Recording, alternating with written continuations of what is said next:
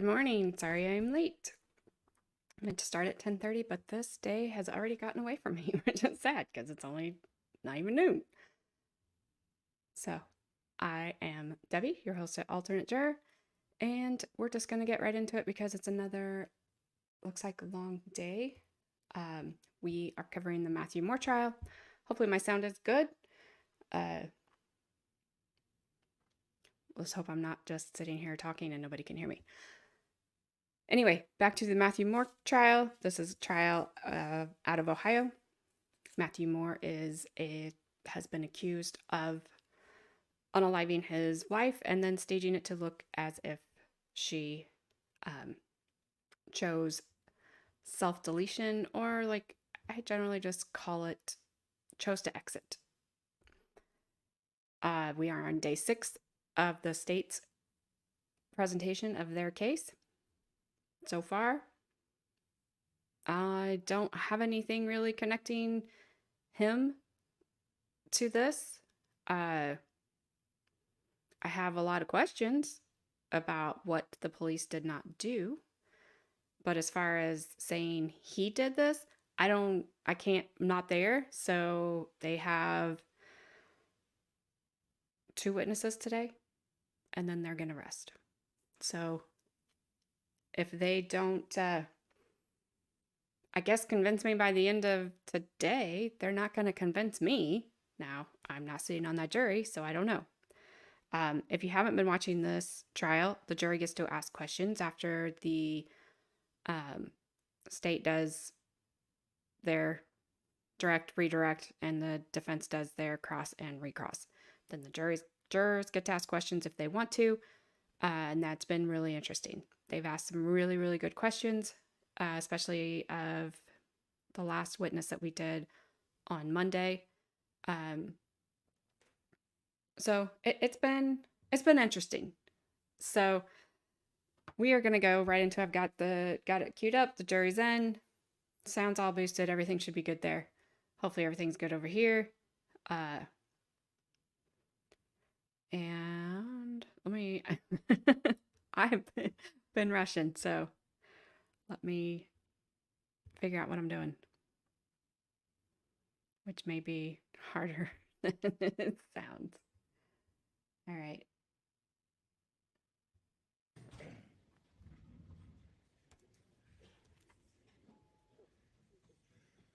Hi, good morning, members of the jury. Everyone follow the court's admonition last night?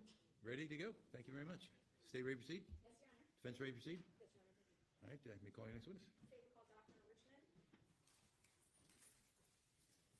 Defense ready to proceed?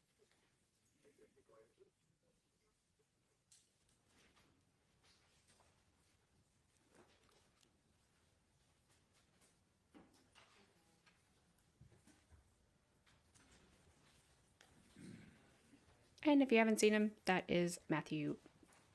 the defendant, Matheau Moore.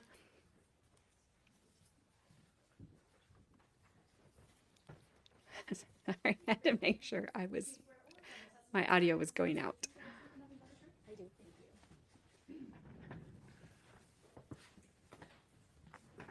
Good morning, Good morning. and can you please state your name? Certainly, it's Anna Castiglione Richmond. And can you spell your last name for the record? Sure, Castiglione is Castiglione, and then Richmond is Richmond. And where are you employed? I'm at the Montgomery County Coroner's Office. And in what capacity? I'm one of the forensic pathologists. Then I hand you what's been marked as State's Exhibit 153 and shown to defense counsel. Look at that, and if you're familiar, look up at me. Or when you're finished, look up at me. Okay, certainly. All right, and what is that? That's my curriculum vitae. And what is a curriculum vitae? It's a resume. And is that a fair and accurate copy of your curriculum vitae? Yes. You know, we've only been over Yes, Your Honor. their CVs, like people have in their CVs 100 times already. So. I'm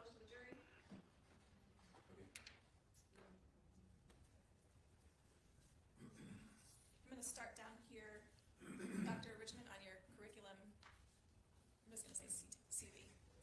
Can't say Read vitae? The jury beginning in 1991 through 1994, your educational background. Certainly. At the time, I was living in Italy, so I completed a diploma in accountancy and business. Then I went on to the University of Palermo. Okay. at the University of Palermo, and I There was we go. majoring in psychology at the time. But then I moved back to the United States, so I changed my career focus, and I went into biochemistry with a minor in psychology at the University of Michigan. I got a bachelor's.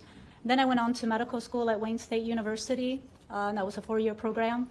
Then I specialized in pathology, so I moved to the University of Texas at Houston and did my pathology residency in anatomic and clinical pathology. And then I subspecialized in cytopathology at MD Anderson Cancer Center for 1 year. And then I practiced pathology at a hospital setting, both at the university and a private hospital, for about 8 years until I decided to change a little bit again and do forensics. So I started, I did the program, the Forensic Fellowship at Montgomery County Coroner's Office, and they hired me on as staff after I completed my training. And so I think that microphone does move if you want to scoot it closer Okay, to you. And yeah. you could even maybe scoot your chair up there. Okay, And so when you were at the Wayne State University, you did graduate with a medical degree. correct, So you are a physician. correct, All right. yes, And then you received additional training in the field of pathology, you indicated? yes. And what is pathology? So it's a branch of medicine where we evaluate and study disease processes by evaluating tissue specimens or body fluids, or it's the focus in my case now for postmortem examinations where we determine the cause of death. And you have been operating in capacity as a pathologist for how long? Since I started my specialty in 2006, so it's been about 15 years, And as a forensic pathologist then? 2 years. And as part of your responsibilities as a forensic pathologist, you conduct postmortem examinations? Correct. And how many postmortem examinations do you think you've conducted? Oh, over 500.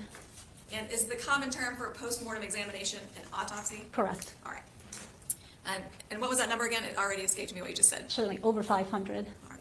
And is this something you do every day as part of your job as a deputy coroner at the Montgomery County Coroner's Office? I do. And while you've been practicing as a physician, have you received any honors or awards? Well, when I was in my biochemistry studies, I did. I received numerous awards in my studies. And I have had poster presentations for my research on a national level during my training as a pathologist and post-medical school studies. And those are noted on your CV as well on page 1 and 2. Correct, yes.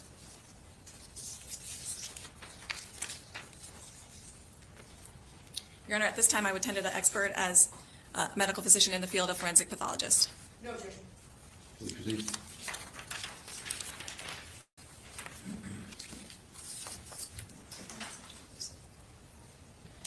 Now, Dr. Richmond, in your field of forensic pathology or pathology in general,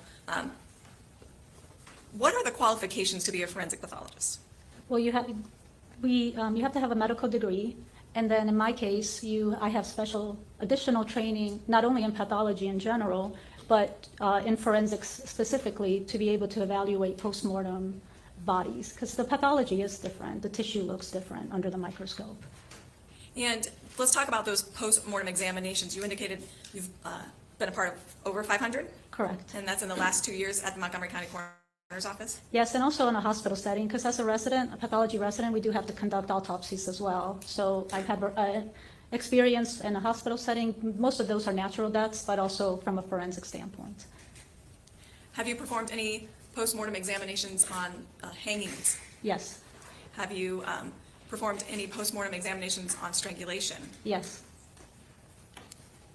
Can you estimate how many post-mortem examinations you've performed on hangings? Approximately 70. In those post-mortem examinations, were the hangings a ligature similar to a USB cord? A few. And in those hangings, have you observed injuries? Yes. Your Honor, is this line of questioning? I think it's beyond the scope of her report. It's about her training and experience, which is Well, encompassed we've in got her her report. qualified as an expert, if that's what you're seeking. I don't know. We're talking about her experience as a forensic pathologist, Your Honor. That's clearly. Well, I mean, that's part of her qualification. Go ahead. I mean, if this is background. I'll re-raise it if I think it's a report issue, we can sidebar. Okay, sure. What injuries have you seen in hangings in your experience? I've seen soft tissue hemorrhage or blood in the neck soft tissue, and occasionally I've seen some fractures. And where have you seen those fractures? Some have been with the hyoid bone, which is a bone that sits right here in the upper neck. Others have been in the cervical spine. Have you ever seen 4 fractures in a hanging? I have not.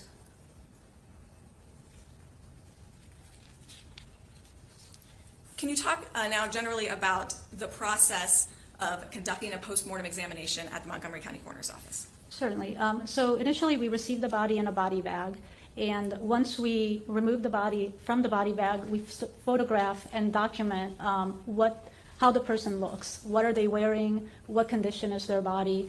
And I'm documenting that as well. After that, in some cases, we do radiographs, x-rays, to see what the bony structure looks like.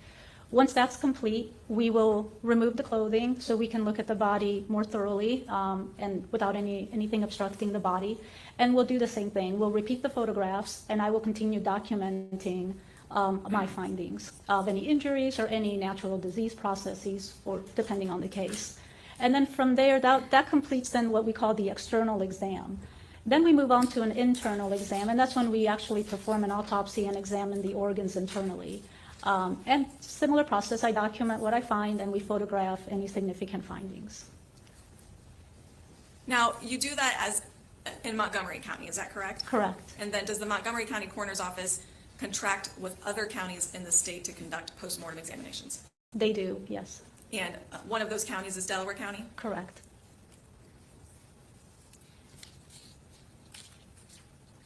And when you are a contracting agency, does your process change? It does a little bit. We still do a complete autopsy to determine what the cause of death is, but we do not determine the manner. If it was a Montgomery County case, we determine the cause and the manner of death, but not for contracting counties. And why do you not determine the manner of death? Well, because the manner involves the investigative findings, and we're not involved with that. The outside counties conduct their own investigation with their own detectives. They have access to information that we normally don't, so we defer to them to determine the manner while we share with them our anatomic findings. And prior to beginning a postmortem examination in a contract case, do you receive information about how the body was found or remains? We do. We receive a little paragraph of what sort of the circumstances or how the body was found, but it's quite brief. Just to give you a general idea. Correct. And then as you're conducting a postmortem examination, you indicated that you document it, and by documentation, what do you create? Well, we take notes and then we generate an autopsy report. And you also take photographs? Correct. And what is the purpose of an autopsy report? It's to document what we found for medical and legal purposes. And can you explain what is a cause of death finding? So a cause of death is the anatomic findings that we found during an autopsy that may explain how the person passed away. And I believe you answered this, but that is different than manner of death. Correct. And now, turning to the reason why you're here, did you have the opportunity to perform a postmortem examination on remains on September 17th of 2020? I did. And did you follow the normal procedure, or tell the jury what you did? Yes. So we did receive remains. At the time, it was a tentative decedent until she was identified. But yeah, we received the remains in a body bag, and we went through the same procedure. We initially examined the body. Once the body was removed from the body bag, which were the skeletonized and mummified remains of the decedent, and then we were able to document through a report and also through photographs what we found. But because her remains were in a mummified and skeletonized state, we did not do an internal exam, and we ended up referring the body for further evaluation to Ohio State University for anthropologic evaluation. And who made that decision?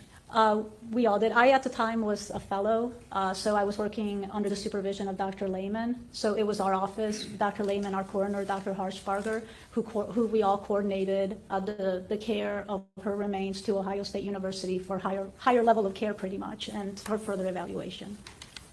And now, when a body is received at the Montgomery County Coroner's Office, is it documented? Yes. And then the travels of the body, so to speak, would be continued to be documented? Yes.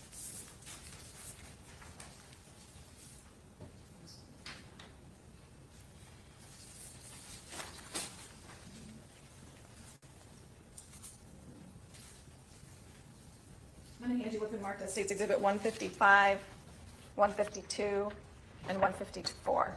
If you can, look at each of those, and when you're finished, look up at me. Okay. We're gonna finally get into it because it feels like she's jumping around all over the place.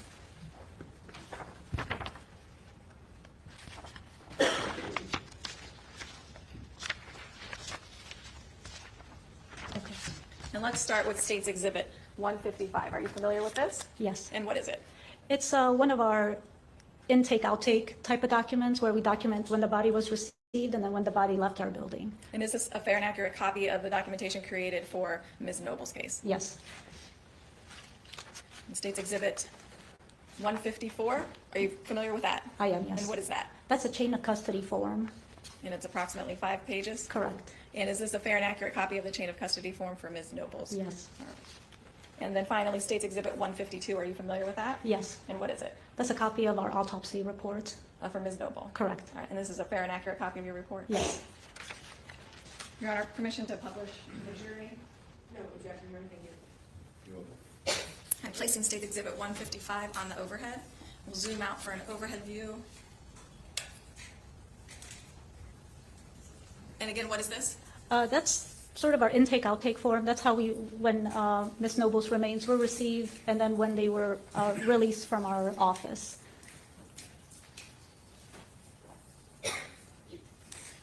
And if you can, what time were the remains received and date? So it was September 17th of 2020, and she was received at 2:08 a.m.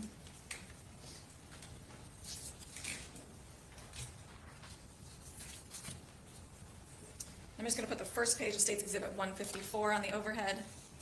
Zoom out.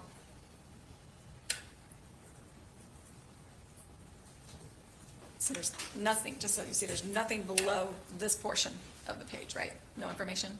Correct. All right. And again, the date and time of that the remains were received. September 17th of 2020 at 2:08 a.m.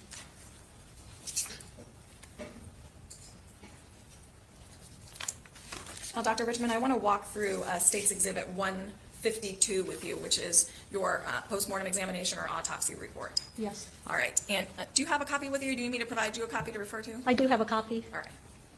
And so let's talk. I'm on the back side of page 1. Okay. And can you describe how you received the remains? Yes. She was, as I mentioned earlier, she was received as tentative Jane Doe, and she was received on September 17th of 2020, and they were the skeletal remains. And what was accompanying the remains? Her clothing and some personal affects. Was there anything near her neck? Yes, there was a ligature that had been cut at the scene.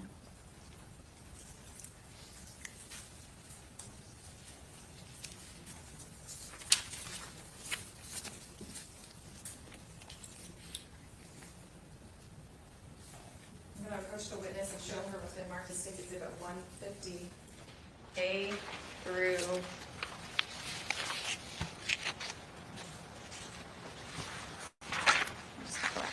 Y. And so if you can, take a look at all of those, please.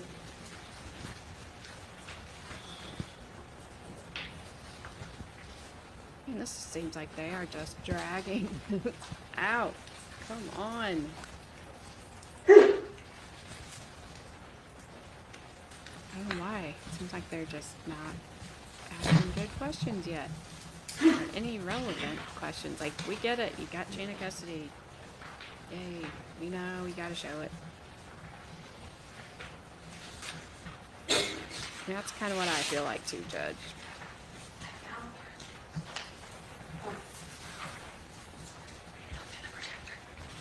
Okay. Are you familiar with those? Yes. And what are they? Those are the photographs we took during the autopsy, and some x-ray images as well. And x-ray images as well. And do those fairly and accurately depict the remains as they were presented to you on September 17th of 2020? Yes. And would showing these photographs and displaying them in the jury assist you in your testimony today reviewing your findings? Yes.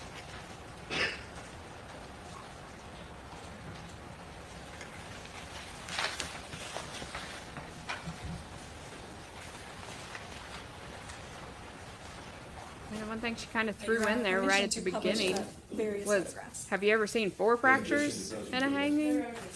And then Please proceed. went back to her background.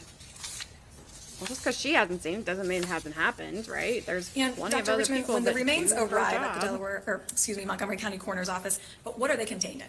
They're in a body bag. And are they fastened, secured in any fashion? Yes. And I'm going to place State's Exhibit 150Z on the We overhead. already go over Can you all explain what this is? Yes, that's the bag that's around the zipper, and that's placed when the body is collected at the scene. And so we cut that to access the bag. And this is the tag that was on the bag for Ms. Noble's remains. Correct, yes. And once you did that, what happened next? Well, then we remove the body from the bag and start our external examination. In her case, she also received some x-rays, so that would have been done from the beginning as well. I'm going to show published State Exhibit 150. I'm zooming in at the juror's request.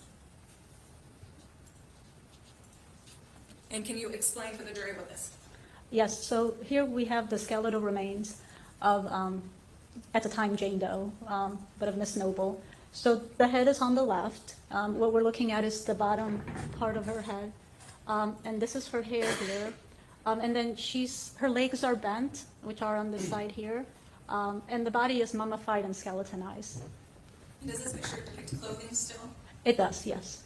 And you collected that clothing? Yes, we did. And that included tennis shoes as well? Correct, yes. State's Exhibit 150B. So here's, Hold on, I'm gonna zoom out just a little bit. So Certainly. there we go. And please tell the jury about this.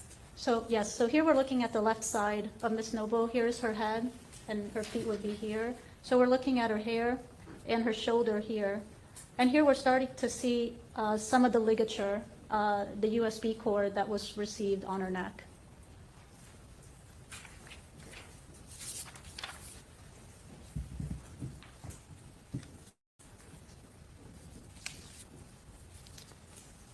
And 150C.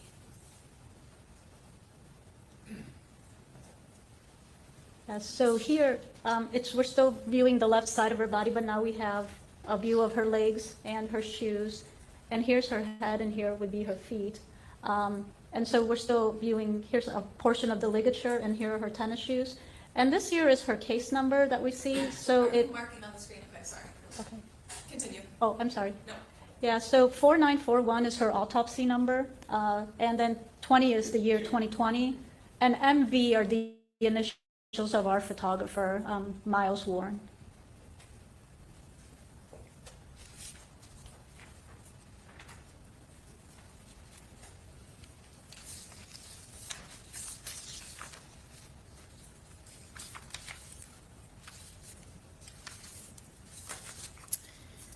And State's Exhibit 150E.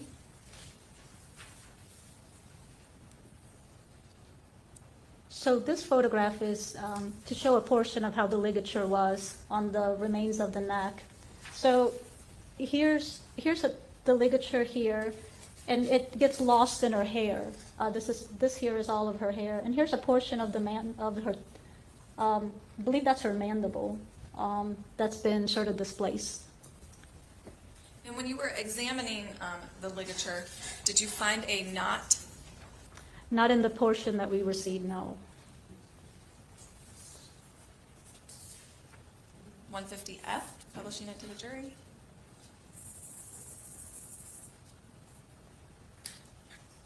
Yeah, here's another image of the ligature.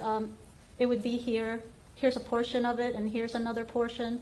And it's covered in her hair. And here's another view of her mandible at the bottom that's being partially obscured by our ruler and the number.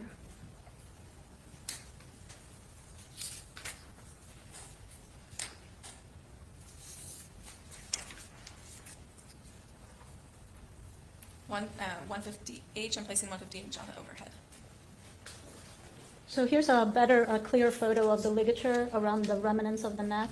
And so there's two portions of a USB cord on the neck, which is this structure here. And then this part here is part of her skull. And does the USB cord end right there? A portion of it does. We do have a continuation because it was actually in two pieces that I received because it had been cut at the scene. And this right here, though, is that one of the cut ends? And if you need me to zoom in, I can. Whoops, move this. There we go. I believe so, yes.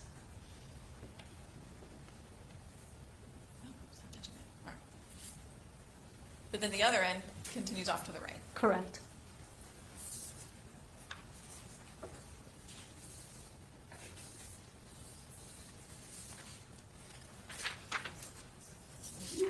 I literally Place and look States like I Exhibit have 150 church people again on the walking up to my overhead. door right now. Dogs are barking. And that so part that hopefully continued off to the right, scare them is that away. Yes. Not that I have anything against church. I just don't have time to talk to them. Placing States 150I on the overhead. Yeah, so this is a photograph of the two portions of ligature we received. So I measured it in aggregate, it was about 20 inches. And they are these U-shaped pieces of USB cord with one having the connecting part. And this part was around her neck, Yes, and this is the part continuing down her back. correct.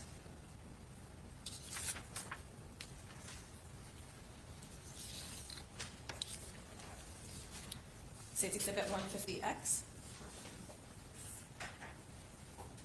Yeah, so here we have her skull with her maxilla, which is here, this portion here in her nose, with the hair attached. There's some mold and growth on the remains. Where is that? Oh, it's this white material here.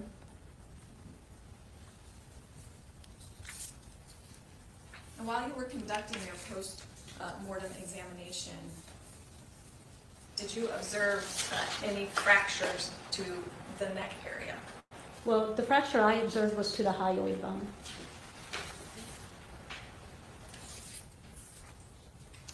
Placing States Exhibit 150K. What is that? That's the hyoid bone. And on this bone, what fractures did you observe? We observed that there was a fracture on this side. This is also irregular, but our exam did not identify the other portions, because at that point, we deferred the examination to anthropology then.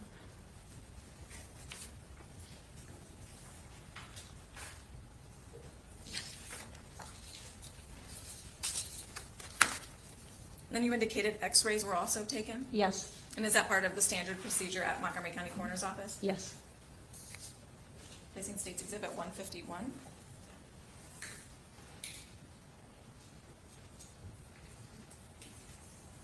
And what is that? So this is an x-ray of her head, of the skull, and here are her shoulders. So it's the upper part of her body, including the skull. What is this? That's the USB cord. And What we is also- this? Oops, yeah, sorry, go ahead. Yeah, I was about to say, that's a necklace that we found on her person. Can you circle that, please? Certainly, here. So that's the necklace, and here's a pendant that was on the necklace.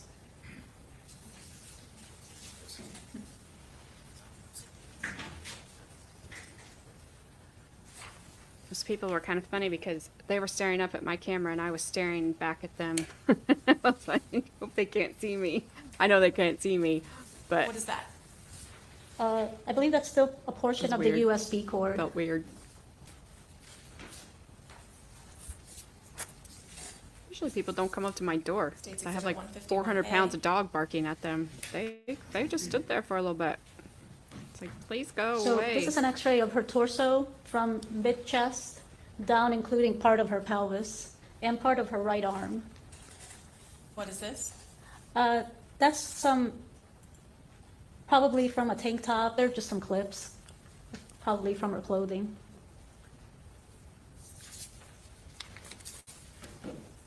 States Exhibit 151B.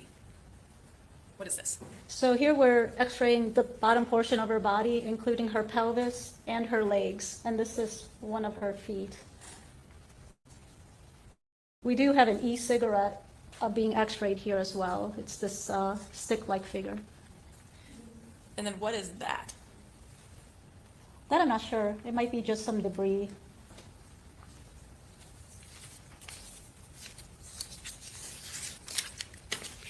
This woman could read audiobooks, tell stories, because I don't mean this in a bad way, but just to help you fall asleep at night. She's just very soft-spoken. Into showing the physical evidence, you have gloves right there and scissors, if you could please put them on. Oh, good.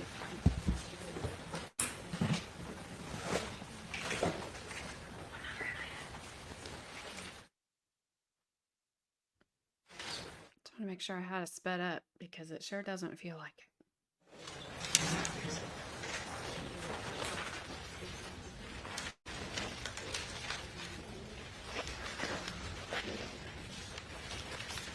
I'm going to hand you what's been marked as State's Exhibit 156. Can you identify that? Yes, that's a ligature that was in 2 pieces. And how do you know? It's indicated on, as it's labeled on the bag. Is that one of Because the I can labels from the read. Montgomery County Coroner's Office? Yes. You recognize it? Yes. If you can, please cut it open.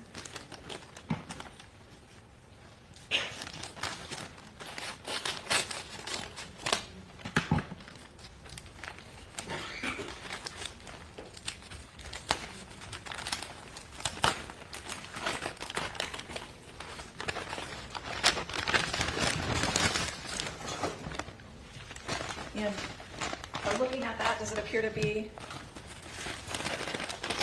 the same or similar condition as when you first found it on Emily Noble's remains? Yes. Okay, if you can, hold up the 2 pieces.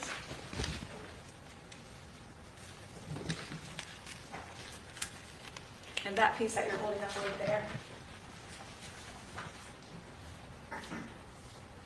that is the piece you indicated earlier was around her neck from the photographs. Yes. And can you hold up the other piece, please? And that was the piece that was dangling down her back. Yes. This was also around her neck, and then that was dangling on the back. And so was this around her neck or tucked into the cord around her neck? Well, they were both tucked into each other. Yes. Kind of like a shoelace? Yes. All right. But this is what was around her neck. Yes. She likes that slow walk. Showing it, holding it up for the jury.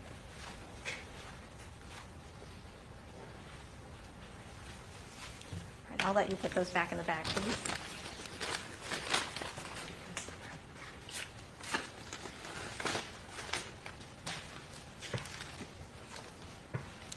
All right, now I'm going to hand you what's been marked as State's Exhibit 157. What is this? This is her hair tie. And how could, again, a Montgomery County sticker on there? Yes, and You it's recognize labeled. it? Yes. I'm not going to have you open the hair tie up. And then State's Exhibit 157. 158, excuse me, hold on, let me mark that, sorry, thank you. If you're not going to do anything with a hair tie, why do they need it? It's just a hair tie. Yeah, this is, it's labeled as e-cigarette and necklace. Is that from the Montgomery County Coroner's Office? Yes, but it doesn't have our standard label on it. Do you recall retrieving the e-cigarette and necklace from the remains? Yes. I'm going to have you change gloves and open that up for me, please.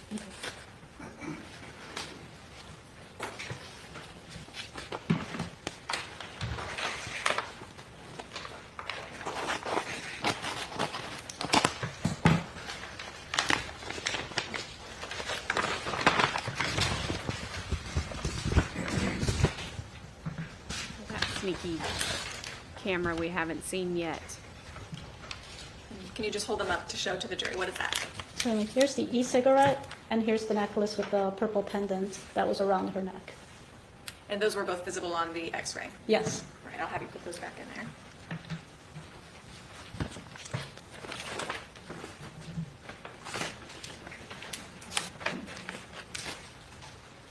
State's Exhibit 159.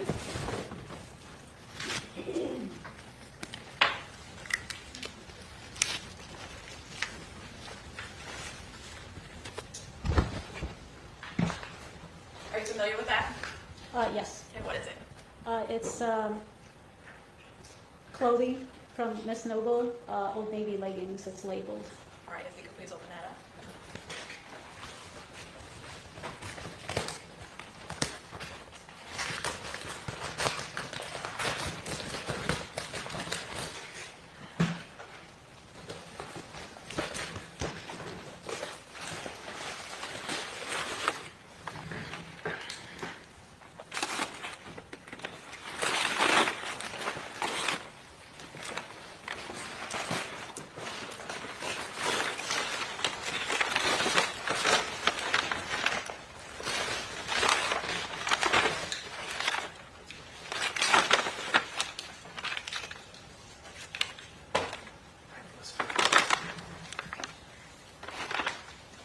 And what are those? The pair of pants and leggings that she was wearing that we collected. Were you able to put them back in the bag? I can try. It's not easy. Why do they look so stiff?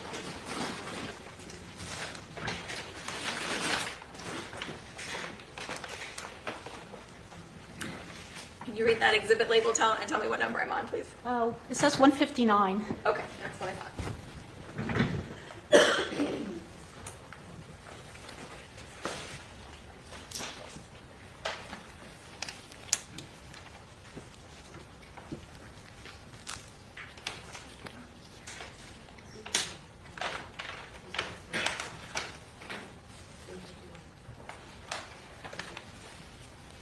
$161. Are you familiar with that? Yes. And what is that? It's the tank top that we collected. And can you please open that for the jury?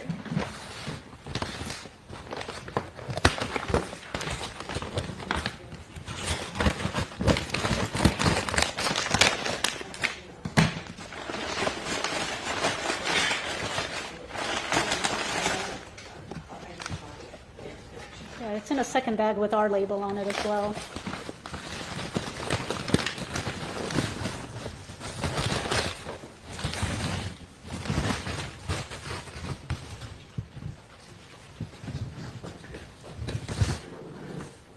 For the record, she's holding up the item, and what is that? It's a tank top.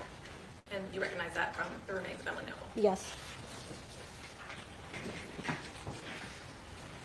I think the lighter parts are where it faded from her, like where the sun was Or coming just through nodding the her head. leaves and the Yes. trees from where she was sitting in the woods, possibly 4 months. We're not sure how long she was there because police didn't look.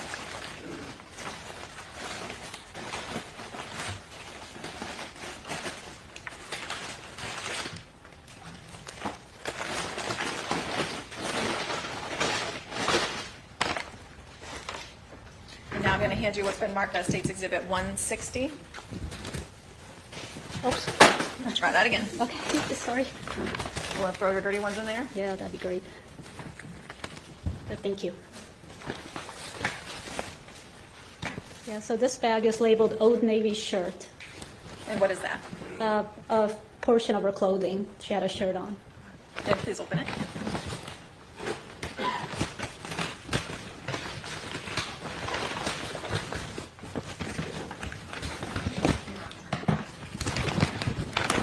This would be the longer one, like where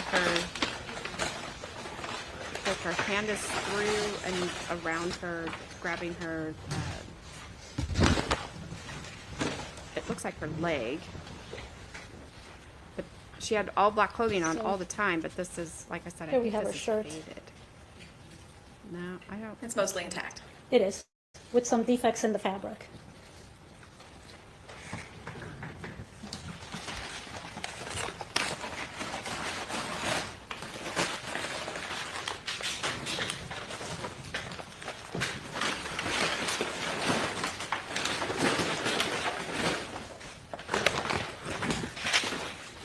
You indicated you also recovered her shoes? Yes. All right, and I'll hand you what's been marked as Defendant's Exhibit JJ. It was opened yesterday, so I'll just ask you to remove the item. Okay. I wonder why the clothes are the state's exhibit and the shoes are the defendant's.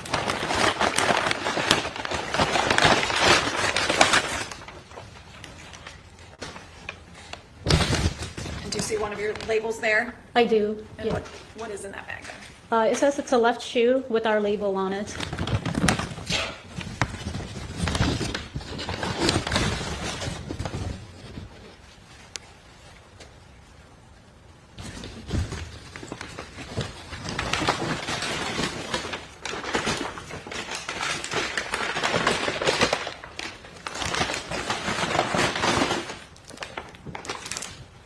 And I'm going to hand you what's been marked as State's Exhibit 163. Okay. Okay, can you open that, please? Yes. Yeah, it's labeled as right tennis shoe. I bet it's a match to the left. Ah, this paper's so loud.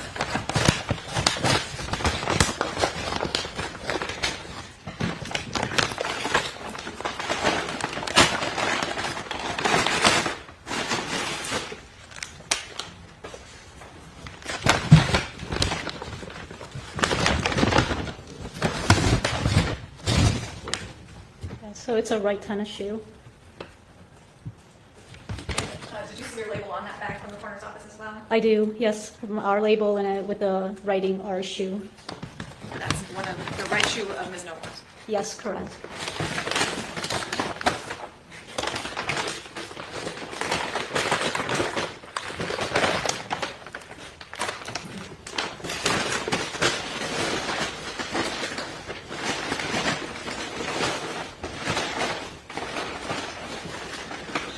I think that would be almost And everything. Dr. Richmond, I should have asked this with each piece, but I forgot.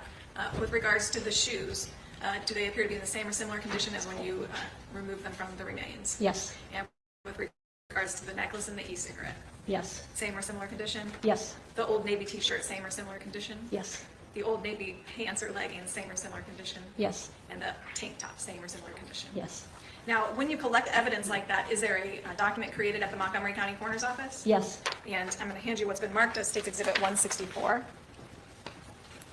yes. That's the evidence sheet of our documentation of what we collect.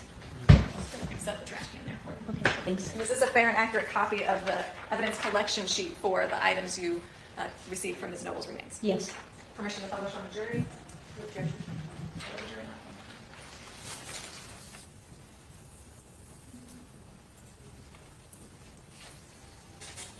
Just scroll down again.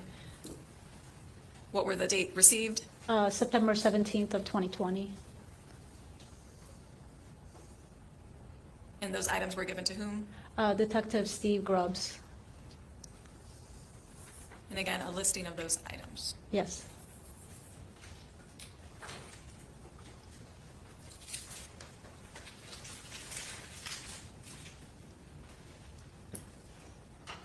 Now, you described that in this case, a decision was made to send the remains to OSU, yes. and for what purpose? Well, because the remains were mummified and skeletonized, they have additional training to evaluate skeletonized remains. And so we decided that they would be the best person to evaluate the Ms. Noble's remains. Do they have other tools at their disposal that you do not at the coroner's office? Yes. They have more visual tools like special microscopes and such that they use that we don't use, and additional training to evaluate bones. And do you recall when those remains were sent to OSU? I believe it was October 2nd, I believe. Well, hold on. Is there something that would refresh your recollection? Yes. And what is that? The chain of Just custody look at form. your report.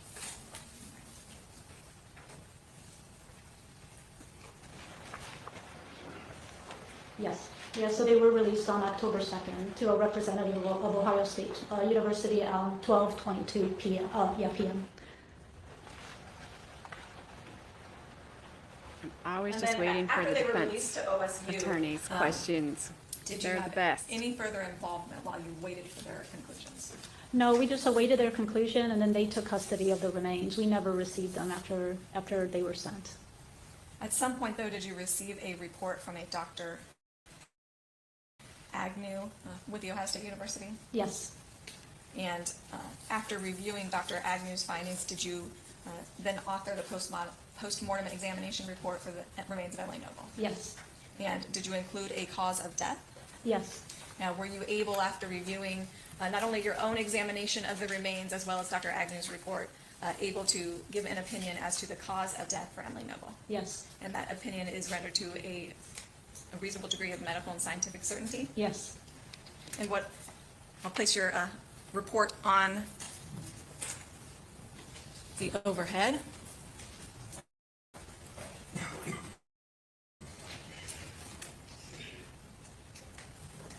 And what was your opinion? Yeah, our opinion was that the cause of death of Emily Noble was multiple injuries of the head and neck, and then we elaborated that on a comment. Most of our findings, I did see that we noticed the fracture of the hyoid bone, but most of the examination was conducted by the anthropologist, so we reflected what was in the report, where there was injury identified not only to the hyoid bone, but to the ossified thyroid cartilage, the left and right nasal bones, and the left maxilla.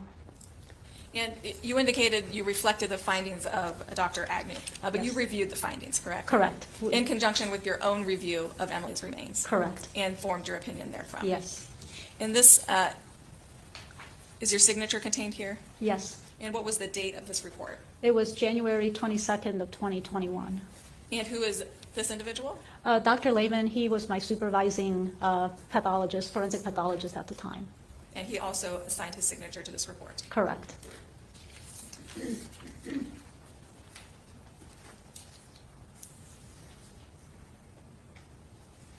All right, lady, finish up and let's get to the defense. So we got get some energy going in here because, ugh, this is struggling. Oh, here we go. Finally.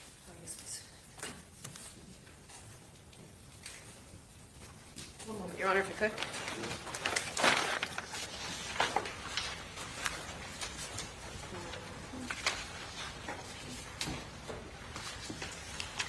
I am going to ask you, I'll ask you. You know she's ready. Come on. Aw.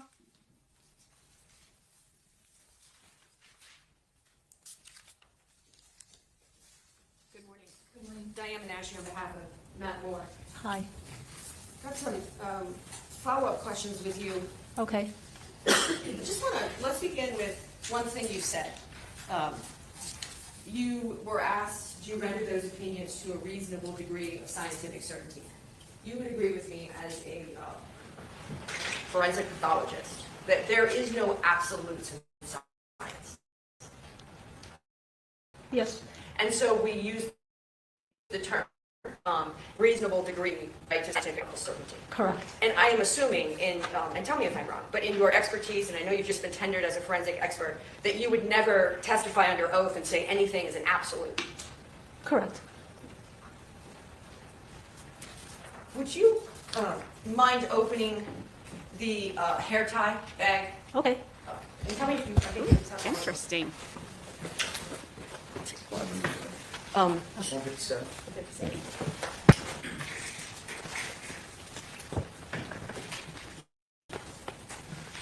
It's not where I thought she was going. I figured she was going to ask her about, so you can't say with 100% certainty that there's never been 4 fractures before from a hanging. She just hasn't seen it.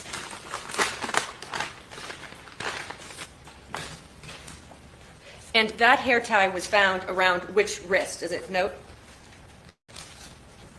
It does not on the bag. Do you have independent recollection of that, or would a picture refresh your recollection? The picture would help. Let me, one moment, if I picture one. Well, let me ask you this, as you're looking at that photograph, or I'm sorry, at that hair tie. I wanted to show you a photograph that's been marked as Defense Exhibit P, and I'm just going to zoom in. I'll zoom in here. I just want to. Is the band that was found in the bag, the hair tie, a single hair tie or a double hair tie, like what's pictured there? Well, I see a single hair tie here, but I'm not sure if it's looped twice on a wrist. Fair enough. But what's in the bag is a single, right? Correct, yes. And if it was looped twice on the wrist, I assume that we would see that in the pictures. Would you agree with me on that? Yes. I want to talk now, thank you. I want to talk now about, I want to go through your report. Showing you what's been marked as State's Exhibit 152. The signatures on the report, there's 2 signatures. Correct.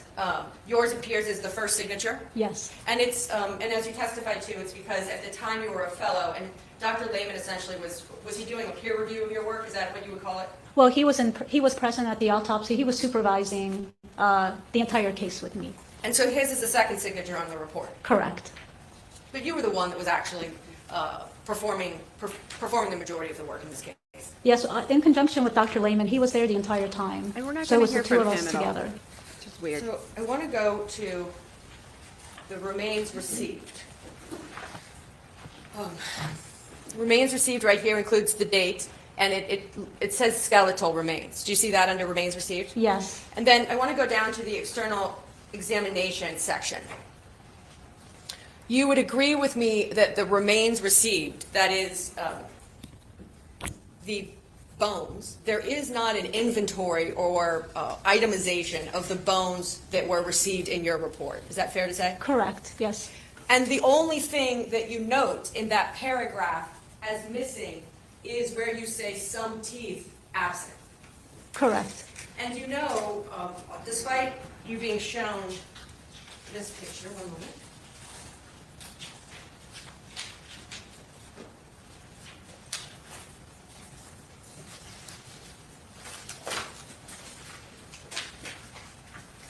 Showing you what's been marked as a State's Exhibit 150C. The shoes, I'm curious about this. Let me zoom in.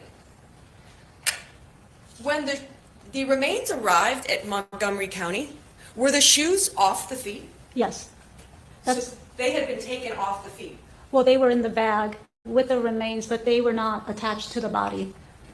So, and I want to really be clear about this. So when you zipped the body bag open and removed the remains, that's why I wanted to follow up. It appears that the shoe has been removed from the remains. Yes. And that is true of both shoes?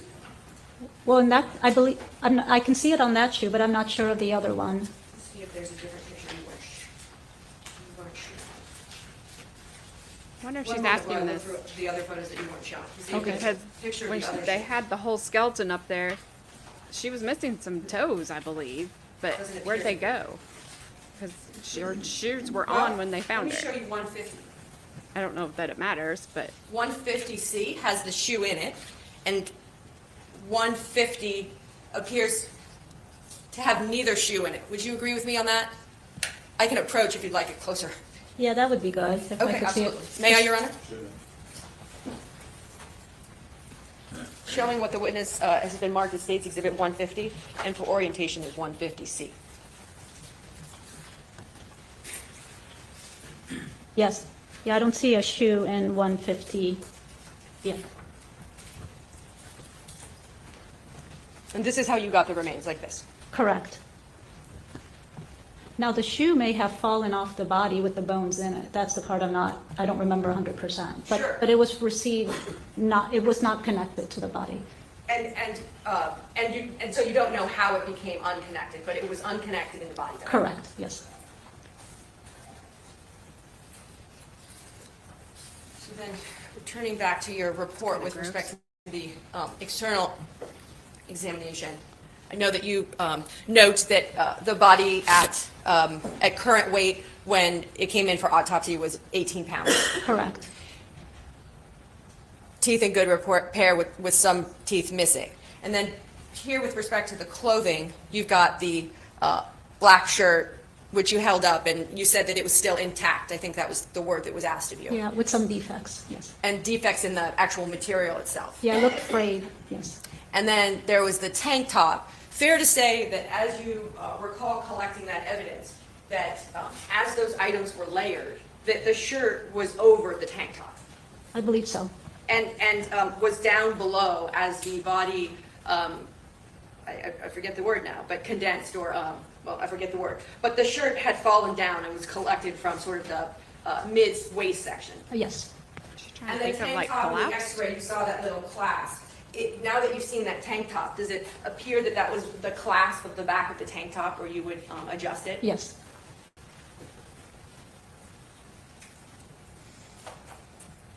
And then I know the e-cigarette was shown in the x-ray.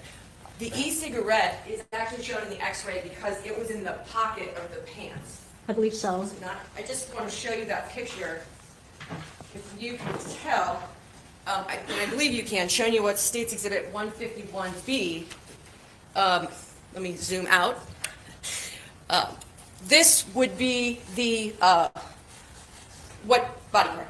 Yeah, that's the femur, the right femur. So it's the right bone here. And so this would be the left femur. Correct. And so it appears that the e-cigarette is in the left pocket of the pants that were being worn at the time. Yes.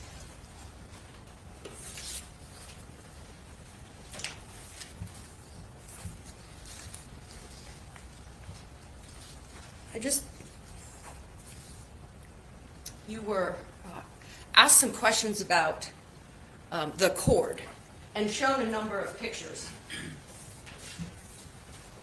I want to go through some of those.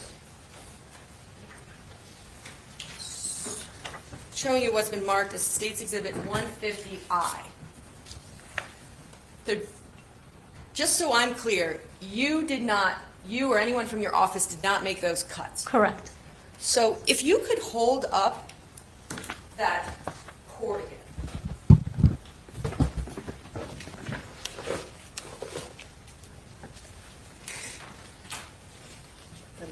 Certainly. Oh, no problem.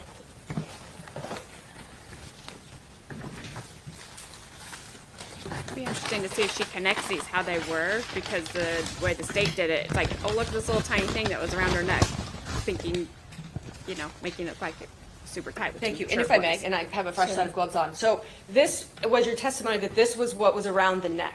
Yes. You would agree with me that this is, what do you think that total distance is? And I won't hold you to exact. Approximately 4 or 5 inches. And just so I'm clear, you didn't cut this. Correct. And it's your understanding that someone at the scene was able to get in close enough to cut that? Yes. 4 or 5 inches, and you believe that She's this was making around it the neck? bigger. Yes.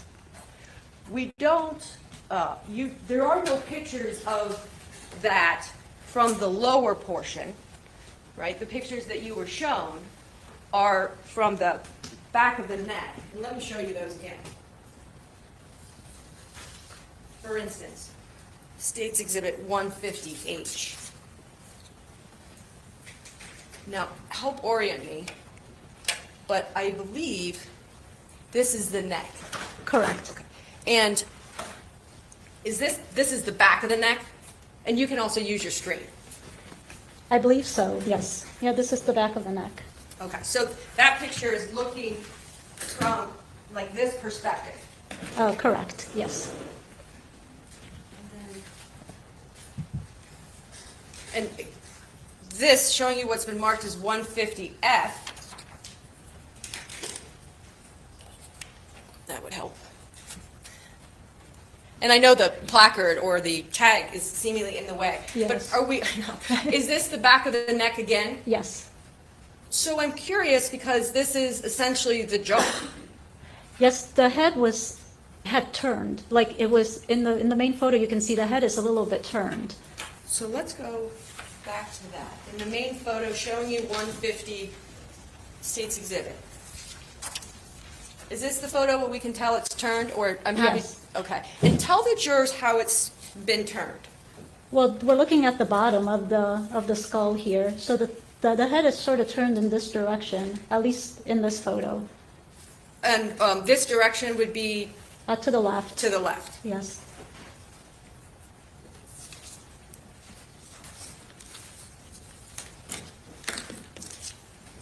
I'm going to go now.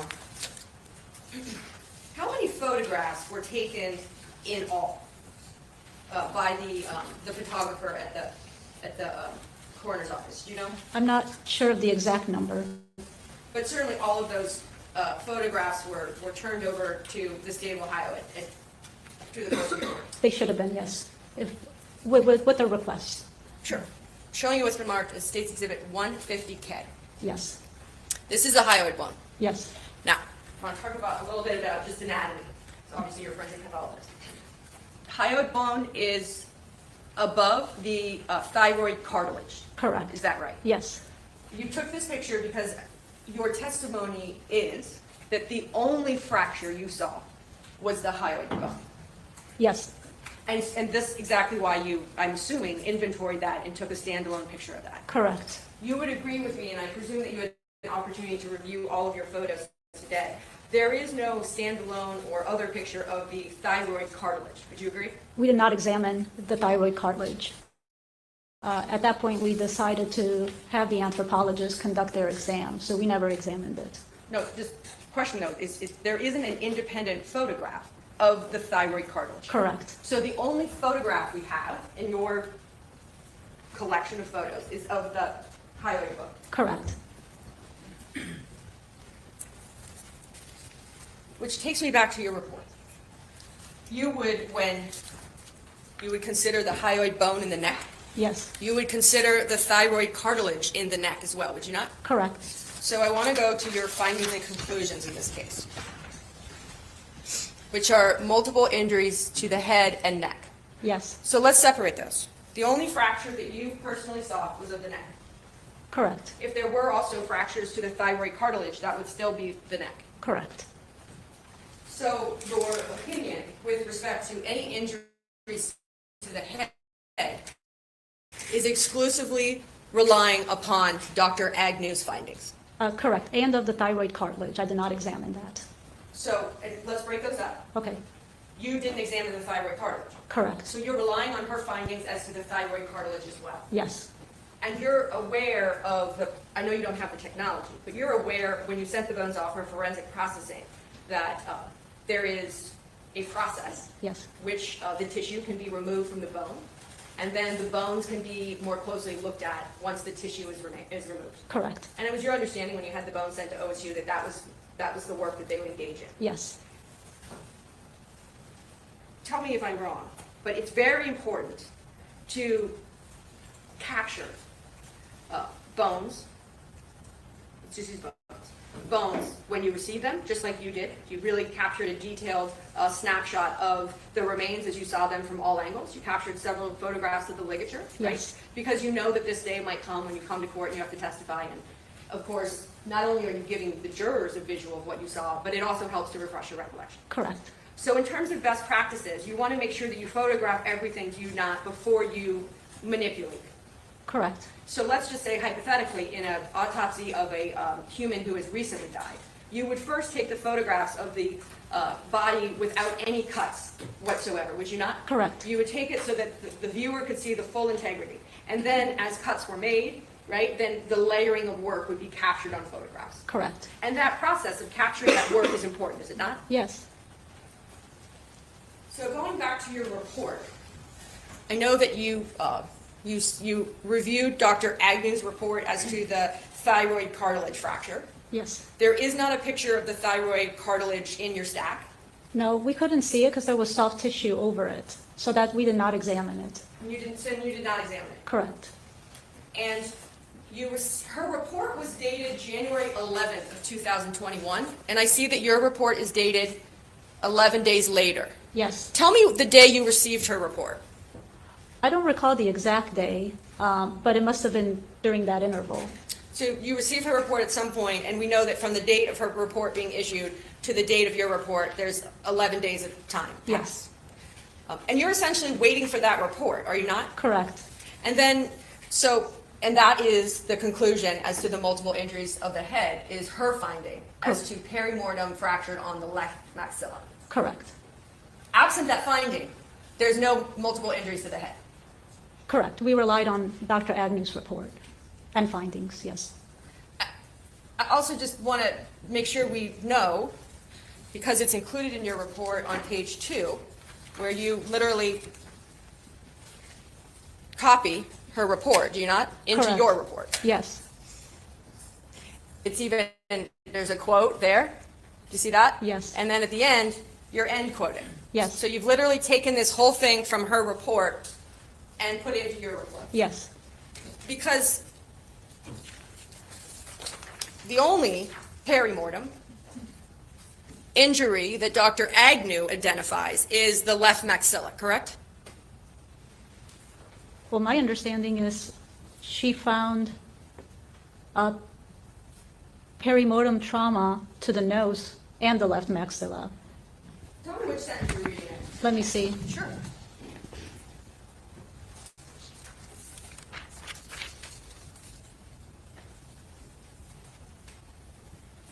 So on the top, my understanding, in quotation, perimortem trauma near the time of death was observed on the following skeletal elements: hyoid, ossified thyroid cartilage, right and left nasal bones, and left maxilla. One more if I could. Certainly. Sure. I just need to find her report. Fresh copy. I'm not sure which number it is, so give me a second. Certainly.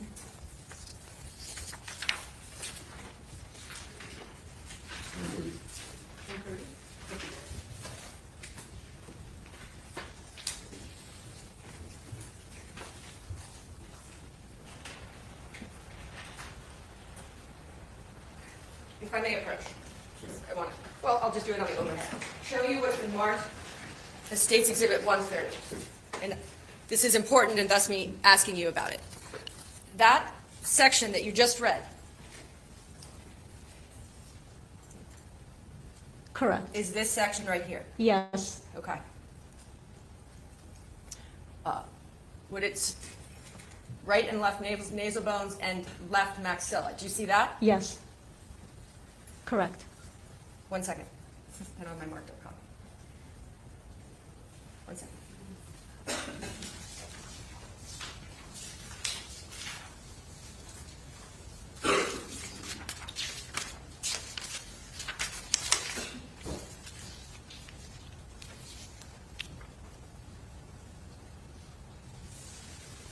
So the state has one more witness after this. Right have and not left tied this nasal up in a bones. Is pretty this what bow. you're relying on? And the left maxilla. Correct. Do you believe that she's consistent throughout her report as to where she sees perimortem trauma? Objection, calls for speculation as to consistency of Dr. Yeah, she can read the report. Sure. Answer Tell me if you'd like the question accordingly. to read her report. I can certainly approach you with a copy. If I may, Your Honor, State's Exhibit Yeah. 130.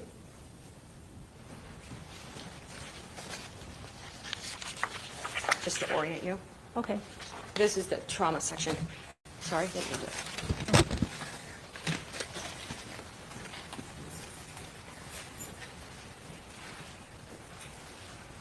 I like the judge. Well, she can read, so she can answer. I mean, she used it in her report.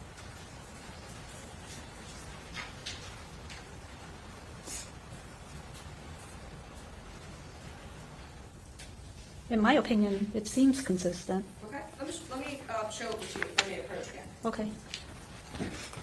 And I'm asking you this because you said that there was multiple head and neck injuries. So just want to make sure, right, and obviously accuracy in your field is important. Yes. So you see here that it talks about in this first section, the left maxilla, Yes. and then you actually see here that now for the first time, the right maxilla is mentioned. Do you see that down there? Correct.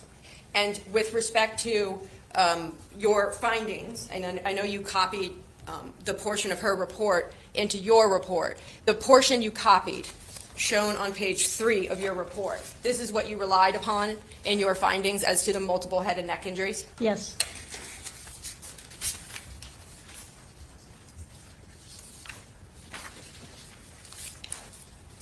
Absent that, the only fracture that you had seen is this fracture right here. Yes. But I did not examine the body. No, I understand. Yeah. This is the one fracture that you saw. Correct. It's why you sent it out. Correct. And you were trusting the work of someone else. Correct. And then you literally adopted their work and plopped it into your report. Correct. We could go to the shoes. Do you have one of the shoes still out, or are they back in the bag? Oh, I put them in the bag. Perfect. Have you ever, because you were asked about your experience in training, have you ever examined a body that's been dragged? Yes. Have you ever examined a body with shoes that had been dragged? Yes. And did you, as you look at those shoes, did you look at those shoes and question or ask yourself whether there was any evidence of dragging on those shoes? No, I did not examine those shoes for that purpose. If you could pull out one of the shoes, again.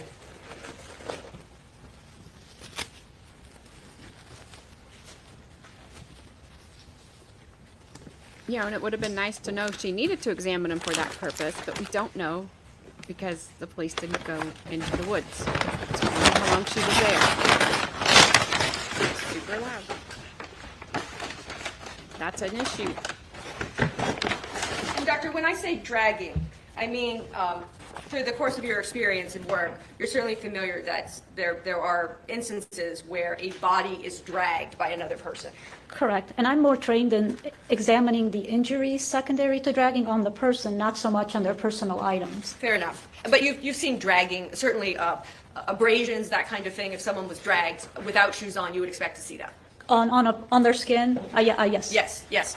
And so in this instance, we just have the shoes, and I know you didn't examine them for dragging, but certainly the shoe is knotted up top, and it is what it is it not?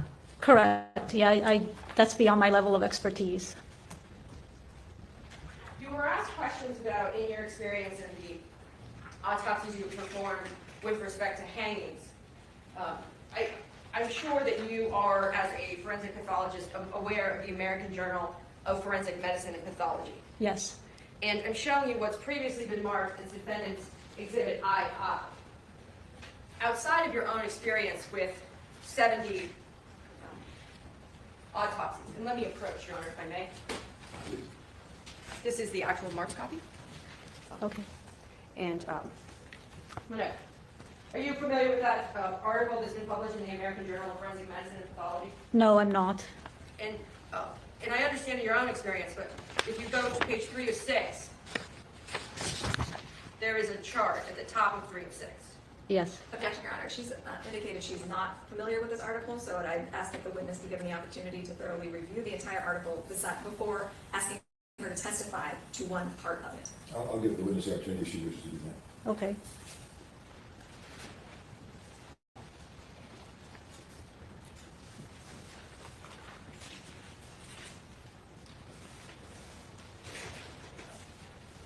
Be very, very curious to see what kind of questions the jury has, if they have any. I'm sure they do. I think there's only been one witness so far they haven't had any questions for. I think. Maybe one of the searchers, maybe. Or one of the people that found her.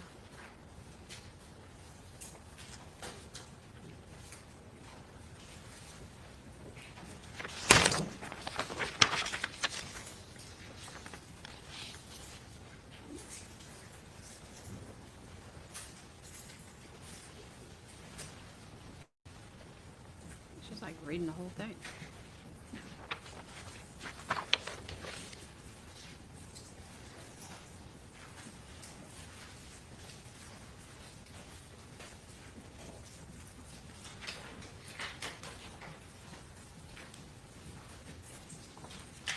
So I probably, just while she's doing that, in other news, I probably won't have time to do it today, but I'll try to do a short video about it tomorrow. Jesse, the Visine convicted killer now, her sentencing is tomorrow, and there has been some developments with old Jesse. And so I'm going to try to do a short video about that. Might have to do it tomorrow morning because this is a long day, so it depends on what time this day gets over and if I have time to do it or not. But if not, I'll do it tomorrow morning, and then she will be sentenced sometime tomorrow. But if it's, I don't think it'll be anything but life without parole. And if it is, I'll be shocked. But Jesse's been busy. She's pulled some stunts.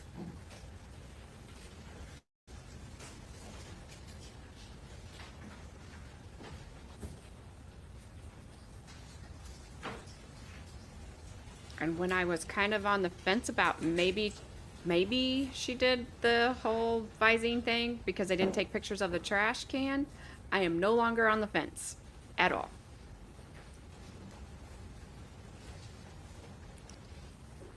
Well, I've read it quickly once. Okay.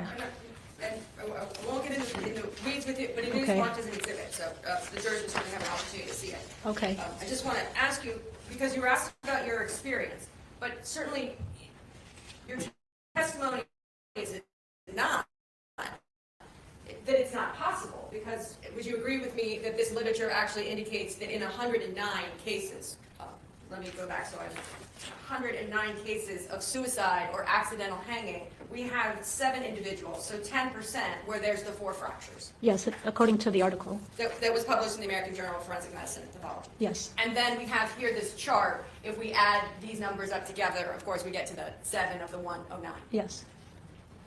Just a couple, thank you for taking the time to do that. Oh, no problem. Just a couple questions, if I can, about State's Exhibit 154 and the chain of custody. The remains come to the coroner's office, and I think, and tell me if I'm wrong from my memory, they go to they first go to a receiving area, or, Correct. Yeah. and they are held in that receiving area until you or Dr. Lehman or the pathologist on call can actually perform the autopsy. Yeah. So they are They're first received in a receiving area where a car enters a garage, and that's how we receive the body. But then the body is transferred to a cooler. So the body is then stored in a cooler until we are ready to perform the autopsy, and then the body is taken to the morgue. So the trace 7, BB, and MI, those are locations in the cooler where the body was stored at different times during her stay at our morgue. And so, you can use your screen if you want to mark, but Okay. the car pulls in to the dock, Yes, and then the remains are put into a cooler in the receiving area. correct. And then the remains are taken from the cooler and put essentially in the examination room, on the slab or table. On a tray, yes. And then after the examination, the remains are again moved back to a cooler. Correct. And they are held in that area in the cooler until and unless the next law enforcement or other agency comes for those remains. Correct, or funeral home, yes. So arrival to the cooler, to the exam room, and then back to the cooler. Correct.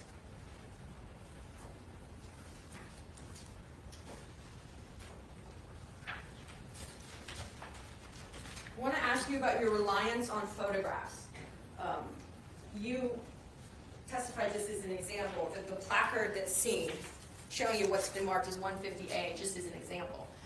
This is the case number that's been assigned, Correct. and this is actually the initials of the photographer in the room. Yes, You would agree with me that taking photographs, right, is obviously important. We've walked through that. yes, And when you received Dr. Agnew's report, there was a number of photographs attached to her report. correct. And you reviewed those photographs? I did, yes.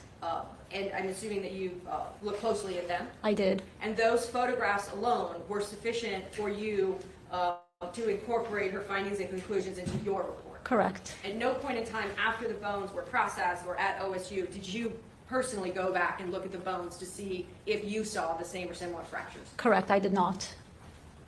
One moment, Your Honor.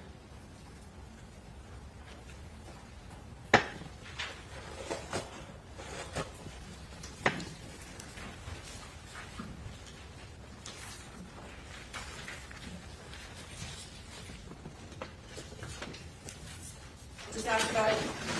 Preempting a possible question. Okay.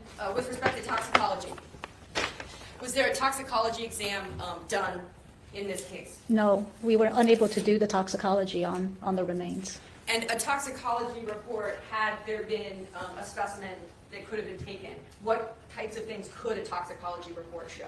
Well, various pharmaceutical medications, drugs of abuse, and then we can also look at the fluid of the eye for chemistries, and that would all be documented if toxicology could have been done.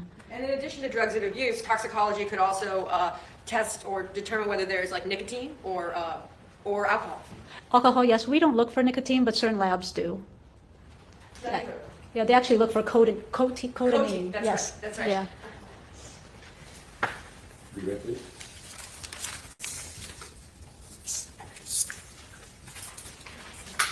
I'll redirect is short. Thank goodness. This has been nothing.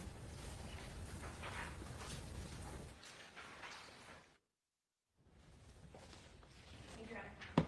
Dr. Richmond, defense counsel was talking to you about observing the fracture on the hyoid bone. Yes. And you indicated you did not observe the thyroid cartilage because you did not examine it. Correct. And so can you explain that to the jury? Certainly. Although Ms. Noble's remains were skeletonized, she did have some soft tissue, so not all the bones were visible to me in their entirety. And because we decided early on that she would be best examined by the anthropologist, we did not do any dissection or examine any other structures except for what was visibly accessible to us without any form of manipulation. So I did not examine her neck structures beyond the hyoid bone, which was evident. And so it's not that you didn't see the fracture, it's that you didn't examine it Correct. to protect the integrity of her bones. Correct. Now, going back to the hyoid Did you see the that fracture? you observed, Yes. can facial fractures injure the hyoid bone? Not per se, the face is distant from the hyoid. And so the facial fractures that you relied upon in your report have nothing to do with you relying upon the hyoid fracture, the neck fractures that you observed yourself. Yeah, they're separate locations.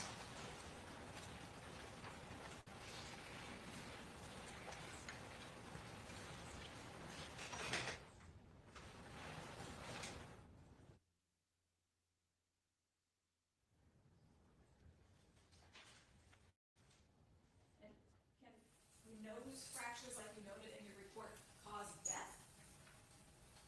Not per se, but it's just, we were just documenting the injuries that Dr. Agnew in particular identified in that case on the face, because she was the one who examined the skeletal, the face per se. And then the injuries to the neck. Per se, she likes that the word. hyoid and thyroid cartilage would be life-threatening It possibly could. and lead to death. It could possibly, yes. Thank you. Nothing further. You first. No, thank you. She's like, meh. Jury's going to ask questions, so I'm going to ask if they have any questions, and we'll address it. Sorry about that. If you give my regards to leave. We'll do.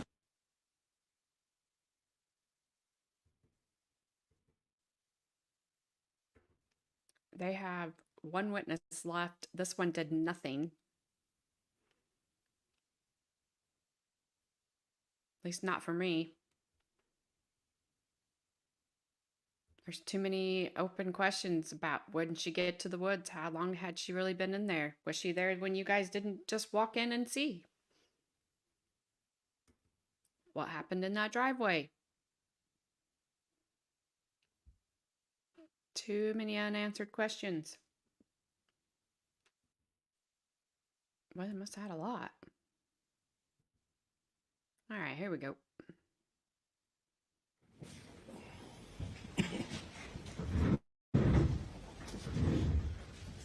I have a few questions for you.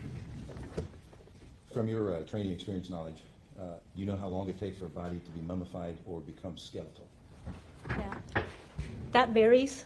There's multiple factors. There's the environment, the age, the condition of the body prior to passing. Like somebody who has a fever may decompose and mummify faster. So there's too many variables to determine an exact time. One would say just in generalities, it would be months. When you originally received the remains and made your first external examination, were the feet intact to the body?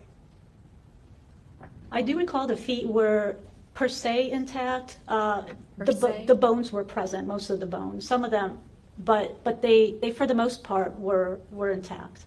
And what if any part of the feet were missing at this user? I didn't examine the feet to that extent. At that point, we deferred to the anthropologist to do an inventory of the bones. So I'm not 100% certain if there were bones missing. I did collect some bones for DNA. So before we sent the body, I collected some molars and some the small bones of the feet for DNA. And then we sent that off to BCI, or it was sent off at some point for BCI because she came to us unidentified. Obviously, you testified to examining the remains on a certain day. Yes. Did you do any further examinations of the remains prior to releasing the remains to OSU on October 2nd? No, except for going back and collecting some of the bony structures of the feet and the molars, which was done at the end of the autopsy. We did not examine the body at all afterwards. We just sent it directly to OSU after it was coordinated. In cases of your examinations of bodies and conditions like were present in this particular case, is it standard or normal procedure to do the post in one day? Yes, it depends on the case. Sometimes I do have to go back and examine some other things, depending on if I get additional information or if there's something I want to look at a little closely. So it varies. It's hard to say. Each case is a little different. They vary from one to another.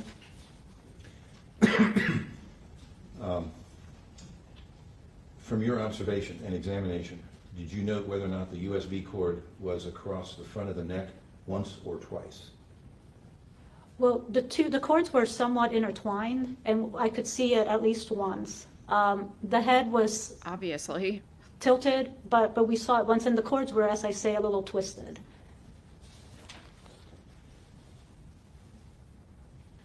Did you submit a report with your own findings that did not include everything Dr. Agnew stated in her report later? No, the only report I have is the one that was presented as evidence, and we relied heavily on Dr. Agnew's expertise and exam in this case. Except for some findings that we had, we deferred to her to do the examination pretty much. And the events that occurred regarding Dr. Agnew in your report, is this standard practice with all autopsies? It varies from case to case, but in circumstances and in the condition of the body in this situation, it typically is that we have somebody with higher level of expertise help us. Was either foot attached to the body, or did they come off in her shoes? They were off in her shoes. She was very fragile, but I recall the shoes and the feet were separate from the body. There's evidence in this case there was a water bottle next to where she was found at the scene. No toxicology report could be done, for obvious reasons, as you testified. Yes. But could it have been done on the liquid still in the water bottle that was found on the scene with Emily? Well, I did not receive the water bottle. It's not part of my inventory, so I'm not sure. Also, toxicology is usually done on body fluids, like blood, urine, the fluid in the eye. So I'm not, the water could be evaluated for other reasons, but we were not involved, and we didn't even receive it. Were you ever aware there was a water bottle found at the location? I saw it at the scene photo, but but that was after the autopsy. But it was never provided to you? Correct. Okay, thank you. Questions from the seat? No, Your Honor, thank you. No, Your Honor, thank you. Thank you. Any excuse? Okay, thank you very much. All right. Take a break. Well, ladies and gentlemen, we'll take our mid-morning break. Please recall the court's admonition. We'll be back in 10. They probably need to, because they probably need to wake the jury up. That did nothing. And they've got one left. One witness. And that is Dr. Mark Hickman. I don't want to misstate. I'm not sure if he is, I think he may be the Montgomery County coroner or medical examiner or whatever. Whoever can determine the cause of death, I think is him. I think that's who he is. But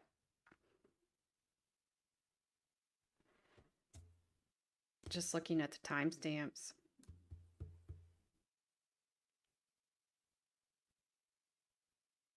he's not on the stand for all that long.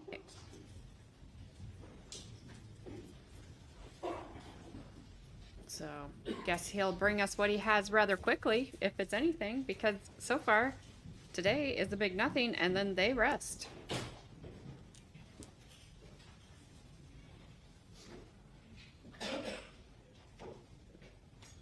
And I will say, I think the defense attorney has been pretty polite to the state's witnesses. We'll see if they return that favor.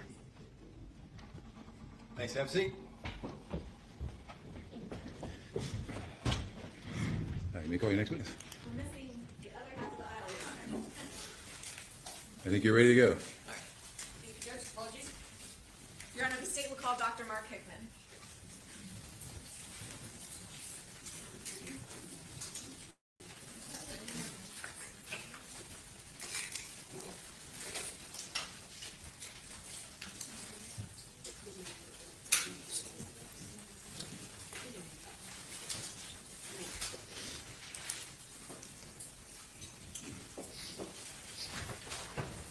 Raise your right hand, please. Do you swear or affirm the testimony you're about to give in this case will be the truth, the whole truth, and nothing but the truth? I do. Thank you.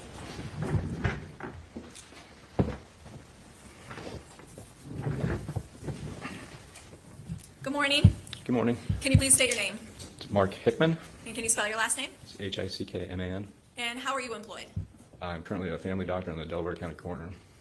And as a family doctor, did you receive education and training to perform that role? I did. And can you summarize that for the jury?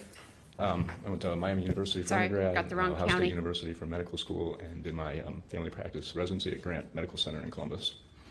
And did you graduate with a medical degree then? I did. In what year? 1998. Completed my residency in 2001, and then I'm board certified in family medicine. And when were you board certified in family medicine? That was 2001 as well. And are you continue your board certifications in that specialty of medicine? Yes. So you are a doctor. Correct. And you indicated you practice in Delaware County? I do have a private practice here in Delaware And for how long have you had that practice? since 2001. And you still have that practice today? I do. And then your other form of employment is what? The Delaware County coroner. And how do you get to be the Delaware County coroner? You have to be a medical doctor, and then it's an elected position. It is an elected position. Correct. And what year did you first become the Delaware County coroner? 2005. And as the Delaware County, you continued since then, excuse me. Correct.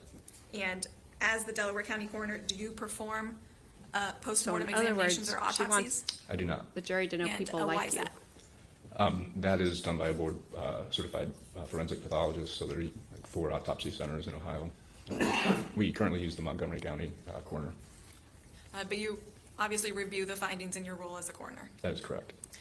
And have you received any other certifications or specialties regarding your experience as a doctor?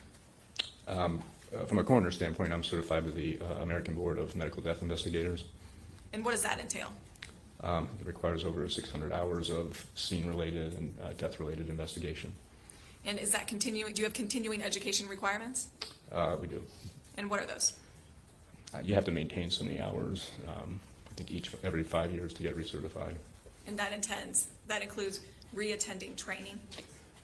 That's based on hours. We also do annual coroners conference, which are educational conferences And annually. And have you attended those since you've been the Delaware County coroner? I have. And are you up to date on your certification or required experience, for the, and can you please say it again, National Medical So Investigator? it's the American Board of Medical Death Investigators. Thank you. Are you up to date on that training and certification? I am. Okay. Your Honor, at this time, I would tender Dr. Hickman as expert as a medical physician. As a medical physician, objection. Now, I want to talk to you a little bit about your role as the Delaware County coroner. You indicated the only requirement to serve is that you be a medical physician or a medical doctor, That's correct. and you have that qualification. Yes. And you do not perform autopsies because you're not a forensic pathologist. Correct. And has it been that way ever since you became the Delaware County coroner in 2005? It has. If you know, has any Delaware County coroner performed autopsies? Not to my knowledge. And so when did the Delaware County Coroner's Office or you start asking other agencies to perform the autopsies for Delaware County? I'm not in the modern era. Has been a local family doctor that's done autopsies. So when I started in 2005, I know my predecessor, they used Franklin County. We've used Franklin County in the past. Again, currently we use Montgomery County, but it's probably been a long time since we have not used an outside autopsy facility. And how often, or how long, strike that. How long has the Delaware County Coroner's Office used the Montgomery County Coroner's Office to perform autopsies? I believe it's been the last 7 years, approximately.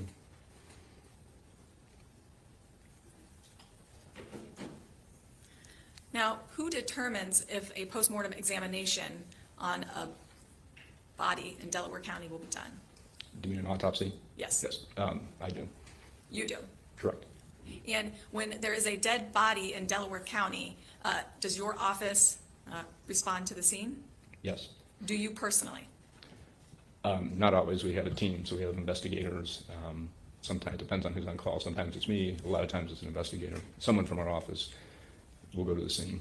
And there are deputy coroners with Delaware County as well. Correct. And they have to be medical physicians as well. Deputy coroners have to be medical physicians as well. But you're the head coroner, so to speak. Yes. All right. Now, when there's a dead body in Delaware County, and you make the decision on whether or not to send it to Montgomery County Coroner's Office. Yes. All right. What influence or impacts your decision to do that? Obviously, so in a case that we have set jurisdiction to, obviously there are people who die at home that have a physician, so those cases don't come to the coroner. They report all deaths. However, in cases that we accept, we will go to the scene and do an investigation, which means that we'll talk to family, look for medications, we do an examination of the body, and then based on that information, if we have an obvious cause of death, then there are instances where we don't do an autopsy. I think typically about 50% of the cases that we take jurisdiction on end up going for autopsy. The autopsy obviously is an internal examination. They do toxicology, slides, so it's a much more complete exam. So if we feel like that is necessary to determine the cause of death, then we will order an autopsy. And when you are requesting an autopsy, how does that process occur? So we contact, in this case, Montgomery County. We'll place a phone call, and then we have a form where we'll fill in information about the decedent, any information from the scene that we feel that's pertinent, and then it's an autopsy request form, and then we have to verbally call and report the case as well. And all of that takes place over a short period of time? Yes, All right. And then once that decision is made, the body's transported to the Montgomery County Coroner's Office? correct. Do you transport it? No, we use a transport service. Now, as the Delaware County Coroner, what are your responsibilities as the coroner? Primarily, it's to determine the cause and manner of death and complete the death certificate, as well as to work with the family. And in doing so, you rely on the opinions of others Correct. because you are not a forensic pathologist. Correct. In cases where we require an autopsy, then we use the autopsy as a guide as well. But if you did not order an autopsy, is it your responsibility to give a cause or manner of death? Yes. And you can do that based on your training and experience. Correct. When we use the words cause of death, what does that mean in coroner's world? It's the ultimate, what initiated the death from a physiologic standpoint, so what happened to the body that caused the death. And what do you rely upon in rendering a cause of death? So again, we'll go to the scene, examine the body, and do an external examination. There are cases where we don't do autopsies, where we draw blood and do toxicology. We obtain medical records if they're available. We'll talk to family. In some cases, there were people actually in the home when the person died, so we gather all that information, and sometimes that's enough to render a cause of death. And if an autopsy is performed, does that come into play in your decision? So the one person we haven't heard from is the Montgomery, I cannot say that, County coroner who could give the cause of death. We're not going to hear from him or her. He can't do it. The last person couldn't do it. Dr. Agnew couldn't do it. Who else did we have? That Charles Carlson, I think he was just kind of an assistant. He couldn't do it. And this is it. We're not even going to hear from the person that could do it. I don't get it. I don't understand why that person is not here. Why they didn't bring them in. Because he can determine it, but he didn't determine it on Emily. If I'm correct, if I'm listening to them and getting this correct, I'll have to admit the last one I kind of zoned out on because that woman's voice was about to put me to sleep. Regarding a cause of death Yes. and formulating your opinion. Yes. And when we use the word manner of death, what does that mean? So the manner is whether it's natural, whether it's accidental, whether it's a suicide or a homicide. So it's really the classification. And what do you consider informing that opinion? Typically, once you have a cause of death and the circumstances surrounding the cause of death, then you can classify it as to which manner it was. And what are the circumstances that you consider? I mean, again, it's really the whole picture. It's the person's past medical history, the events occurred around the time of the death, the body itself, if we do an autopsy, the autopsy findings, toxicology. And I just want to be clear, so when you rely on the autopsy reports and the opinions of others, do you set aside Dr. Mark Hickman's experience as a physician? No, I mean, really all those things, I mean, we take and process all of them and use them as the whole, really. And so you rely on your own training and experience as a medical physician since 2001. Yes. Now, you indicated you have a family practice. How many patients do you usually see? Typically about 25 a day. So our patient panel is probably about 2,500 to 3,000 patients. A day? No, that's the whole group. I mean, my practice has about 2,500 to 3,000 patients. So we see about 20 to 2,500 a day. patients a Sorry. day, It's okay. lady. Understood. And you've been doing that and seeing that number of patients since 2001. Yes. Seriously. I know people say that attorneys wanna, can't do math, but Turn your attention now to a body that was located on September 16th of 2020. And you're familiar with that. Yes. And who went to the scene that evening when the body was reported to your office? It was Charles Carlson, who's our lead investigator. Did you go to the scene? I did not. Okay, so that's his dude. That's not even the Montgomery And from your County's dude. understanding, after the scene was processed, what happened to the body or the remains that were found there? They were transported to Montgomery County And for what purpose? for an autopsy. And at some point, is your understanding that those remains were transferred to the Ohio State University to a forensic anthropologist? Yes. And were you part of that decision? Yes, I mean, Dr.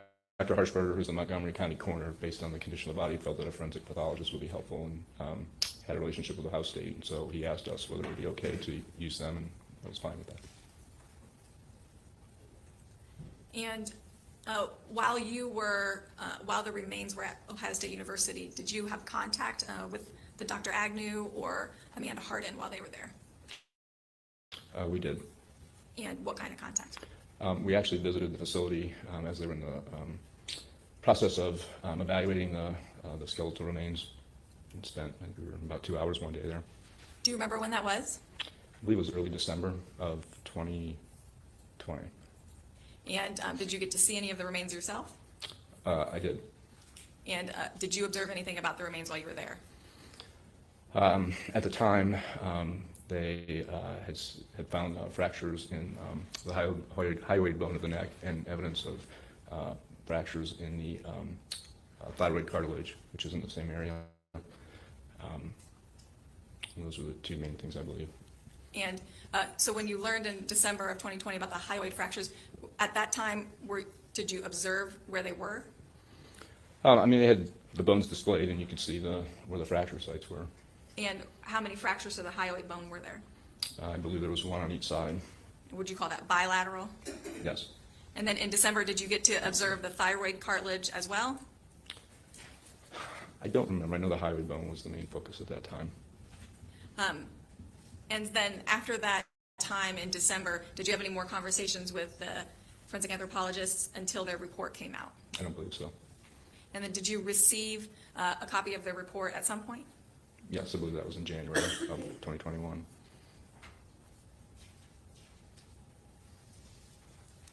And upon your review of their report, did you learn of the additional fractures?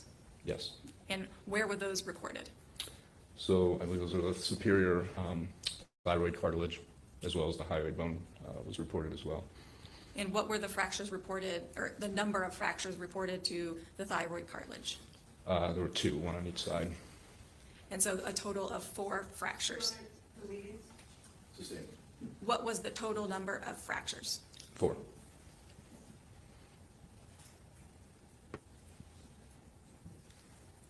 After OSU authored the report and you reviewed it, did Montgomery County Coroner's Office issue an autopsy report? They did. And did you review that? I did. And after reviewing that, did you form an opinion as to the cause and manner of death of Emily Noble? So by that point, we had reviewed medical records and had the forensic pathology report, and now the Montgomery coroner's report. Obviously, we reviewed the scene photos. So at that time, in my recollection, I felt like, based on the trauma and the circumstances as to how we found the body, that it was highly unlikely that it was suicide, and in my mind at that point, it became a homicide. And that was after considering, again, like you said, the whole picture. Correct. And then after that, though, was an expert consulted? Yes. And who was that? It was a Dr. Smock. And what did you understand him to be an expert in? I believe strangulation. And had you worked with him before? It wasn't We had one accepting other case, his yes. hair loss. And was that also a strangulation case? It was. And while the expert was being consulted, did you have any conversations with Dr. Smock? I did not. And at some point, though, he authored a report. Yes, And did you review it? I did. I believe that was in May.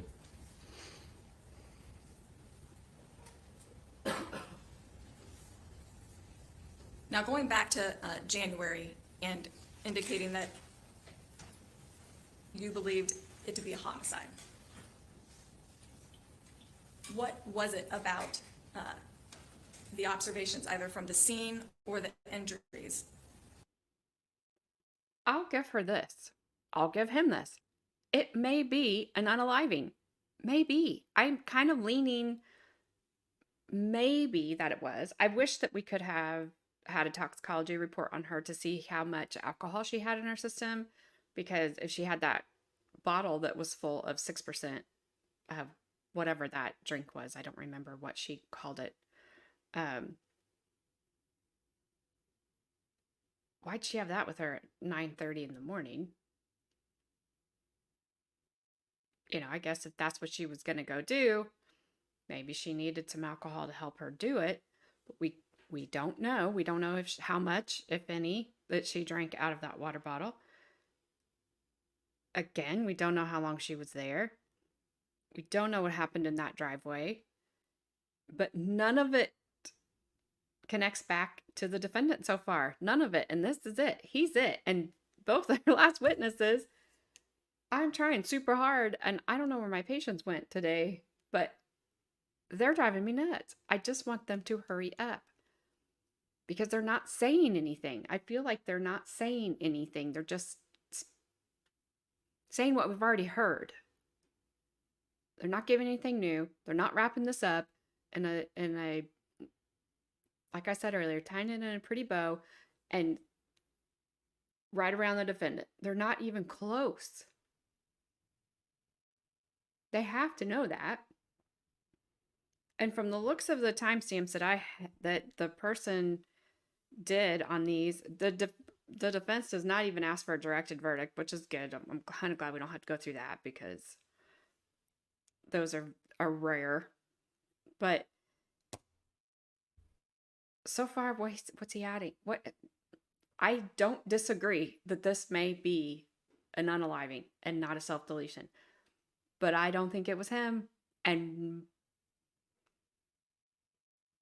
we'll never know. I don't want him to go down for it because I don't think it is him, but because they didn't investigate it very well at all, or so it seems like, somebody may have got away with it. Or it may be exactly what she wanted and she just did it herself. I don't know. But right now they're just repeating information over and over and over and over. And we've heard it. We know. We get it. Like, what else are you going to say? Yes, I agree with Dr. Smock, who... last person agreed with Dr. Agnew. Okay, we get it. Give me something different. Give me something to tie it to him. And you haven't done that. That led to that conclusion. But he's testified he's reviewed the scene materials. I can rephrase it. Based on your review of the scene materials, I think you also indicated medical records. Correct. Your scene materials include photographs. Yes. Any information obtained from witnesses, Yes. medical records, Yes. and the postmortem examination of Montgomery County Coroner's Office, Yes. and the report of Dr. Agnew. Yes. What from that whole picture led you to that conclusion? So again, I mean, and I don't know what you've seen. I mean, but This witness doesn't have the qualifications to answer that. He's been tendered as a medical expert in the medical field. I think his death certificate speaks for itself. I don't think he has the qualifications to further opine. Well, he's legally responsible under high law to determine whether it was natural, accidental suicide, or homicide. Well, and I think he testified as to what he's relying upon, But he- and that's why he said what he said. Or maybe it's an asked and answer, but I guess. Well, I appreciate that, but and he probably has asked and answered that, but I'll let him respond to the question. She's like, that's okay. so again, I'll I get mean, him. if you've seen the scene photos, Go ahead. it's okay, thank you. If you've seen the scene photos, she's kneeling down. There's a thin cord around her neck, and it's tied to a small tree branch.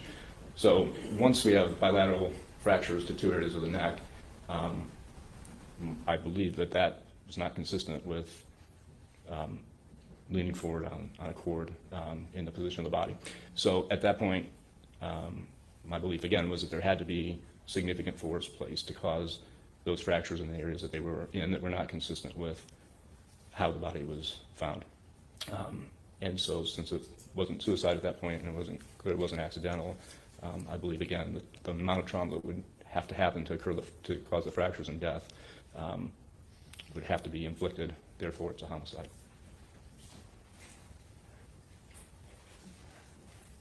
Now, you indicated that as part of your responsibilities, you have to issue a death certificate. Yes. I'll show you what's been marked as State Exhibit 165. Are you familiar with that? Yes. And what is that? It is the death certificate for Emily Noble. And is that, well, it's a certified copy, so it doesn't matter. Is that, though, to the best of your recollection, the death certificate that you filled out for Emily Noble? It is. All right. Permission to publish to the jury? One moment.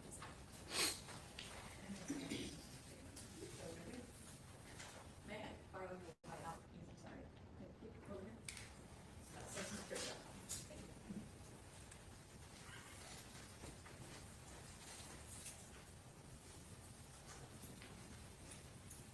And again, I focus on words like not consistent, not something I've ever seen.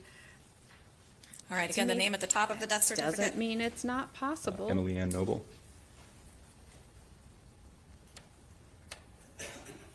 And you indicated the date of death. What is that? So typically, we will list that as the date that the body was found, given that we didn't know the actual date of the death. So you put other? Correct.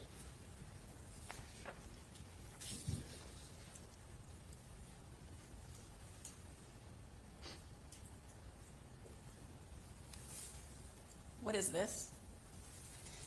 It was the date that the death certificate was filed. What is this? Again, it was the date that the body was found and therefore pronounced.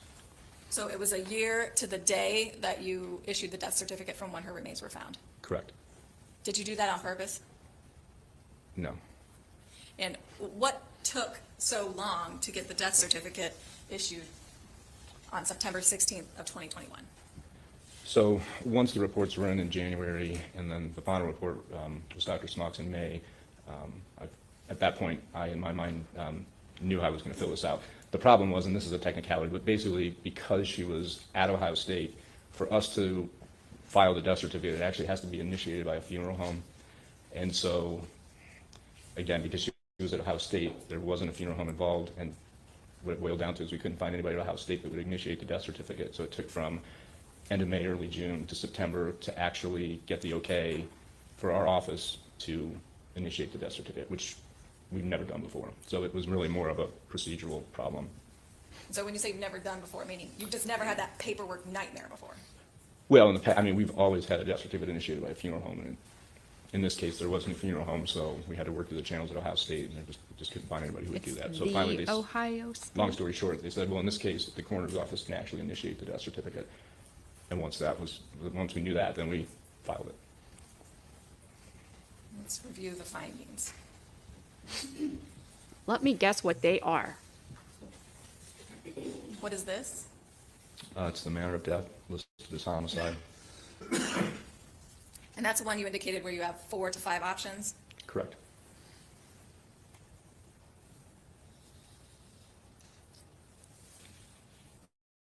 What is, whoops, that's terrible.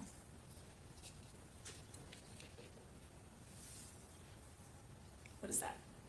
That's the cause of death listed as multiple injuries of the head and neck.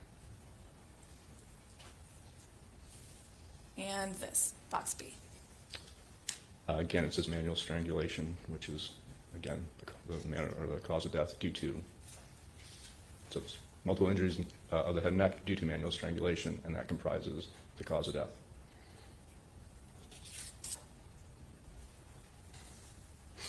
Also, where did it take place? Your Honor, Unknown, nothing further. which is an issue. All right. Come on, defense attorney.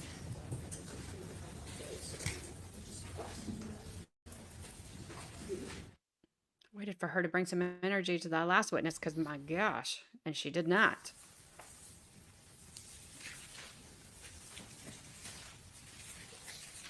Again, he's at state rest after this, so. Diane Menashe on behalf of Matt Moore. We had an opportunity to meet outside just briefly at the break. Yes. I want to go through the things that you did in this case and mark a few exhibits. You said several times during your testimony that as part of the investigation of your office is that you obtained medical records. Correct. And fair to say that your investigator, Charlie Carlson, helps with that process of issuing subpoenas and getting records. Yes. And through that process, you obtained Emily Noble's Ohio Health medical records, did you not? Yes. As a family doctor, tell the jury what osteopenia is. Osteopenia is a term for thinning of the bones. So if anyone's ever had a bone density study, there are several levels. There's normal, which is basically compared to a 16-year-old female, what normal bone density is, and then after 16, most women actually will lose some bone density over time.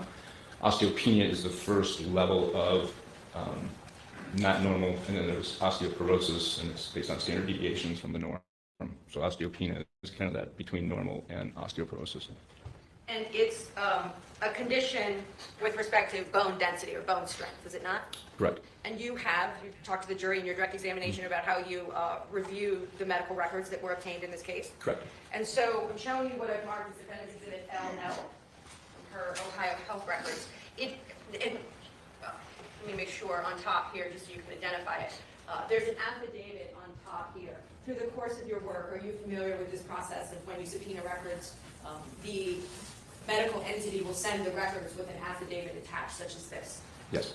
And we have the affidavit as page 1, and it's notarized on the bottom here. Do you see that? Yes. I want to draw your attention to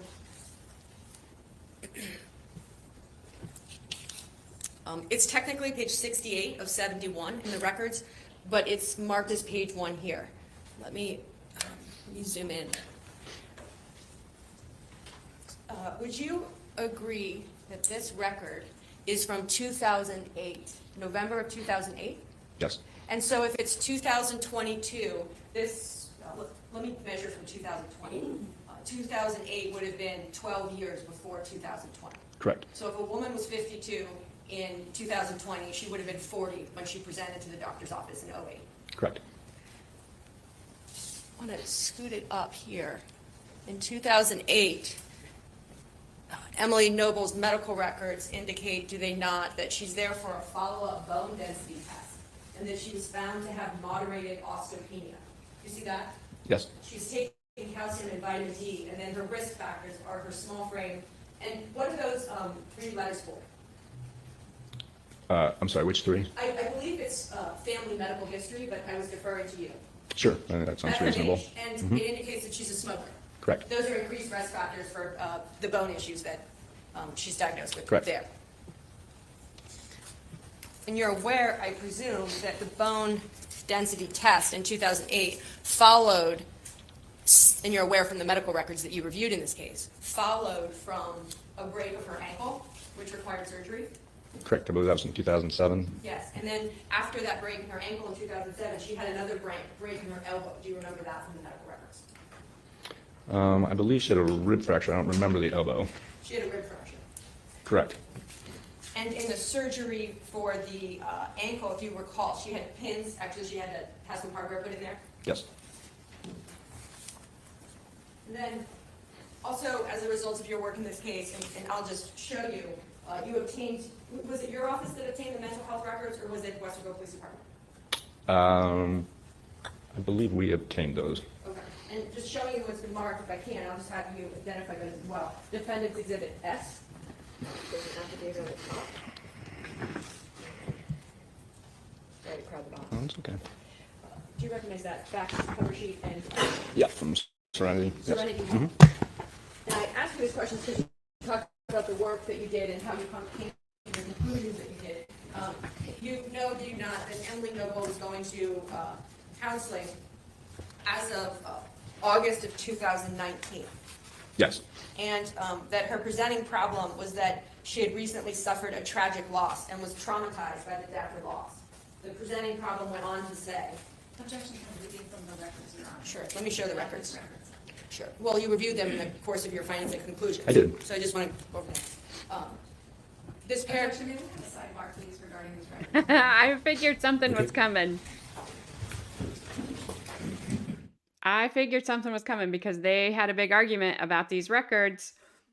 We didn't see his ruling on that, so I have no idea how he ruled. Obviously, something in her favor, maybe, because in the defense's favor, because she's asking about it, or maybe she's just like, I'm just gonna ask. But, yeah, I figured I was waiting for this because the prosecutors do not want this in at all. We'll see what happens. Oh, wait a second.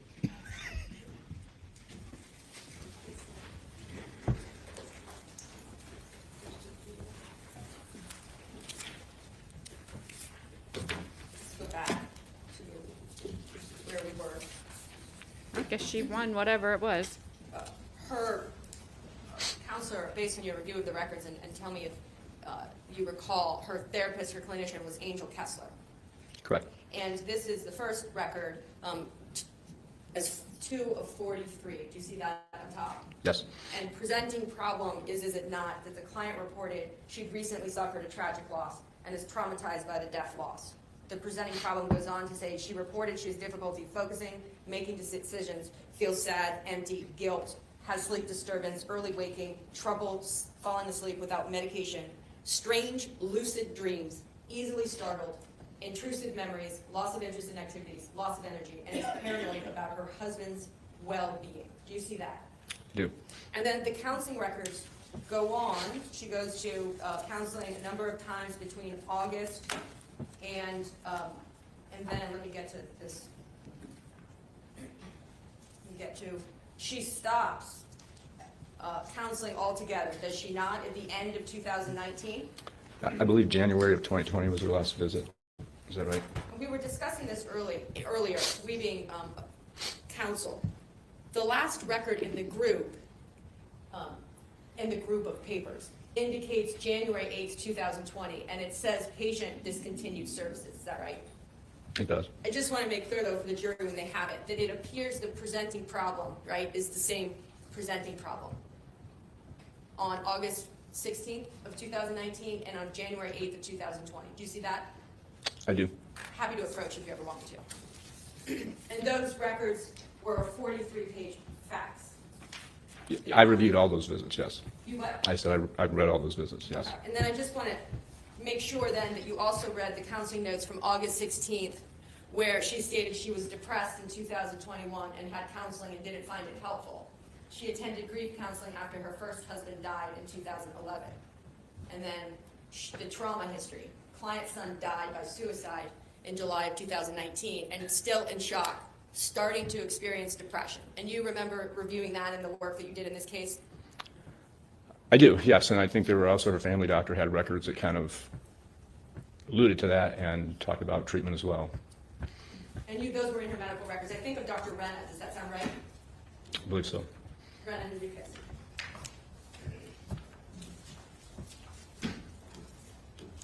Just so we're clear on the timeline, and also, you did not issue a report in this case? I'm sorry, what kind of report? Any report, other than the death certificate? Correct. I mean, we have an internal coroner's report, but our official report is the death certificate. And you review the internal coroner's report, do you not? Yes. And in this case, the internal report is 4 pages long. Let me know if I need to approach, if I may. You can. Yes, And that appears to be the internal report. correct, And it's sort of, I think, on direct, you were asked about, you're sort of the head guy in the office. I guess. You review the work that's done by others, and certainly you review the internal report. And if there's any inaccuracies or addendums, you would certainly make sure that those were made. Yes. So just want to go through the timeline here. The remains were found on September 16th of 2020. Correct. You were not at the scene.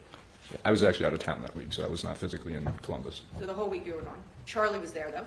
Correct. And Charlie is not a doctor. Correct. He used to be I think he used to be a cop or a detective. And he's worked for your office now, just, I think, 2 years since 19 maybe?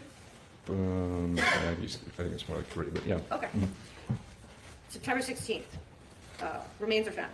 Remains are, they're taken to the Montgomery County Coroner's Office, who does an initial intake, takes some photographs, and then on October 2nd, the remains are taken to Ohio State University.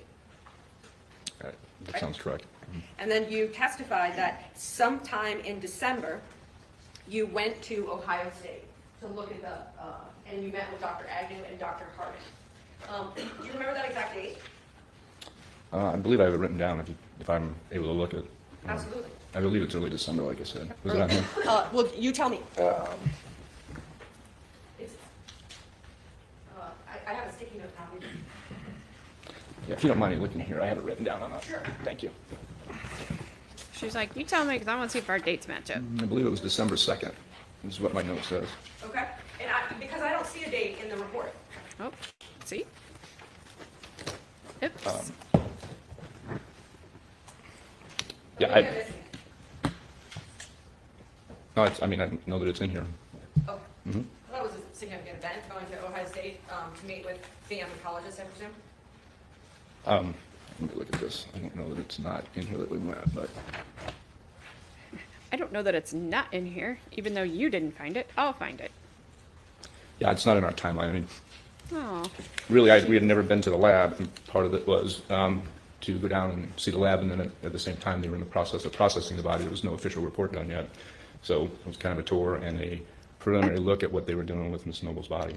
So, but you are correct, it's not in here. I don't think I would have said that. And I noticed on direct, I wrote down that you said the hyoid was the main focus at the time. Do you remember that testimony on direct? Yes, And when you were asked about which fractures you saw, you indicated the hyoid bone, that you saw the fractures in that. Yes. And you were asked about the thyroid cartilage, and that's when you said, and I quote, the hyoid was the main focus at the time. Do you remember that testimony?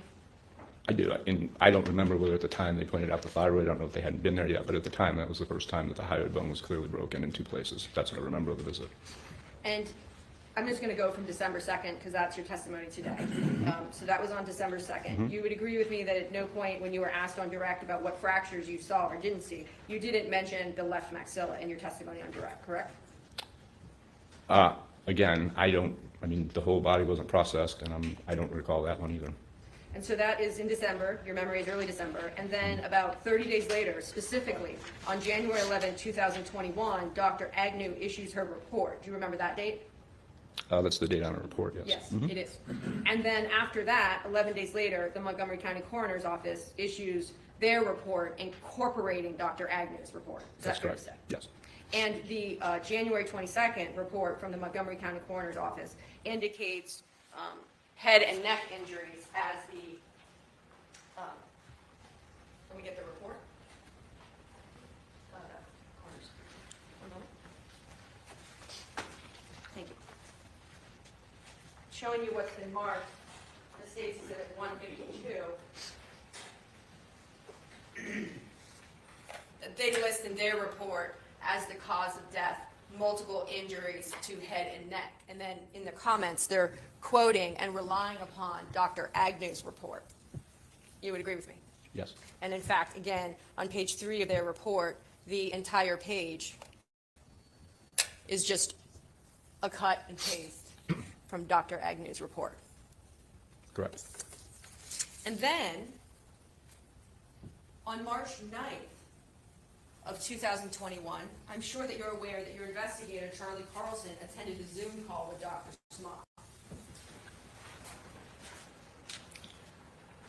Yes. I was not present on that call. Okay, but, and then I know you testified to that you're kind of that, Sure. that you're at the top, and the work that Yeah. others do below He's you, your they certainly assistant. report up, right? And you're obviously in your capacity as an elected official, that you're keeping apprised of events that are happening in the investigation in real time, right? So Charlie meets with Dr. Smock in March of 2021. And you then don't know. Dr. Smock issues his report on May 27th of 2021. Does that date sound right to you? Yes. And That's the first time in that report, Dr. Smock's report, that we ever see the words manual strangulation with respect to this case. On an official document? Yes. Well, if we want to call his report an official document, but on any expert report, it's the first time you see the words manual and strangulation. That comes from Dr. Smock. Yeah, it's not on Amanda's report, and it's not on the coroner's report, if that's, yes. That's in May 27th of 2021. And then, on September 16th of 2021, so May, June, July, August, you issue the death certificate. That's when we officially issued the death certificate, correct? That's the date on the death certificate. Well, as I explained, it took almost 3 months to get to the point where we could issue the official death certificate. So if that had been in a funeral home, the date on it would probably be closer to June 1st. But you are correct, that's the date on the death certificate. And I was just going to ask you, I think you just answered it. It would have been closer to June 1st, which is still after Dr. Smock's opinion and report is delivered to the state of Ohio. Yes, I mean, that was part of our evidence.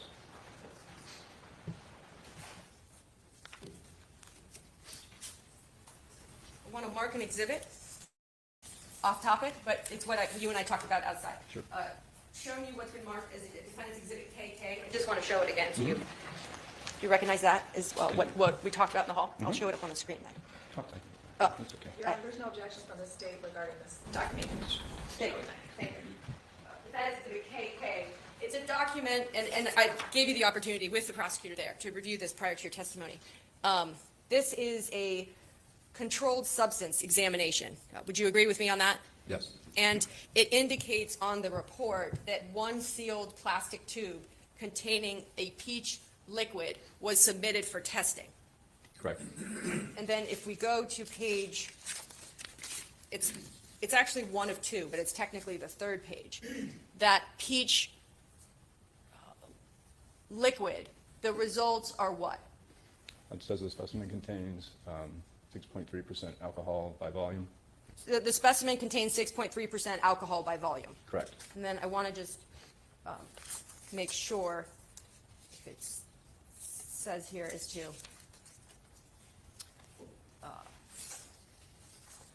just up here again to orient you. Sorry to go back to this, but I just want to be clear about this. It's received sealed specimen bottle containing liquid. Do you see that? Yes. Nothing further. Thank you. One moment, please.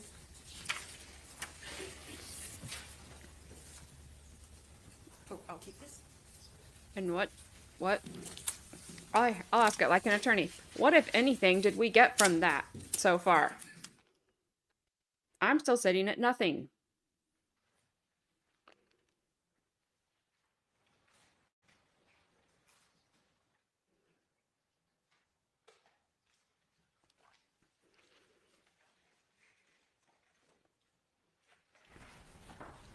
Come on, Jen Psaki's mom, let's get going.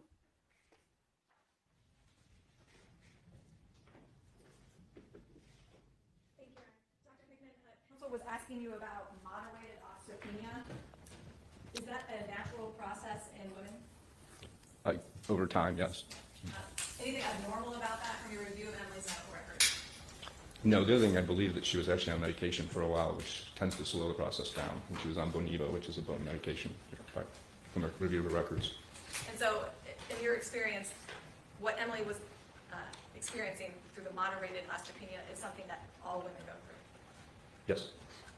And now, counsel was also asking you about the therapy records that you reviewed.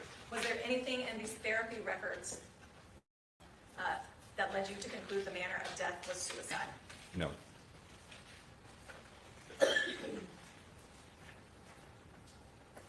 Actually, I'm going to put up one of the visits from October 30th of 2019.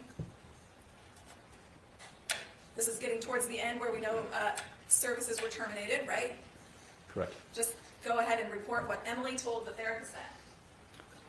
It says, client reported she was feeling good but tired. She stated she was sleeping better, work is going well, and that 6 hours worked out well for her transition back to work. Client reported she was happy to make new connections at work as well as connect with old friends, coworkers, will wear headphones/earbuds if she needs to block out distracting sounds and is easing back into her workload. She stated is maintaining her yoga and meditation practice and feeling more confident in her husband's ability to cope and grieve, client shared about her other interests that bring her joy, peace, and balance, such as gardening and eating healthy. And then again, November 4th of 2009, whoops, here, I'll put that up there. November 4th, see that at the top? Yes. All right. And again, what did Emily report to the therapist then? It says client reported she was feeling tired after working and worried about her husband. Client reported she is functioning well, as evidenced by improved ability to sleep more restfully, manage emotions and reactions, concentration has improved. Client stated she continues to use her coping skills and feels confident in her ability to heal herself through clean eating, clean water, yoga, meditation, nature, and connecting with others. Client reported she also feels ready to return to full-time.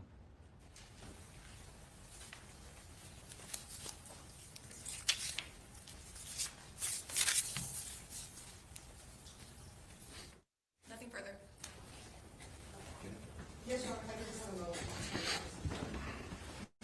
So those are from October 2019, and she went missing at the end of May. A lot can happen between October and May. And winter is one of them, which can often bring a lot of depression for people. But maybe you remember it, because she stopped taking Boniva. Do you remember that being in the records? I believe it was there, and then it kind of disappeared when she was at her family doctor, so there wasn't a record that she was continuously on. I think she was on vitamin D and calcium. Then let me give a moment, Your Honor. If I could.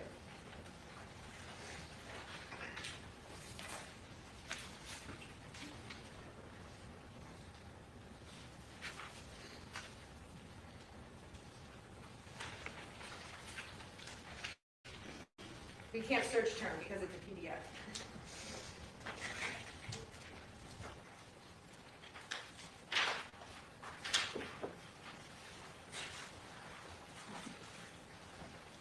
The records from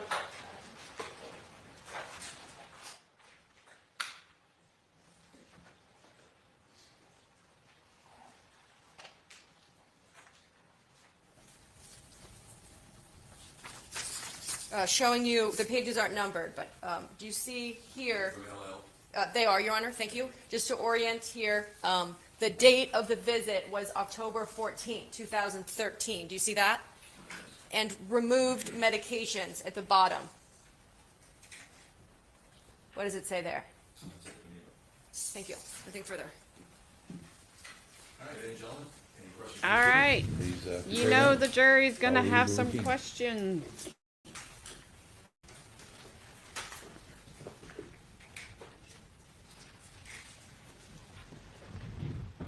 Because they're the jury. And they are probably asleep. I cannot wait to see how this defense attorney is on direct of her people. I mean, we get one today because it looks like she they spend a lot of time with this person.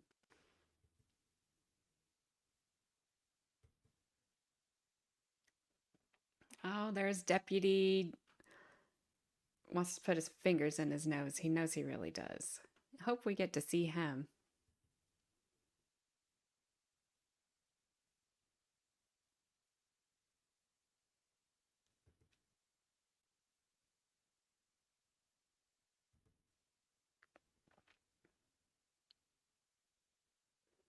I need to see if I can find some more trials with this defense attorney. Probably won't see her with going up against these prosecutors again if she wins this case, because they'll be like, oh, we're good.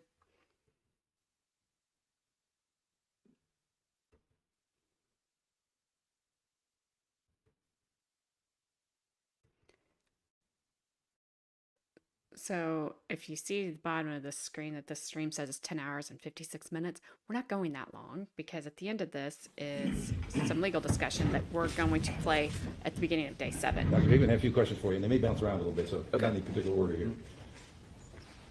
Do you know, as part of your investigation, at the time of her disappearance, May 25th, was Emily Noble on any other medications? I have her last family doctor note in here, which is probably the most up-to-date, in our report, which should list medications. If you haven't Okay, if I look. looked to answer the question, feel free. Okay, great, thank you.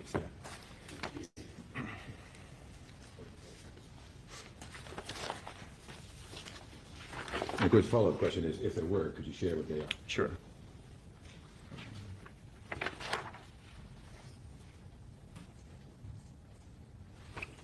So I don't believe we've had any medications from the home. Her last family doctor note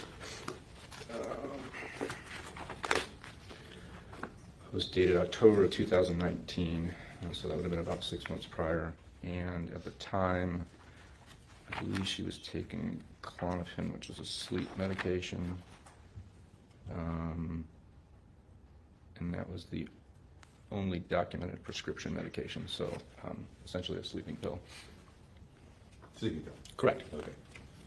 Next question is, there was some testimony that she was taking calcium. Does taking medicine such as calcium improve bone density?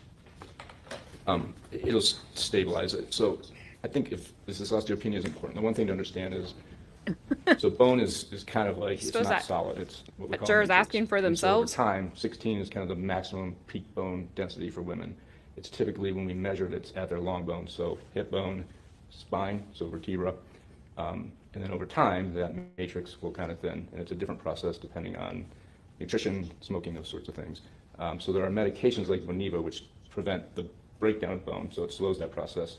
Calcium is the building block for bone, and vitamin D is what helps put bone together. So vitamin D and calcium are what we call bone stabilizers. They do not make bone grow back, but it slows down the, I guess, the thinning of the bone, if you will, whereas the other medications like Boniva actually will slow down the bone loss.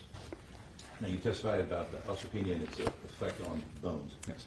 Does that condition impact the thickness of the bones in your face, nose and cheek? So that's a great question, and that's the other piece is when we study bone loss, it's typically what we call trabecular bone. So again, it's long bones, arms, legs, your vertebra, which form your spinal column. As far as I know in bone, and again, I'm not a bone expert, to my medical knowledge, the bones in your neck and face are not really trabecular bone. And so they typically, I don't believe, undergo the same process. And bone that is cartilage, when it starts, like thyroid cartilage, that then turns into bone as you get older, again, I don't believe in the report, when they looked at the bone, it showed that that type of bone had shown that it was basically thinning. Thank you. And the final question is, we went through a report about the testing of the contents of the bottle, came with an ABV. The question is, would the contents of the bottle have been compromised after being left for so long before testing? Yeah, I don't know that I can answer that. Questions from the state? No, Your Honor, thank you. Defense?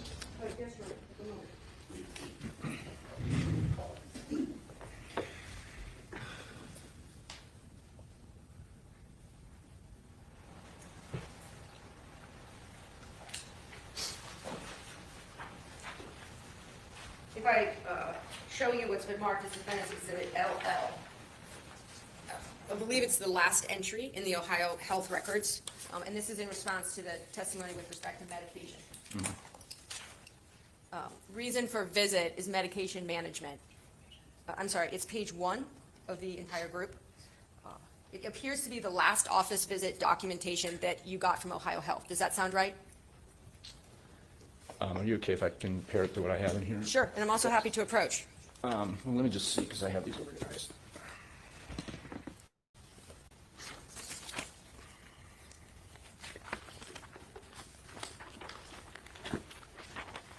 So under the progress note, yours says October 21st, is that correct? Or if you look at clinical notes, I'm sorry. yeah. Visit date is right there. October 21st, yeah. So Yep. that's the last one that I have as well. Okay, so I just want to go down here with respect to medication so that we have that complete picture. We've got the medication management reason for the visit is the difficulty falling asleep, depression, anxiety, and this is in October of 2021. And then just, I want to go here with respect to the medication. Patient taking Klonopin at night along with melatonin and Benadryl at times. Do you see that? Holy cow. Yes. And I'm happy to, So melatonin and Benadryl obviously are both over-the-counter medications, so Right. again, okay. no, I understand that. I just want to be complete about the medications that she was taking, Sure. even if they were intermittently during that time period. And that's the last medical record that we, from a family perspective, that we have from her. Correct. Thank you, Your Honor. Nothing further. Holy cow. I Thank you. cannot imagine doing Klonopin and melatonin together. I couldn't see her dosage on Klonopin. And Benadryl? Good grief, lady. Benadryl does not, like if I take over-the-counter Benadryl, it does not make me sleepy. It really makes me, Benadryl and NyQuil. I cannot. They do not knock me out. They make me kind of anxious, I guess. Now, I have to sometimes get Benadryl like in an IV before some procedures that I have to have. That stuff makes me very sleepy. Does not make me just kind of agitated or whatever. But I also, because of some health conditions I have, I take a half of a Klonopin at night. I don't even take the full dose that I'm prescribed because it does what I need it to do. But I cannot imagine taking that plus melatonin. I would not take the Benadryl. But that's a lot. Good heavens. That right there makes me kind of think she didn't want to wake up. All right, so I think they are going to maybe break for lunch. And then we'll fast forward, come back, and the state will rest. Ladies and gentlemen, we've reached the hour for our midday break, so I think we will do so. Let's take an hour and remember the court's admonition over the break. Have a good relaxing time. A good relaxing time. Make sure they don't have anything to talk about with the attorneys. And then if they don't, I will fast forward. Stays moving right along.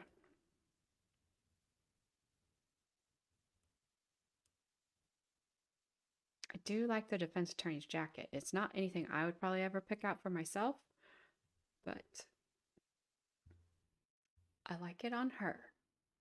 Alrighty.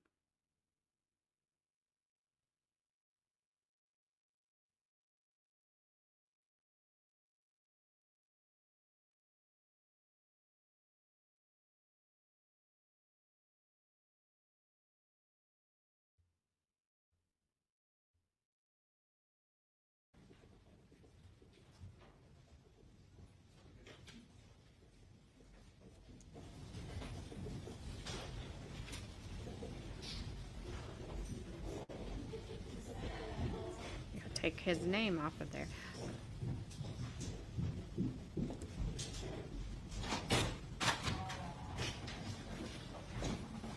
Thank you. Have a seat.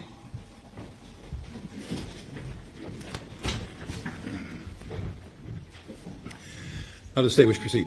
Thank you, Your Honor. At this time, the state of Ohio would rest subject to the admission of our exhibits. All right. Ladies and gentlemen, normally, at the conclusion of the state's presentation of evidence, the court takes a break and deals with some legal issues, such as going over the exhibits that will be admitted.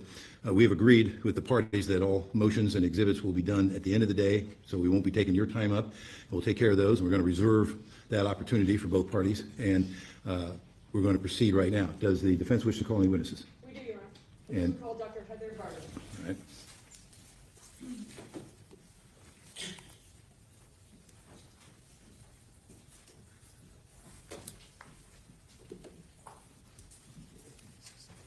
Raise your right hand, please.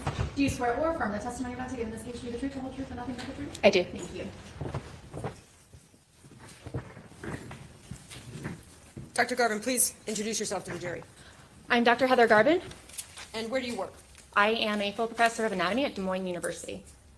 I want to go through the course of your work in this case. Did you provide me with a current CV? I did. And CV, kind of It's a long resume, especially in academics. showing you what I've marked as Defendant's Exhibit 00. And, thank you. Want to go through your employment, your affiliations, your background, a little bit about your qualifications. I know you just mentioned where you work, but tell the jurors what you do at Des Moines University. So at Des Moines University, I teach anatomy to medical students, physical therapy students, physician assistant students. I also train master's students in the Masters of Anatomy program, doing research. And through the university, I conduct forensic anthropology casework for the state of Iowa. And are you currently a full professor? I am. Let's talk about the And I second think Dr. section here, Smock current brought her affiliations up. and appointments. And actually, let me just go up to here too, with respect to your associate professor work. That was actually in forensic sciences? My assistant professor. Yes, your assistant professor. go down to your current looks so affiliations. young to be a If you, professor. if you Good for could, her. 2020 to present, talk to the jurors about the American Board of Forensic Anthropology. So the American Board of Forensic Anthropology is the only certifying body Maybe. in the Maybe she's U.S. not as for young as forensic she looks. anthropology. It's accredited through the Forensic Specialties Accreditation Board. I became board certified in 2017. There's lots entailed with that, which I can get into in a minute, but in the 2020 that you're pointing to there, I was elected on the board of directors of the American Board of Forensic Anthropology. Let's pause there. You indicated that you are board certified as a forensic anthropologist. Correct. Tell the jurors what it requires to be board certified in forensic anthropology. To be board certified in forensic anthropology, you first have to hold a PhD. Then you apply to actually sit for the examination. To apply to sit for the examination, you have to submit training logs, you have to submit letters of recommendations, you have to submit your CV, your degrees, as well as 3 case files representing the work that you have completed. And then the board of directors reviews those materials, and if they find you competent enough to sit for the exam, you can then sit for the exam. If not, they deny your application to sit for the exam. And then tell the jurors what the exam entails. The exam itself has a written and practical component. It's about an 8-hour exam covering all aspects of forensic anthropology.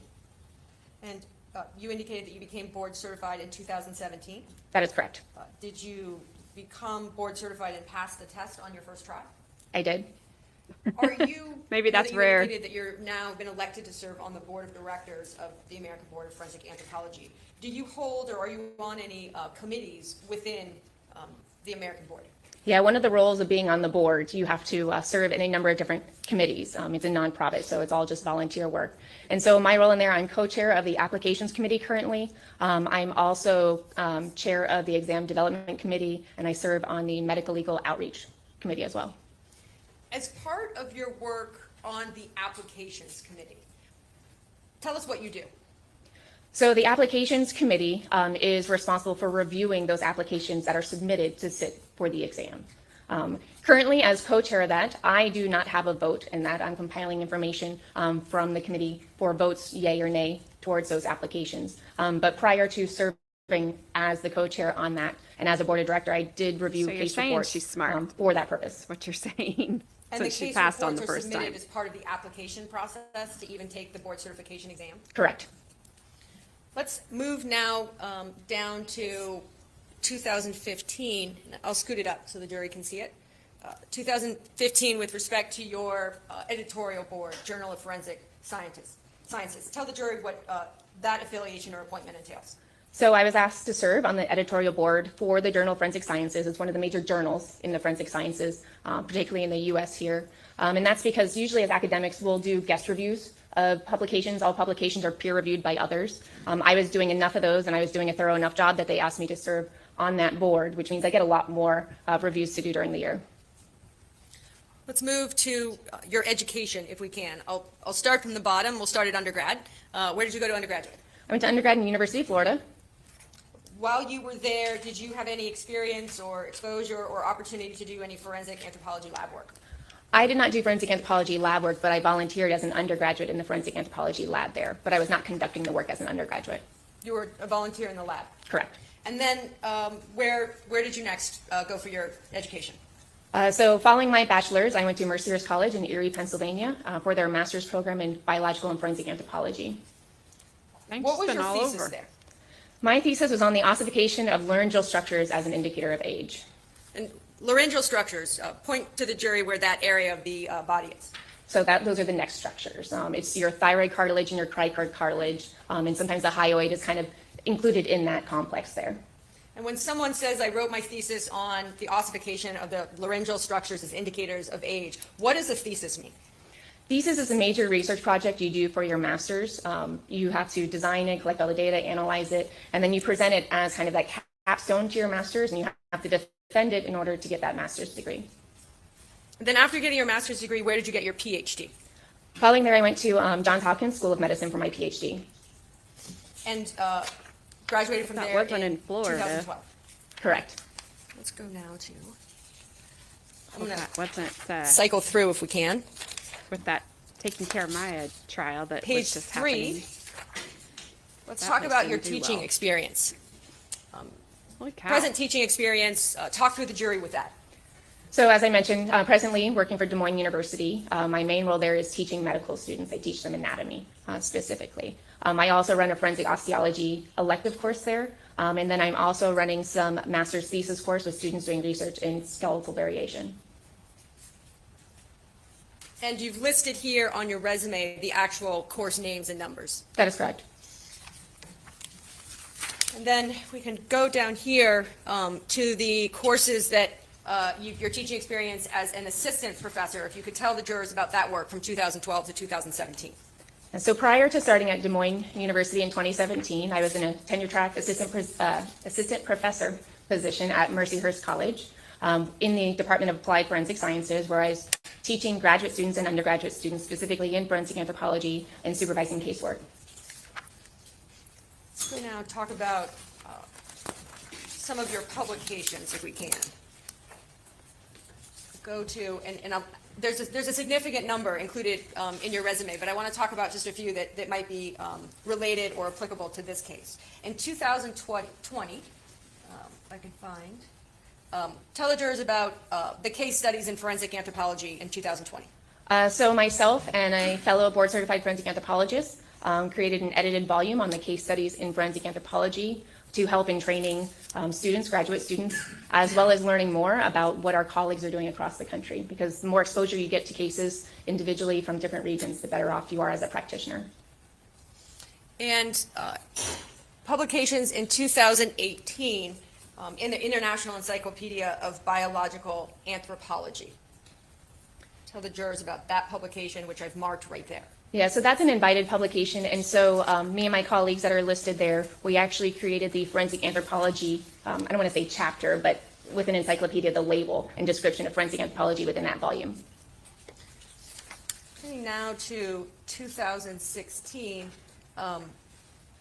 the utility of advanced imaging and forensic anthropology.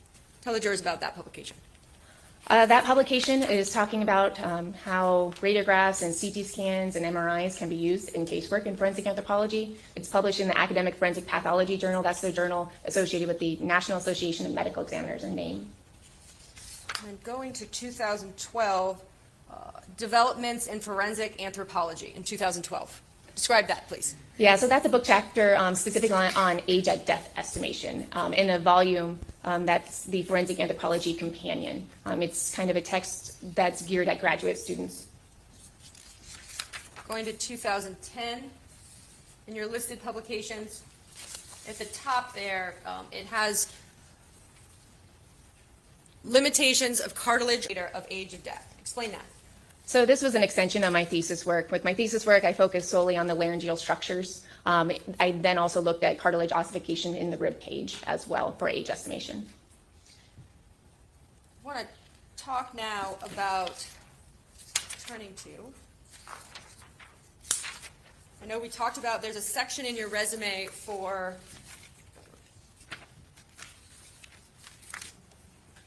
actually, let me go to 2008 in terms of public abstracts. I don't want to.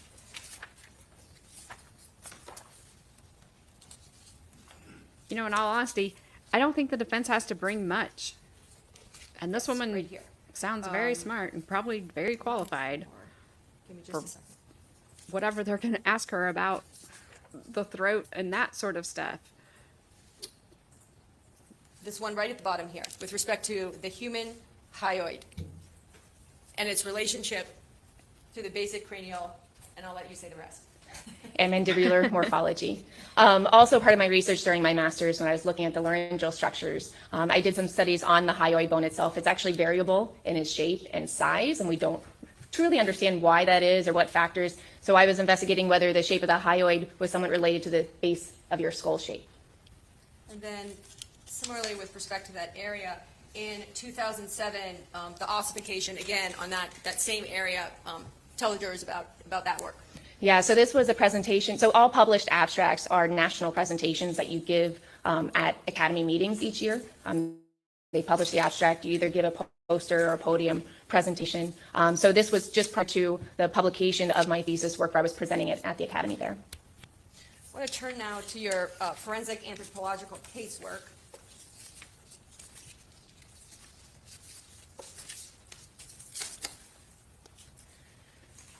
Tell the jurors just generally about the casework that you do at Des Moines University. So through Des Moines University, we have a contract with the state of Iowa where I conduct the forensic anthropology cases for the state of Iowa. So if there's anything that they think a forensic anthropologist could provide additional information for to help them in their investigations, they contact me. And below the description of that work, you have listed 2022 to 2017. What type of information is listed after each of those years? After each of those years, I have the total number of cases that I did that year. Our case numbers always include human and non-human cases. Some of our job is just saying that, no, this is a pig bone, I'm sorry. But so I have actually stated how many of those are non-human, how many of those were full anthropological analyses with a full report. There are times that the medical examiner wants just a verbal opinion, a verbal consult. So I've included consults on there or consults from colleagues, as well as any search, recoveries, external case reviews, and testifying. And we'll get to testifying in a second, but just generally, average number of case reviews per year. For the case reviews, Yes. so as you can see, my casework has gone up since I first went to Des Moines University. And so it starts at 3, and then the last couple of years you've been at 13 and 10 and 11. Does that look about right? Correct, because usually case reviews are done by board certified individuals, and I just became board certified in 2017. And then let's talk about your forensic anthropological casework earlier in your career, from 2005 to 2017. Yeah, so starting with the graduate program at Mercyhurst University is when I first really started participating in casework, doing analyses on skeletons, doing search, doing recoveries. So throughout that time, as far as human cases I was involved in, it's more than 75. That includes the time I was there as a graduate student. And then I was there for those 5 years teaching alongside with 2 other board certified forensic anthropologists. And I'll just ask you while we're here, if you know, did you train, you just mentioned this, but did you train under board certified forensics anthropologists? Correct. That's one of the reasons I went to Mercyhurst, that they had 2 board-certified forensic anthropologists as faculty. And if you know, does the Ohio State University have any board-certified forensic anthropologists? No. Have they had a forensic board-certified anthropologist in the last 10 or 15 years, if you know? Definitely not since 2005, because when I was looking at schools for masters or PhDs, I specifically looked at OSU. We see at the bottom of this page, just with respect to your other professional services, are those the committees that you talked about earlier under the board of directors? Correct. That you serve on? And then moving We're now gonna get to how much she same section, charges. if we could. I want to talk about your 'Cause if work she doesn't ask, as a the guest state will. reviewer that you've been doing since 2012. Talk to us about that work. Yeah, so it's a little less reviewing for each journal than if you're on the editorial board. But the way academic journals work is someone will submit an article for publication. They send it out to 2 to 3 people in the field to review. You essentially volunteer your time to review those articles and decide whether they are acceptable for publication or not. And so this is a list of the various journals that have reached out that I've done these reviews, and then not including the editorial board for the Journal of Forensic Sciences. Tell us about your co-chair work on the validation committee. So my first year on the board of directors for the American Board of Forensic Anthropology, I was co-chair of the validation committee. So all questions that go into our question bank for our exam are rigorously validated by a number of people before they can even go in that question bank. Further down, 2019, it's listed a book review of forensic anthropology. Tell us a little bit about that. That is correct. The publishers for that book reached out to me and asked if I'd be willing to read through and do a review of that textbook.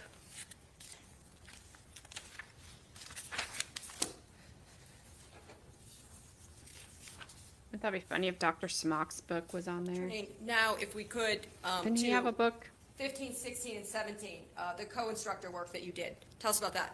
Yeah, so Mercyhurst University, they teach graduate and undergraduate students throughout the year, but every summer we have short courses where you might get, wannabe students, graduate students, law enforcement, other people that want additional training in forensic anthropology, either in the search or recovery or analysis of those remains. And so as faculty there, I was co-instructor for those courses. And going down to 2013, to the 3-day course that you did there. Tell us about that. Correct. Myself and my then colleague, Dr. Stephen Sims, went down and conducted a 3-day skeletal trauma course in Chile. Again, just going over what skeletal trauma is, our experience in it, the features of it. You mentioned Stephen Sims. Who is he? He was one of my advisors during my master's at Mercyhurst University, and then my colleague when I was teaching there. And is he a board certified forensic anthropologist? He is. Going now to I know they have to do this. I'm not taking anything away from her because she's super, super 2007, smart and very with the successful. short But courses at holy Mercyhurst cow, College, can and the we list just begins move right here at the on? top of the page. Yeah, so as a graduate student, you were expected to work in those short courses. You basically, I mean, your life was school and learning forensic anthropology and then teaching others forensic anthropology. Then the next section of your resume goes into, I believe, lectures. You right about that? They're invited talks. Invited talks. I give lectures every day as part of my job that are not invited talks. Fair enough. Doing a trial is like an invited talk, too. Invited talks. We'll just start right from the first one in 2022, Forensic Anthropology Introduction. Tell us about that. So the Midwest Death Investigation course had contacted me and asked me to give a presentation there about forensic anthropology.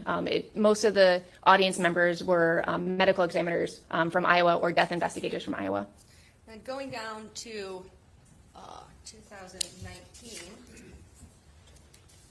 invited lectures. I know we're still on. 2019, the role of forensic anthropology in medical legal investigations. Tell us about that.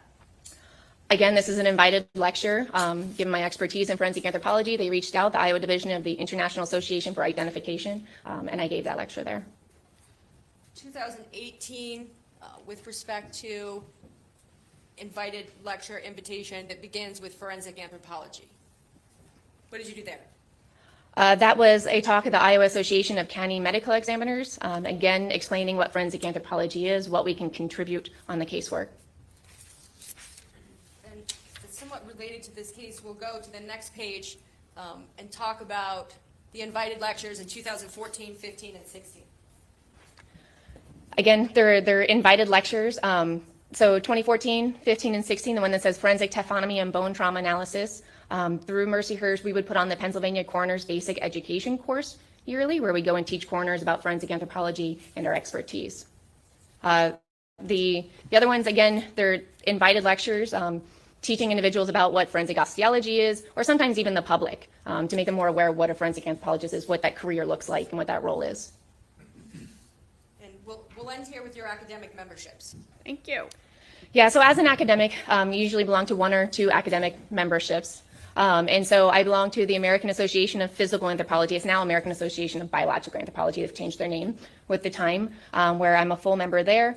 And then the American Academy of Forensic Sciences, the anthropology section. I've been a part of that since 2004, and I'm a fellow within that organization. Is there any difference between someone that says I'm a member and I'm a fellow?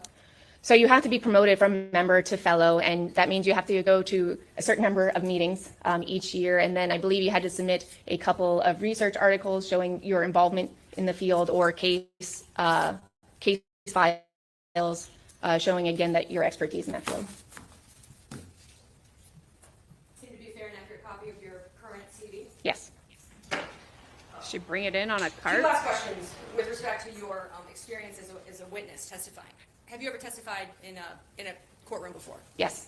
And in those instances, how many times? 5 times. And in This those will be in- the 6th. Sorry. And in those instances, were you tendered or offered and qualified as a forensic anthropologist? Yes. Of those 5 cases prior to today, were they criminal cases? Yes. How many of those 5 times did you testify for the state? For the prosecution, all of them. Your Honor, this time I would Except tender this today. expert as a board-certified forensic anthropologist. No objection to the forensic anthropologist. Please proceed. Thank you. Dr. Garvin, I've left a report up on that bar there for you. If you need to use it to refresh your recollection, just let us know. Could you flip through it, though, so that I can mark it as an exhibit, and let me know if that appears to be a fair and accurate copy of the report that you rendered in this case? It does. I want to, marking Dr. Garvin's report as Defendant's Exhibit TT. Just want to go through the report in all 15 of 15. Does that appear to be Correct. accurate? Because it is page numbers, I'll just refer to page numbers as we go, unless the report's in front of you. Just as a matter of background, how did you first get involved in this case? So on September 3rd of 2021, I was contacted by Court Gatterdam and asked if I'd be willing to do a review of case materials as a forensic anthropologist. And how, if all, do you know Court Goddardam as being part of the defense team? At that time? Yes. None. He's my co-counsel, that's what I mean. Yes. Do you know him as that? Yes. And so he reached out to you, and the request, the scope of the request from Mr. Goddardam, is that included in the first paragraph there in your report? Yes. And tell the jurors what you were asked to do. So I was asked to review a number of reports and provide my opinions based on my forensic anthropology expertise. And so those reports are bulleted there. Do you want me to go through them? Let me go. When you say bullets, there's a list right there of materials that you reviewed. Were those materials provided to you by Mr. Goddardam or a member of the defense team? Yes. And you've listed those as they appear. Can you tell the jurors just what those are? So the first bullet is a forensic anthropology report submitted by Dr. Vidoli at the University of Tennessee. The second is a forensic anthropology report submitted by Dr. Amanda Agnew and Ms. Harden of the Ohio State University, dated to the 11th of January, 2021. Then I have a Montgomery County, Ohio coroner report on the postmortem examination of Emily Noble. Then I have an addendum to the forensic anthropology report submitted by Dr. Angela Harden of the Ohio State, dated to the 10th of May, 2021, and a written review of case materials authored by Dr. Smock. The last material that you reviewed, through the work in this case, you're familiar now with Dr. William Smock? Yes. If you know, is he a anthropologist? No. Is he, and then sort of the next question, also not a board certified or forensic anthropologist then? No. Is he a pathologist? Not to my knowledge. Did you, and let me pause. When Mr. Goddardam reached out to you and asked for you to do the work that's identified on your report, did he, in advance of you doing that work, tell you or guide you in any direction as to what the defense wanted you to say? Objection, Your Honor, as to the Well, it's introductory. I'll permit it to say yes or no. No, and I don't recall, but I would imagine I might have even responded and said that I'm willing to do this. You don't know what you're going to get out of it, but. Did you obviously do the analysis in this case and ultimately come to some findings and conclusions with respect to your work? So the word analysis in this case is referring to the actual review of these materials. It's not a case report as if I sat down with the skeleton and wrote out a forensic anthropology case report. And so based on your review of the materials that you've listed here in bullet points, did you come to findings and conclusions in this case to a reasonable degree of medical or scientific certainty? Yes. And are those summarized in the initial paragraph in your report? Yes. The bulleted points at the top are points of the review, kind of the major points of the review for the critiques or refuting points. And if you could go through them, let's start with the first bullet point. Your finding in the first bullet point. So it says perimortem fractures to the hyoid bone and ossified thyroid cartilage. Hanging cannot be ruled out as a possible mechanism to these fractures. I want to pause there and talk about perimortem, if we could. Perimortem, define that period of time, if you can. So perimortem, although generally means at or around the time of death, it means something different for forensic pathologists doing the autopsy and anthropologists. As anthropologists, we don't have the soft tissue to work with. And so all we can tell as far as a fracture occurring at or around the time of death is that it occurred in fresh or biomechanically fresh bone, meaning that it still has, it's still hydrated, still has its collagen and protein and elastic properties. So that can be, if it's a few days before, we may not see any signs of healing. It could be days after, weeks after, sometimes months after. I think it's even documented to be years after at times. Antemortem, could you define antemortem for us? So anthropologically, we would determine that a defect is antemortem if it has gross or visual signs of healing to that bone. And then going on the other end, postmortem damage. So postmortem damage would have no signs of healing, obviously, and it would appear as if it happened in dry bone. So it's not happening in that more elastic bone. Sometimes that will be more jagged, more angular, and sometimes it'll be lighter in coloration because it wasn't exposed to the environment as long as the perimortem fractures. Let me pause there. You've listed in your report on page 7 of 15 a number of citations. Do you recognize that? Yes. And before you came to testify today, did I approach you with a stack of the printed out copies of the listed citations that you've referenced in your report? Yes. And did you have an opportunity generally just to talk to me about the number of citations? And would it sound about right that there was 9? I heard a question, but why don't you rephrase it? Sure. Do you see that The little number of citations in your report. prosecutor I turn have around 13 just citations smirk? in my report. And in one, well, I want to go back to the, to your description of post-mortem damage, if we could. One moment. I wouldn't smirk at her because her printing out all those text Oh, it's in messages there. versus what you guys submitted were, I believe that probably worked. The visual aids have been good for her, in my opinion. I'm not sitting there on the jury.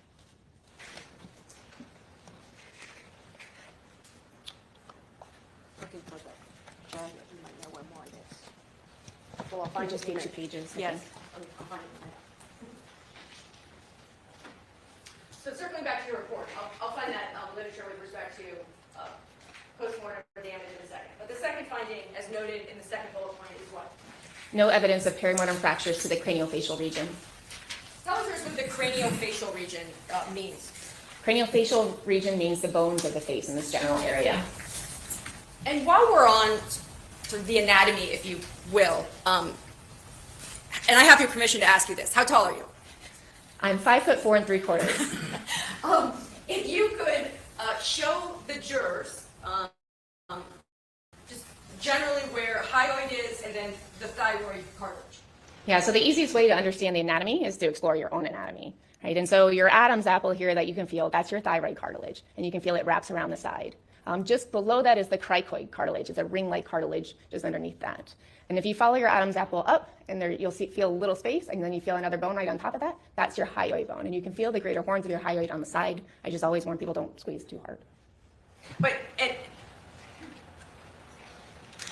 so going back now, because there was this issue earlier showing you what's been marked as Exhibit BB for defense. I think this was one of the materials included in that were included in your citations. Do you recognize this? Correct. And where is this 2-page piece of literature from? So those are 2 pages out of the textbook Forensic Anthropology, Current Methods and Practice by Christensen et al. And with respect to this paragraph right here, summarize, if you could, what it says with respect to post-mortem fractures or damages you've talked about. It says that fresh bone fractures or perimortem fractures will lack evidence of healing or infectious response, and that they are often straighter, where dry bone, those post-mortem damage, tend to have a more jagged appearance.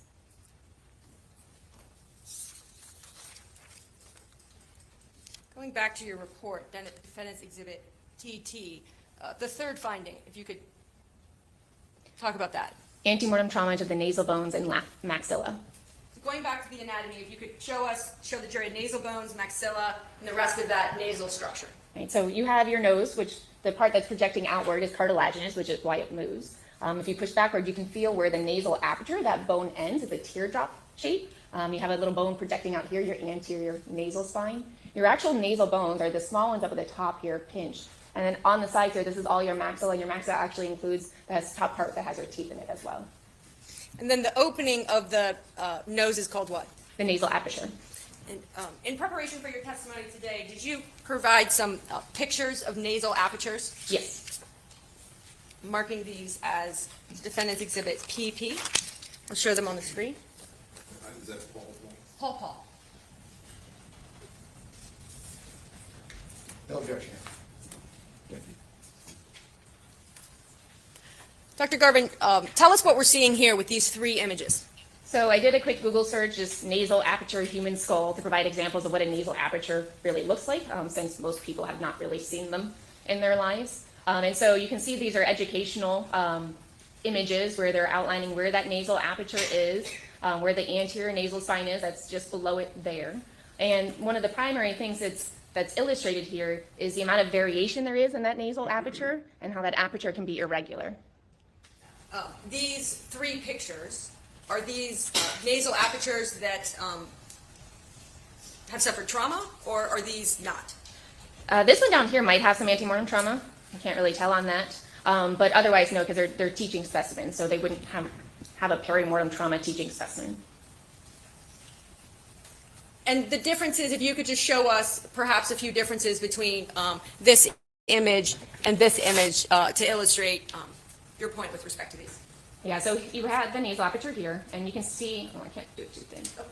You can see that there's just, if you follow those borders up, there's irregularities along the way. Essentially what's happening here is bone is kind of coming to a point where the cartilage then attaches to it and comes out. It's not joining with another bone, so you don't have a nice joint there per se. And then the nasal bones here, we can see there's variation here. And even in the drawing for a textbook, you can see that they've even captured some of that variation in the drawing as well. Thank you.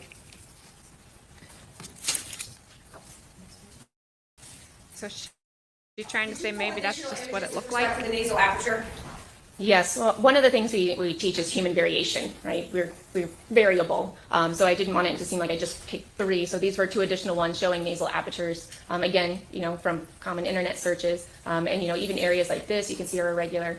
It's a sharp margin. A little bit of irregularities there along that margin aren't any consequence to you. And that second image will be part of Defendant's Exhibit PP, Paul. Thank you. Let's turn to back to your report, if we could.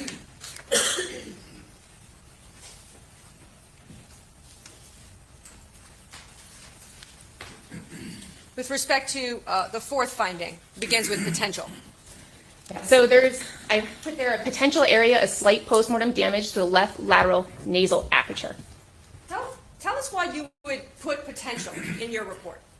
I put potential in my report because looking at the images, that certain area looks lighter in coloration, and when I compared it to seen photos, it looks as though a little piece might have chipped off, but I don't feel that I can say that definitively, so I put the word potential up there.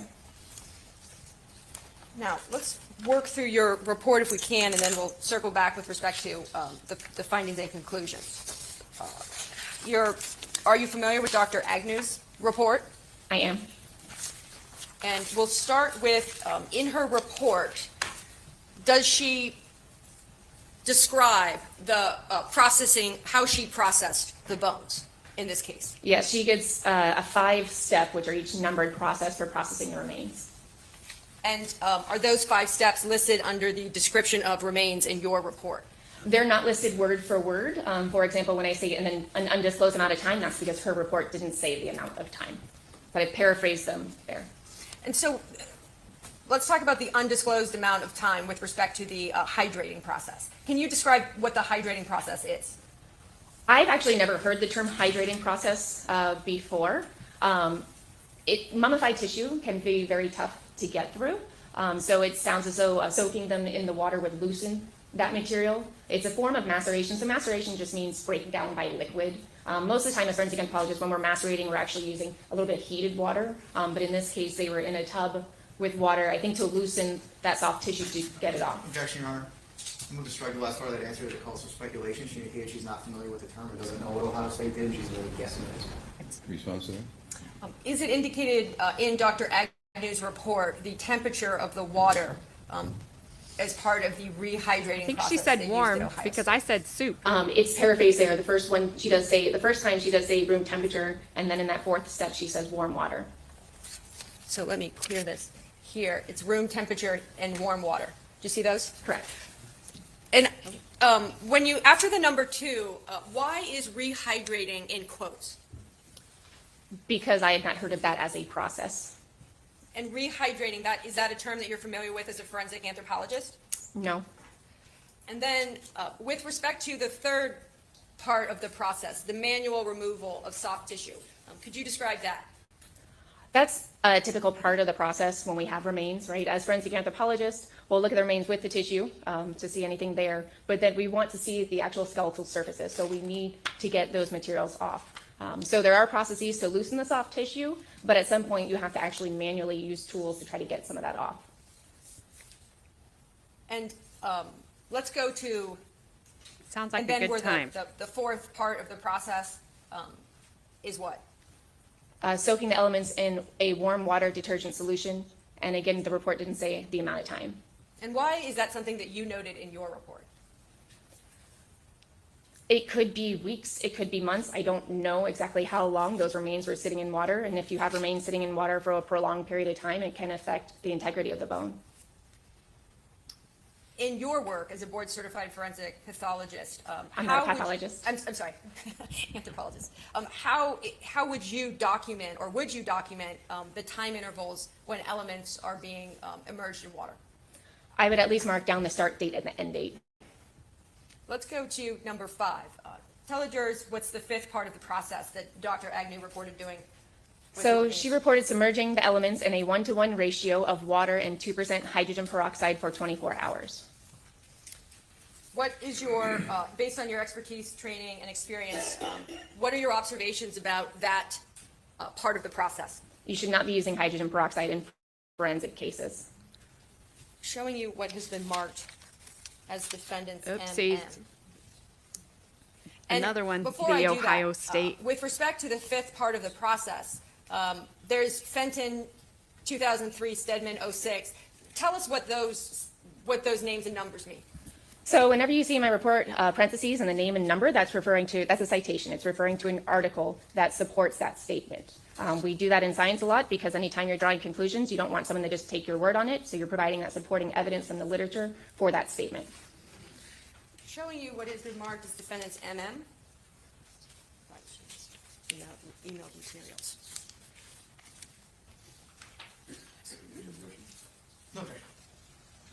Showing you, let me zoom out so you can see the document. Dr. Garvin, do you recognize this? Yes. And tell the jurors, if you could, what is it? So this is a document, something we call SWIGANTH document. SWIGANTH stands for the Scientific Working Group, in this case, the Subcommittee of Forensic Anthropology. This is a group that was put together originally kind of by the DoD and the FBI to create some written standards or best practices for the field. If we can, and is this the most current version?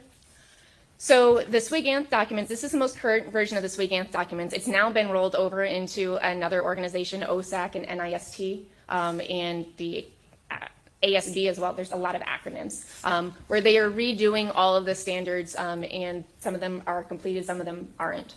So let me go to page 2 of 3 with respect to unacceptable practices.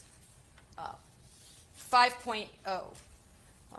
If you could tell us what 5.0 is, please, in terms of unacceptable practices. It says use of chemicals that damage or destroy bone or DNA. For example, bleach, hydrogen peroxide, and formalin may be used in some Sounds like another oopsie.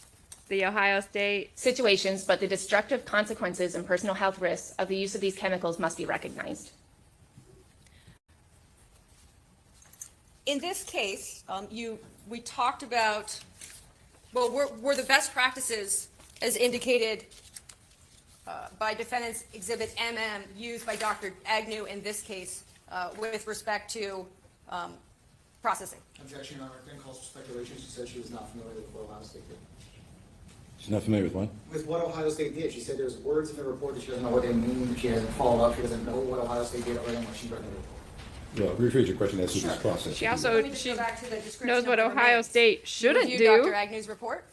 Correct. And in the 5th, number 5, process, that part of your report, where did you get that information from? From her report. And it is described in your report under 5 as what? I'm not following the question. What does it say in your report after the number 5 in a semi? Or, It's submerging the elements in a 1-to-1 ratio of water and 2% hydrogen peroxide for 24 hours. is the 24-hour period described in any way within Dr. Agnew's report? It's described as written. And then that takes me back to what I just showed you with respect to defendant's exhibit MM. Based on Dr. Agnew's report as to the 5th part of her processing of the remains, were the practices in compliance or not as listed in 5.0? Hydrogen peroxide was used, and there was no indication to the destructive properties of it in the report. Tell us why hydrogen peroxide might be a destructive property. It's a bleaching not agent, in so it'll turn the compliance. bones white, which makes them look nice, but we don't need them to look nice in a forensic case. And unless the remains are rinsed off very well afterwards, actually peroxide can continue to process those bones even afterwards.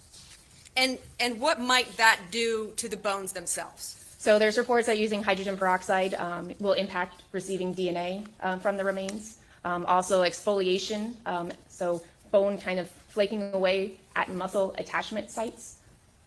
Tell us, and going back to your report, you've listed there the Stedman article from 2006. Tell us how, if at all, the process used by Dr. Agnew, the one-to-one, differs or same, similar, or otherwise to the Stedman article. So the Stedman article actually used experimental procedures to look at different types of processing and their effects on DNA amplification. One of the methods they did experiment with was hydrogen peroxide. In the Stedman article, they did do that over a period of 30 days because it took that long for the tissue to come off just from soaking in the hydrogen peroxide. It was used at a 1 to 9.5 ratio with 3% hydrogen peroxide. And if you recall, the ratio that was used in this case? It's a 1-to-1 ratio of water and 2% hydrogen peroxide. And so if we compare the ratio in Stedman versus the ratio in this case, how do they compare? It's approximately 10 times stronger. 10 times stronger in this case? Correct. Let's go now to your section with respect to, it's titled Absent Skeletal Elements. Tell the jurors if there was any skeletal elements that were absent based on your review of the materials and the photographs in this case. Yeah, so going through the report, I was going and reviewing all aspects of the forensic anthropology report. And so one of the first aspects in the report is somewhat of an inventory. What remains did you have available? What remains were missing? And I found a few discrepancies between what was written there, what was shown in pictures and photographs that I had that I reviewed, as well as an addendum report that showed up. And that's a perfect way of going back to the first page. I know I asked you about the materials you reviewed. In this paragraph right here that says, following a preliminary review, what, if any, additional materials does it say that you reviewed as part of your work in this case? Yeah, so once I read through the reports that were given to me, I requested additional photographs to conduct my review.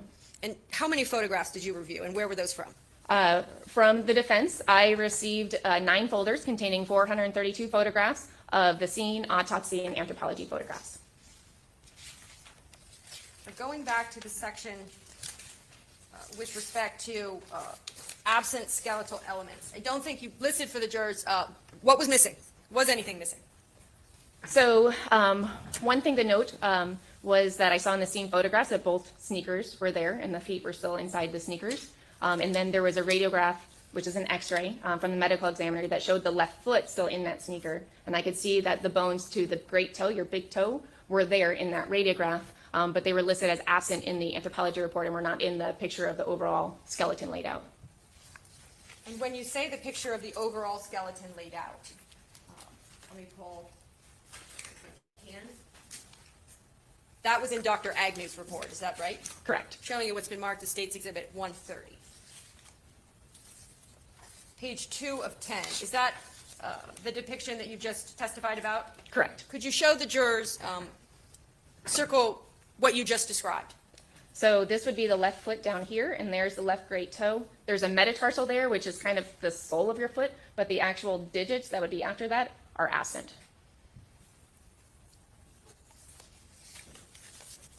I'm going to say Then- I stubbed my great toe Otherwise the absent, next time anything I else noted in your report? stubbed my big toe. There were also The great inconsistencies toe. I with love the it. dental, with the teeth present and the teeth that were recorded as being sent off for DNA. Why would you, in your report, address inconsistencies in reporting? Because it's about accuracy. I mean, the inventory is the first thing you do, what bones are there, yeah. Yeah, where'd they go? You, while we're talking about inventory, what I'll mark as Defendant's Exhibit NN. This isn't a picture we've seen, so Dr. Garvin, do you recognize this picture? I do. And was this one of the 432 pictures that you reviewed in this case? It was. I mean, maybe. Tell us, and You but got is it a easier little if I order toe. the picture this way? Yes, thank you. Yes, yes. Tell us if you could, I'll zoom in, identify some of the things that you see in this photo. So this photo, I go through them sequentially. So this was after the remains had arrived at the anthropology laboratory. They arrived and some elements were in different labeled plastic bags. And then this picture follows where there's a number of elements. So we have some hand elements, we have the mandible here, this is your first neck vertebra here, some feet elements as well. And zooming in, I noticed that this was the hyoid right here. This picture, is this before processing or after processing? Where is this in that stage? This is before processing. As you reviewed this picture, you've just circled what you have identified as the hyoid bone. In this picture or in any other picture pre-processing, did you see the thyroid cartilage? No. Have you looked for the thyroid cartilage in that photo and every other photo that you reviewed in this case pre-processing? Yes. Is there a photo freestanding of the hyoid bone pre-processing? Yes. Is there a photo pre-processing of the thyroid cartilage? No.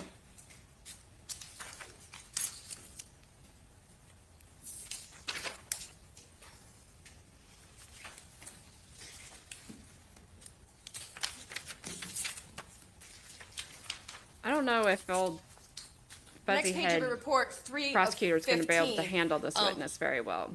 I think I she's smarter noticed than him. There are places in your report where you seem to say things such as, "I have no concerns or comments about this section." Why would you include that type of language in a report? So that you know that I did at least look at that section, even though I don't have any comments for it. Let's go to the next section with respect to, actually, we'll skip to age at death.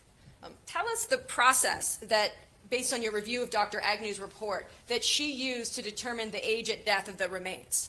So she looked at the pubic symphysis, which is one of the age indicators that we will use in forensic anthropology. It's where your pelvis kind of comes together in the front, and it goes through some predictable changes with age. And so she looked at that and applied the Brooks and Suchi 1990 method, where you kind of compare that to a number of phases and came up with a phase 4 for that. And so she gave a range based on that. And does that range, if you know, include the true age of Emily Noble? It does not include the age that's on the body labels. Did she use more than one method to assess the age at death? Based on a report, it only says that one method was used to come up with this age range, age interval, I should say. And with respect to your work as a board-certified forensic anthropologist, what is your practice with respect to determining age at death? Well, especially when you have a full skeleton, right? You want to use all the tools that you can. So there's other areas you can look at for age estimation, like the sternal ribs, the auricular surface of the pelvis, cranial sutures. So when we're doing a case, we want to apply different methods and see where all of them come out. And then from that, you have your final estimate. And for each of those, there are methods that have the statistics that follow it. We would report for each of those a 2 standard deviation wide interval. Was that done in this case? No.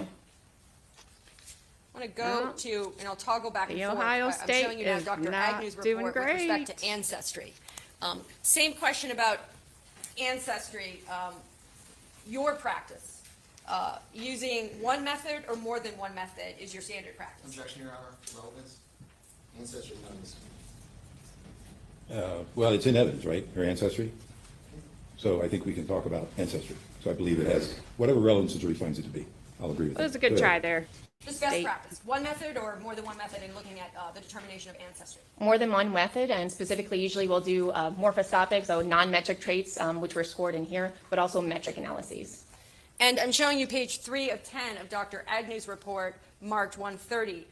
Based on your review of her report, what method did she use?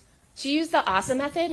It's optimized sum scores attributes. It's a method that was developed where you score a number of features, particularly of that nasal aperture region that are known to kind of have higher frequencies in certain ancestries. And then based on the sum scores of those traits, you can estimate whether those morphologies are more consistent with a white or European ancestry individual or Black African American ancestry individual. Did she use more than one method or just the one? One. If, based on your training experience and review of the literature, do you have any observations or thoughts on the use of the method that she did use with respect to ancestry? Objection, Your Honor. Relevance. This was addressed previously, I believe, with the prior witness, so I think this is expert testimony, talking about expert testimony, the topic that's been made a part of the record already, so. So given that the one method that was used here relies on features like nasal bone contour, I would have been cautious about using it if there's antemortem trauma there, or if there was any kind of trauma there.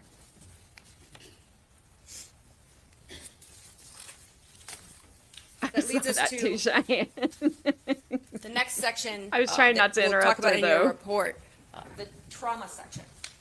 She used the awesome method. If you recall, how many pictures were in Dr. Agnew's report documenting facial trauma? I don't recall. I didn't count them. If I may approach? I think that's what she used. She uses this woman on the stand. The report? uses- Oh, in uses the epic report? I'm method. sorry, I thought you meant all the individual photographs. No. Okay. Just in her report. It would help still to. Sure.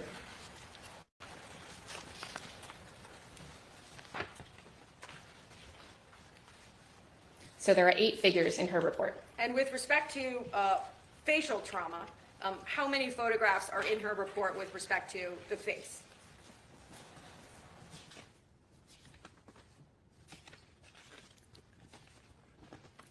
There is 1 figure composed of 4 photographs. Let's go through those 4 photographs now if we can. If she can Show you what's convince marked them as that Exhibit this whole 139. nose thing is not a thing, Do you recognize that as one of the 4 photographs? Yes. take some stuff out of here. Tell the jurors about plastic deformation or deformation. So plastic deformation, a lot of times, is an indicator for perimortem blunt force trauma. Essentially, when you have a load applied to the bone, right, the bone has a little bit of elastic properties to it. And so those elastic properties will allow slight deformation, slight strain, like 3%, some of the articles indicate. And if you were to stop applying that force, it would just go back to the way that it was. You wouldn't know any different. Until it reached to a certain point, a yield point. And at that time, you're getting bonds broken. And once that pressure is relieved, it will not go back to the way it was. That's plastic deformation. If you were then to continue applying force, that's when you get failure for that fracture. I might try that. What, if anything, do you recall in her report that Dr. Agnew circled or noticed about this photograph? In 1 figure, there was a blue circle encompassing the entire nasal aperture that the caption indicated was displaying plastic deformation. And the nasal aperture, if you could encircle it for the jurors. That's the nasal aperture. Before I ask you some questions about this, at any point in time in this case, did you see the actual bones? No.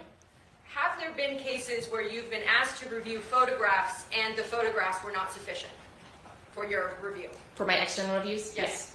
And in those instances, what have you done? I indicated that in my external review, that given what I had, I couldn't make a determination on this timing of the fracture. The photographs that you were provided of the 432 photographs, were they of sufficient quality? Objection, Your Honor, meeting. Rephrase your question. Did you need to see the bones themselves to render the finding and conclusions in this case? Any conclusions that are in my report, I felt confident making based off the materials that I reviewed. So let's go back to State's Exhibit 139. I know you've encircled the aperture, but I want to clear it out. Did you look at this image for deformation?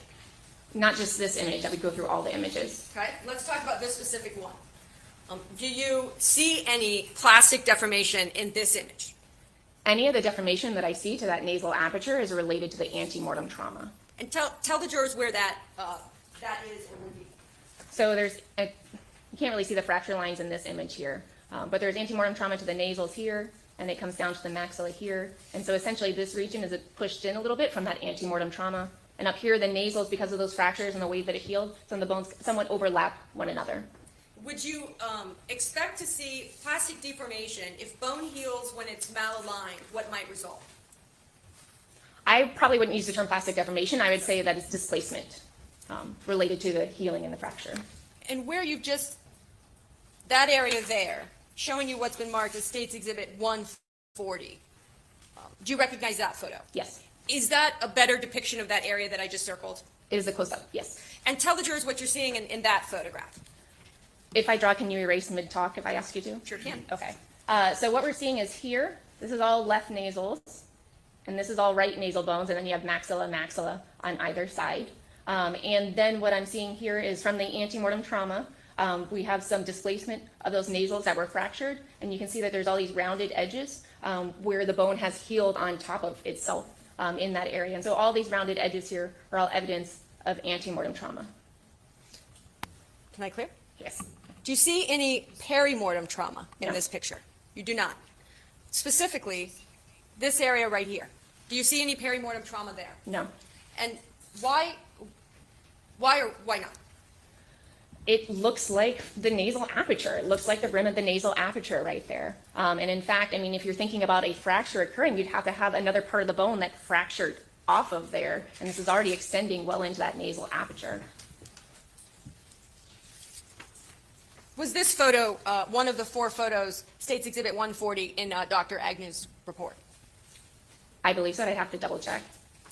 Showing you what has been marked as State's Exhibit 143. Tell me if you want me to reorient the photo as well. That's fine. Do you recognize this picture? Yes. And you can't see that. And what is it? So this edge right here, right, is that nasal aperture on the left side of the maxilla. So, and with that, I want to show you 140. Is that seen in this picture? No. Is it seen in 139? Yes. Just to orient ourselves and show the jurors where it is. So it's referring, it's this region right here. And so this, sorry. Nope. So the line I drew in the last one is consistent with the line I'm drawing right here. So now I want to go back so that we're oriented to State's Exhibit 143. And this is the line that you just talked about. Correct. First, before we get to that line, describe, here's a good fracture. This disruption in the bone Here's right here the beard, is what another closed antemortem caption fracture. You do have some space and gap that's still here, but it's very clear that you have rounding of the edges up here. And if you were to slide it down a little bit, I mean, ooh, my arrow's in the way. There you go. Not for us. You can really see how that's healing up in that place. So that's an antemortem fracture. And it in some of the images too, you can trace that antemortem fracture up and continuous with the nasal bone fractures. Is it possible in one fracture to have antemortem and then perimortem? No, in a single fracture, if there's signs of healing at all on that fracture, it's antemortem. If you had an antemortem fracture that was then refractured, there would be signs of that. You'd have disruption in the healed bone that was there.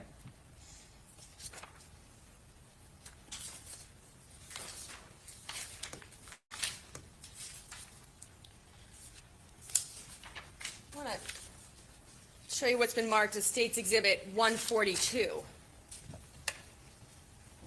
Do you recognize this photo? Yes. And generally, what is this depicting? This is the left side of the face, showing this is the nasal aperture right there. And with respect to mortem trauma in this photograph, do you see any? Yes. So this is the fracture that I was going to dot it. That I'm going to run alongside it. This is the fracture that we just noticed, went over in the slide previously. And you can see that fracture line continues up here. In some of the actual JPEG photographs, you can see it better that this fracture line then continues over on the nasals there. There's also another healed fracture that kind of comes in that way. I want to go back to the State's Exhibit 143. Is that same line? Yes. What about, and so this is antemortem in your opinion? Yes. Talk to us about this edge. That edge is the edge of the nasal aperture. Can you scroll it up a little bit, Of course. please?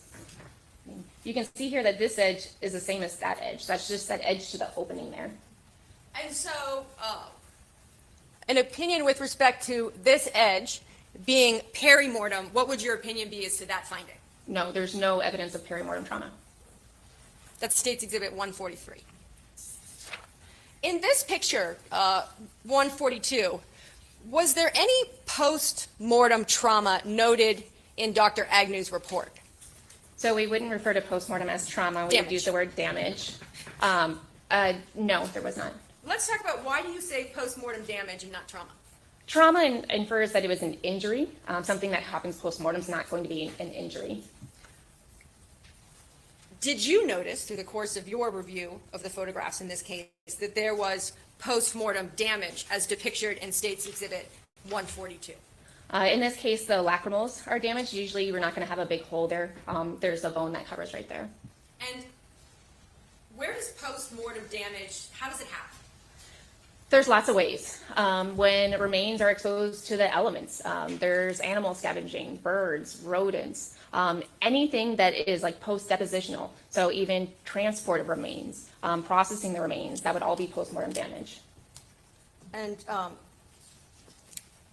if you, in your work doing external case reviews, well, I guess case reports, would you include post-mortem damage if you saw it?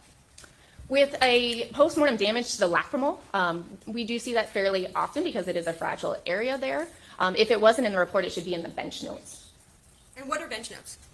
Bench notes are the notes you take as you're analyzing the case that then you use to synthesize your report from. Showing you what's been marked as State's Exhibit 131. Do you recognize this? Yes. And what is it? This is the photograph after processing of the hyoid bone and its elements that were available.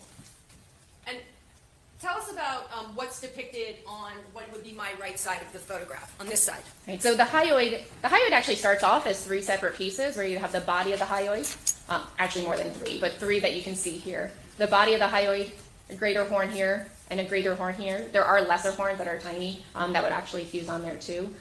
With age, some individuals' hyoids do fuse the greater horns to the body there. Not everyone's, but many do with age. And so that's the hyoid there. This is the fragment of the left greater horn. We don't have the fragment for the right. Do you know, based on your review of the materials in the photographs, where this greater horn is? No. Anything noteworthy with respect to the fracture that appears here and here? I mean, the fractures are occurring in the greater horns. And this is, I'm trying to find a picture pre-processing. Thank you. It is marked, but I'm not sure the number. But you talked about that peroxide and the effect it can have on bone. Showing you, do you recognize this photograph? Yes, that's an autopsy photograph of the hyoid, the major component of that hyoid. And is this photograph, if you know, before or after the processing done at Ohio State University? Pre-processing. And this is after processing? Correct.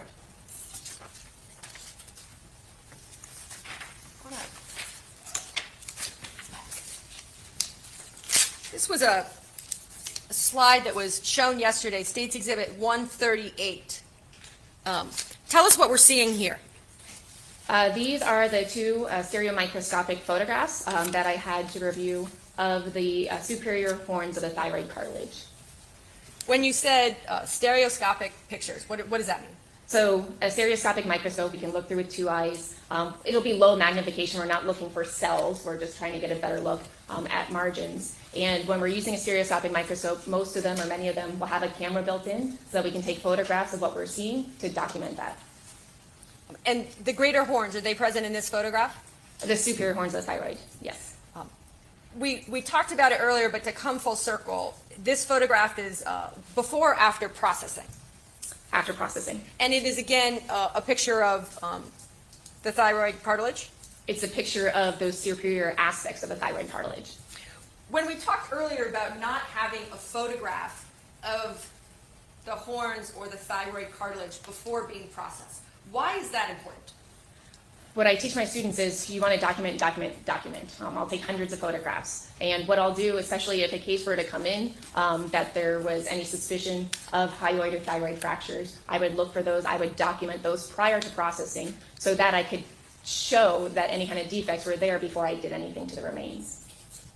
And I know you defined peri-mortem days, weeks, months earlier, but based on the photographs that you reviewed, and particularly State's Exhibit 138, can you rule out the possibility that either of those fractures occurred during removing of the body from the scene? Objection, Your Honor. Will we approach?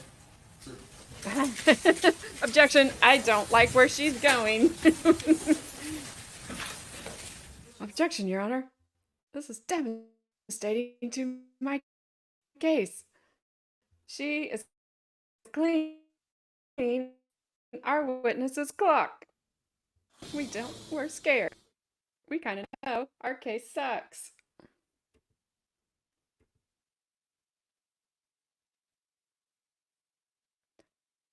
Like I said, I don't know. If she didn't do it to herself, I don't think he did it. And I don't think they investigated it well enough to know who did. Maybe that's why they look so sad all the time.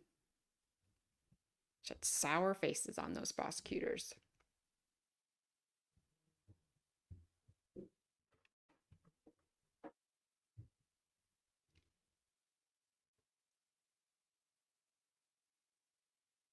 Boy, she looks happy and they look pissed. Did she just wink at the judge?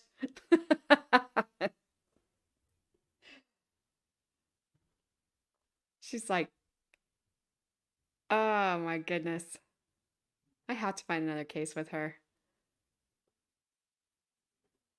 But not Jen Psaki's mom. She can eat that pin and be on her way. All right, here we go.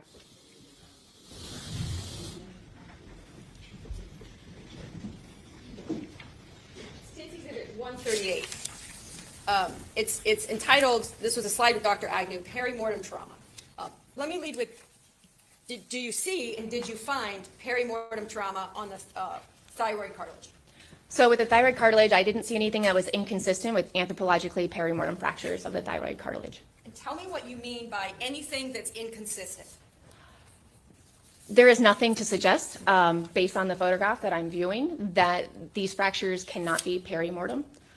You see on the one side, there is some fraying suggesting that the bone was relatively fresh when that occurred. Also, the ossified thyroid cartilage, it's not a normal bone. It's not, because it starts off as cartilage. So what's happening is as you get older, that cartilage starts to calcify and turn to bone just as part of the degenerative process. So it's not the same bony thickness or texture. And so you might get fractures that are slightly different in that structure. Showing you what's been marked as State's Exhibit 37 and 36.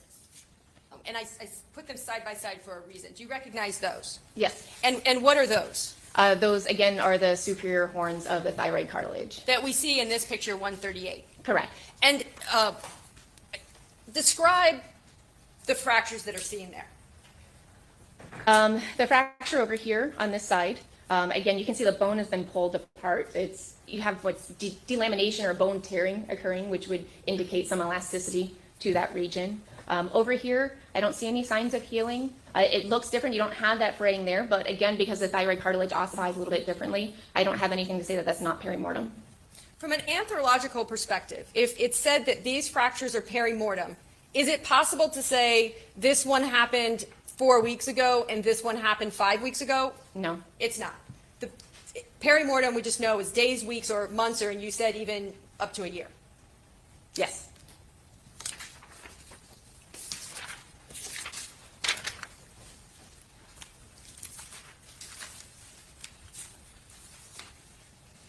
And I'm showing you what's been marked as State's Exhibit 41. I know I asked you about this image and whether you saw perimortem fracture there. I hadn't shown you this image, which is the same, is it not? That's depicting the same area? Yes, the arrows are depicting the same area. Do you have the same finding and conclusion with respect to not seeing perimortem trauma in this image when you also compare it to that image? Yes, I didn't make any of my conclusions off of a single image. I would look through all images available.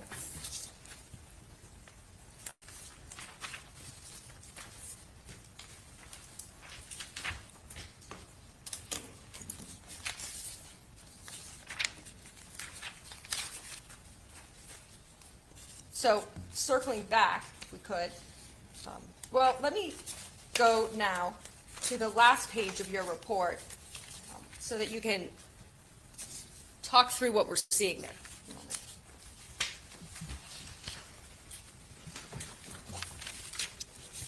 Page 15 of your report.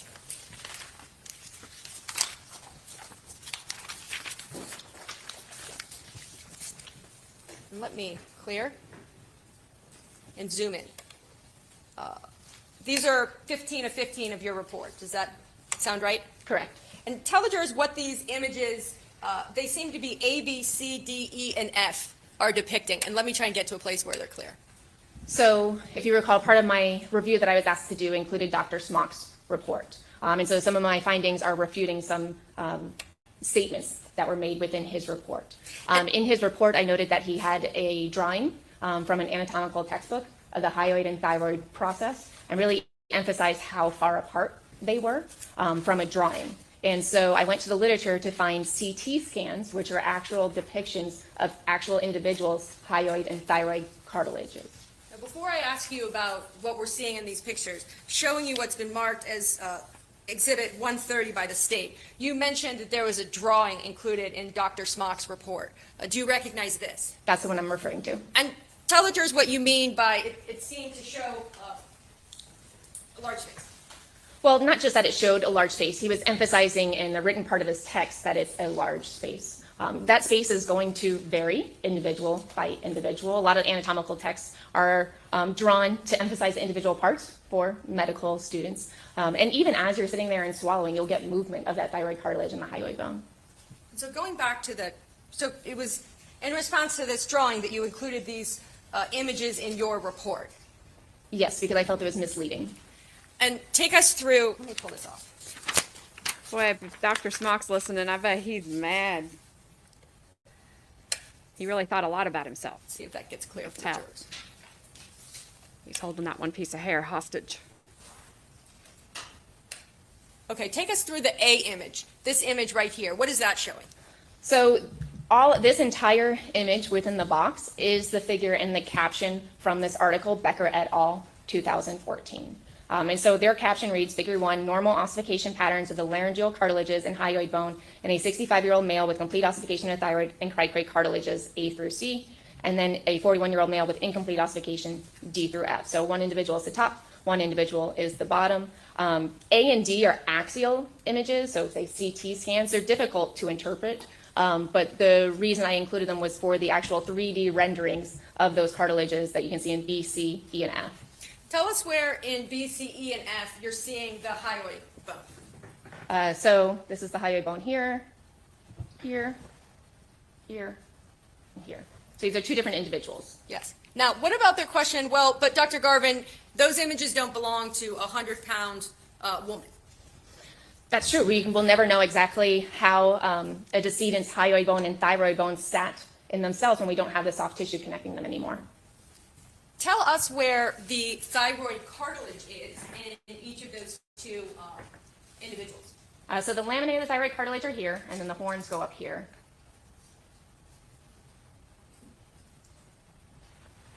Now, the horns that you just talked about, could you,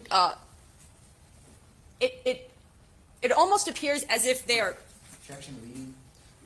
are the hyoid and the thyroid cartilage connected by the horns?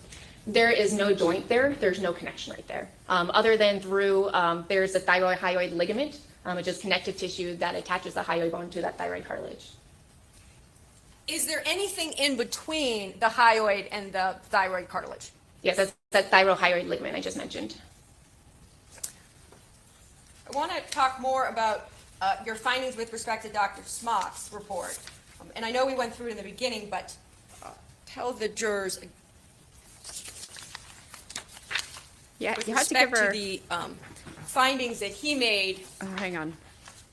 regarding the 4 fractures could never be from a hanging. What is your opinion with respect to that conclusion?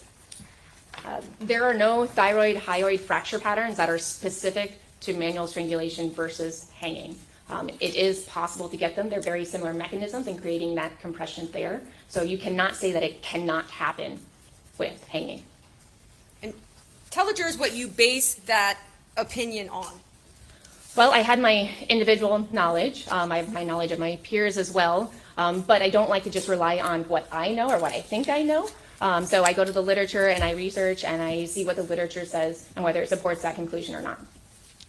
Showing you what's been marked in your report with respect to your conclusion that those fractures could be from a hanging. Did you cite literature?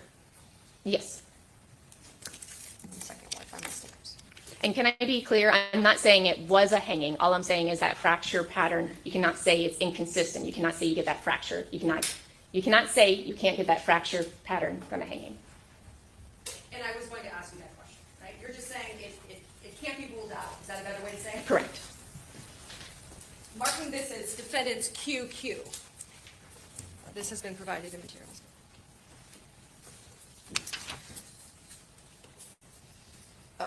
Dr. Garvin, do you recognize this publication? Yes. And what is it? So Zadapkova et al. Is a 2018 article in the Forensic Science International. They did a very thorough review of a lot of the literature out there on laryngohyoid fractures in hanging. I think they have 204 citations in there, so it's very thorough, as well as their own study looking at fractures in that situation. And tell the jurors why you include this as a publication that supports your findings with respect Dr. Smock's opinions? So while a lot of the literature out there refers to combined hyoid and thyroid fractures, it doesn't actually specify whether they're unilateral or bilateral. But this article did. This article specifically referenced bilateral hyoid and bilateral thyroid cartilages. And what is the ultimate conclusion within the article? While it was a small percentage, 3.4%, it did occur. And when you say it did occur, what do you mean by that? In 3.4% of their study sample, they found bilateral hyoid combined with bilateral thyroid fractures in hanging. And what, if anything, would you say in response to, well, tell the jurors, does that article specifically study women 100 pounds in weight? No. And is there a study that you found with the same or similar findings that only studies women that are 100 pounds in weight? No. I'll ask you the other question. And if you search for one, is there any literature, publication, anything to support that a 100-pound woman with those 4 fractures, so the 2 bilateral flat fractures on the hyoid and then on the thyroid cartilage, was manually strangled? The literature, this is actually a hot topic in the literature as far as number of fractures with hanging. There are dozens of articles that do contradict one another. I did go through a lot of the literature. I looked for manual strangulation articles as well. I did not find any that specified a 4 fracture pattern. The only unique signature that is suggested in the literature for manual strangulation is fracture of the cricoid cartilage. Could you explain that last part? For something. Your Honor, can we approach? We don't like this again, Your Honor. Your Honor. We're losing, Your Honor. Your Honor, this is really bad for us. She's saying a lot of things. She is making our experts look kind of stupid. Your Honor, can you help us stop the bleeding? She's going to eat that pen, isn't she? Take a bite out of it. Why would you just stand there like that? It's like one of those things like when you're in pain and they have to give you something to bite down on, make you feel so you can get through it. That's what she's doing. She's like, this sucks so bad. Oh, I can't wait to see him try to cross-examine her. His fuzzy hair may fall out.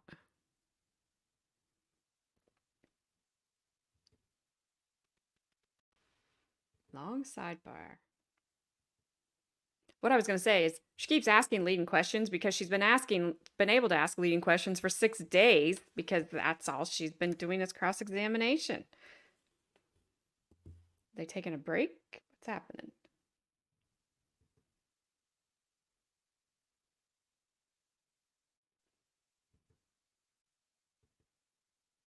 They have to get some tissues for the state.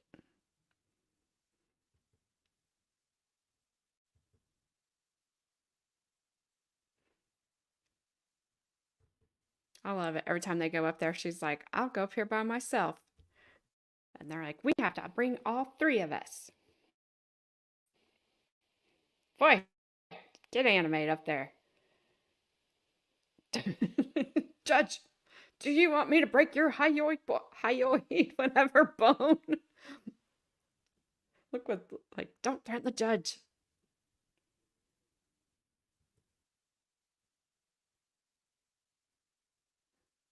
The pen is going to be gone by the time the sidebar is over.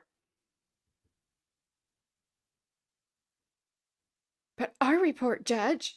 Well, your report, she did it wrong.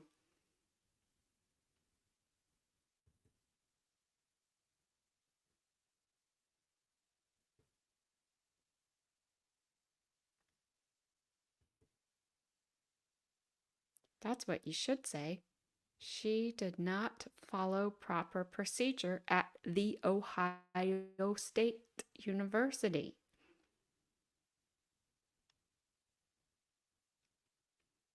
She's harder to read if she's winning or not because she just gets, she's kind of an intense woman, that defense attorney, Diane Menashe. Oh, the state lady's turned away. Oh, shaking her head. Nope, nope, nope. State lady doesn't like it. Long, long, long. Are we gonna get a break so they can argue? I would say a break should be coming up here pretty soon, regardless. Pen's gone. It's getting in her hand. Look how intense he looks. I don't like this at all, Judge. Nope, I'm sure you don't.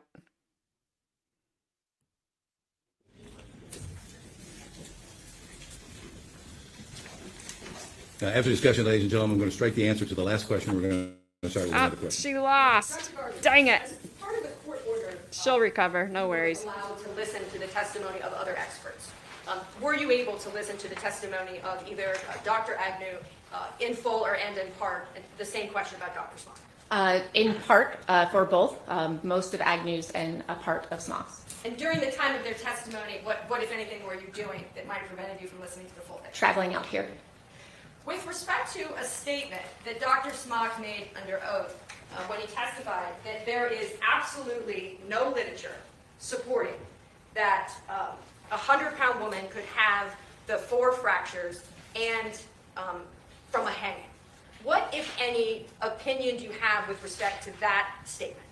Well, it's obvious that there is at least one article, if not more, indicating that this fracture pattern can occur with hanging. While it may not specifically have a 100-pound, 52-year-old woman, there's lots of things regarding the scenario. And I mean, there's ligatures, there's health, there's bone density, there's a lot of different factors that go in. I would not be comfortable saying that this could not happen, given that it does. Showing you what's been marked as defendant's It exhibit has. II. If You what just she just said mentioned is that true. there's literature. Do you recognize this?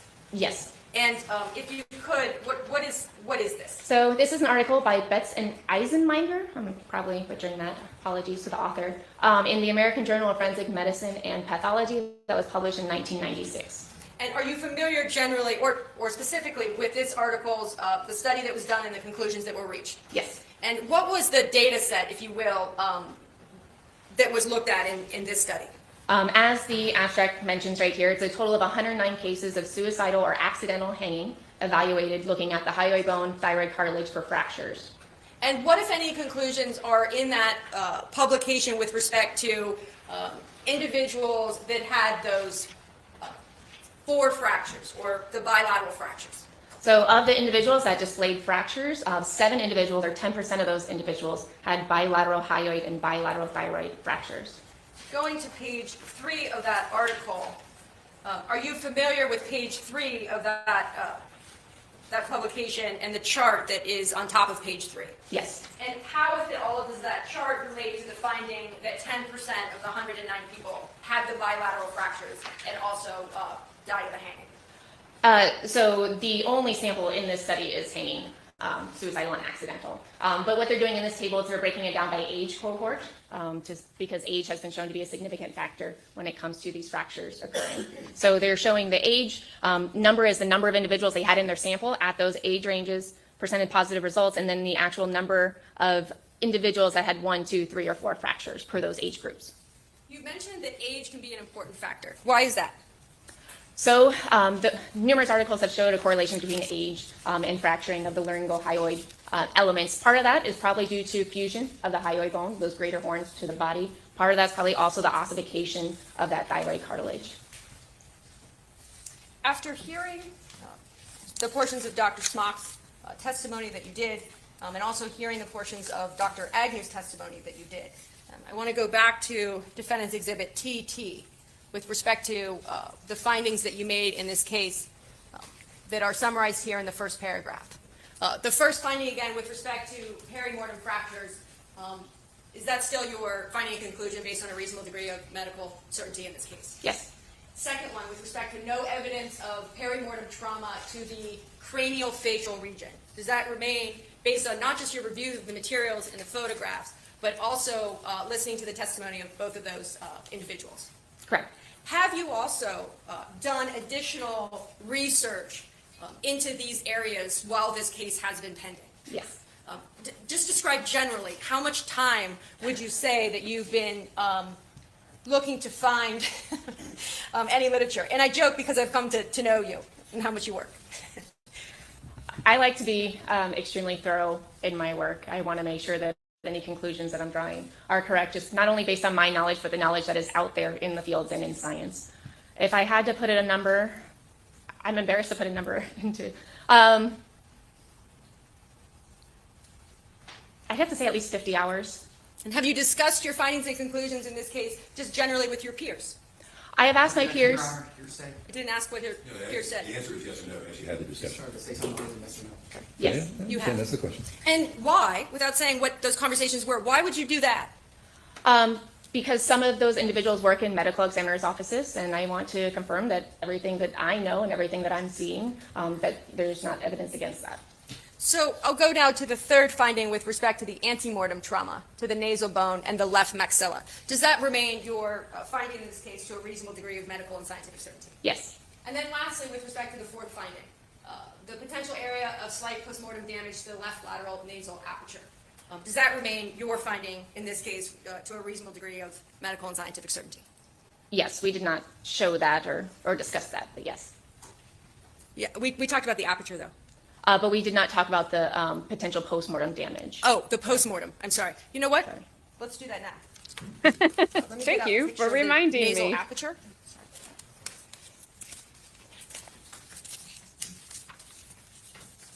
Showing you what's been marked as States Exhibit 41. Tell me if this picture can be used to illustrate your fourth finding. It's not the best one. Let me get to the other one. 1 second. Is it possible to use a figure from my report? It is, yes. That might be Which easier. page?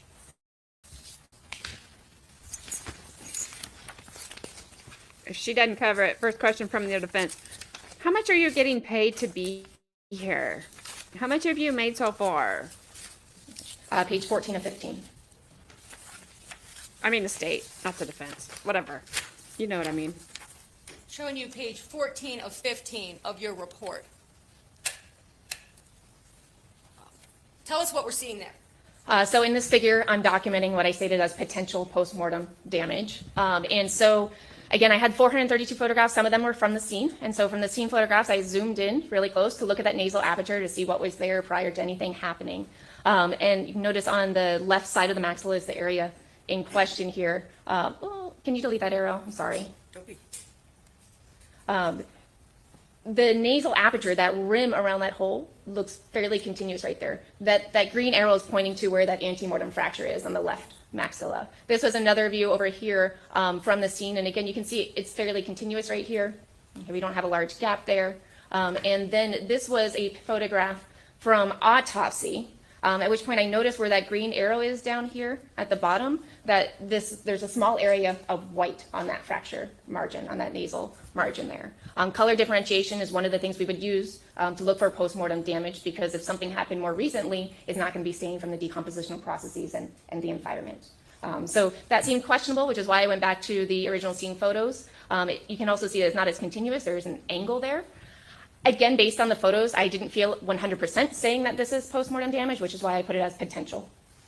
Could you circle the discoloration that you just talked about, just so the jurors know? And It's a little washed out. nothing further. Absolutely, yes, sir. Ladies and gentlemen, afternoon break. Absolutely, Remember because course admonition?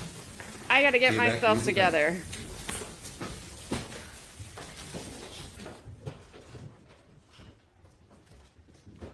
He's like, I need to get myself together here. I gotta find my cursor.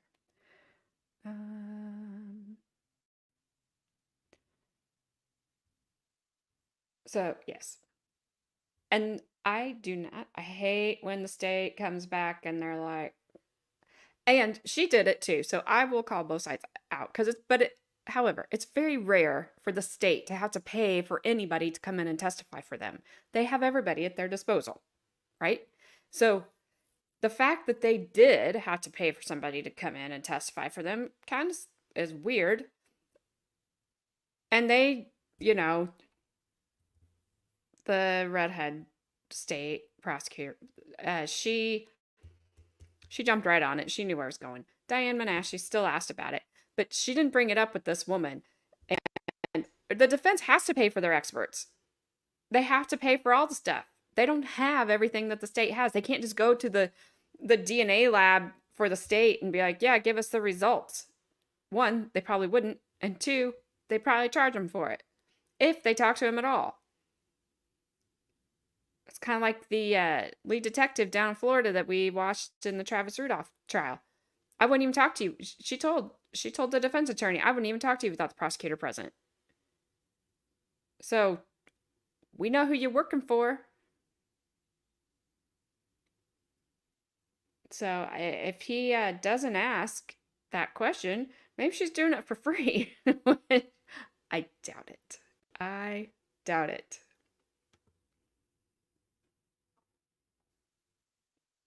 She's worth some money. There's no doubt. I mean, she probably makes okay money, so maybe she doesn't need the money. I don't know. Just pay for my travel.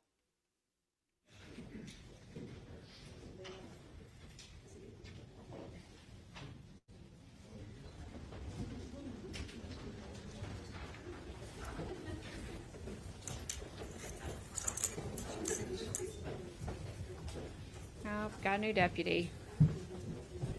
He wasn't as fidgety today. Old deputy wants to stick his fingers in his nose. He wasn't. He was pretty good.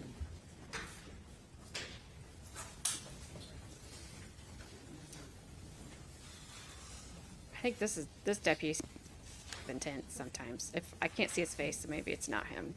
Come on, bring him in. Thank you. Have a seat. There we go. Please proceed. Thank you, Your Honor. You're welcome. Good afternoon. Good afternoon. I'm not trying to put words in your mouth. If I ask you a question, you're not sure what I mean, please stop me. I want to make sure that we're asking clear questions and getting clear answers. Fair enough? Understood. All right. So I want to start with you termed it, when defense counsel asked you if you did an analysis in this case, you sort of stopped. Is that fair? Well, I analyzed the reports. When the word Didn't. analysis was used, you said, well, hold on, it was really a case review. Is that correct? Correct, because I wanted to specify. And so you, in this case, did not do what, when you had listed on your resume as full forensic analyses, forensic anthropological analyses. This is not one of those. Correct. This will go under the case review part of your resume. Correct. And so as a result, you never looked at the bones yourself in this case, correct? Correct. And so what you did is said that. reviewed the other reports that you talked about, correct? Correct. And you reviewed the photographs that were provided, correct? Correct. But you yourself did not do an analysis of the bones. Correct.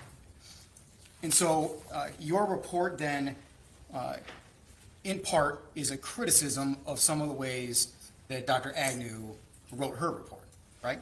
Not just the ways, but the conclusions based on the photographs. And we'll get to the conclusions, but I want to talk first. You talked about criticizing the way that, for example, the age range was written, correct? Correct.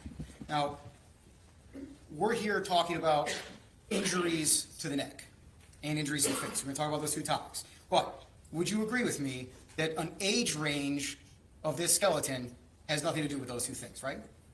It does not have to do with the trauma, correct? And so whether or not she used one standard deviation or two standard deviations, that doesn't affect in any way your conclusions about the types of trauma that we're seeing in the skeleton, correct? Correct. Same thing with regard to toes being missing. Whether or not they documented what toes were where, that has nothing to do with your conclusions about the trauma with regard to the neck and the face, correct? Correct. Same thing with regard to the discrepancy in what teeth were present. Whether or not one molar went here, one molar was in the dirt, one molar went for DNA, that again has no impact whatsoever on your opinions on the trauma to the neck and face, correct? Correct. Same thing with regard to the lack of a pre-processing photo of the thigh.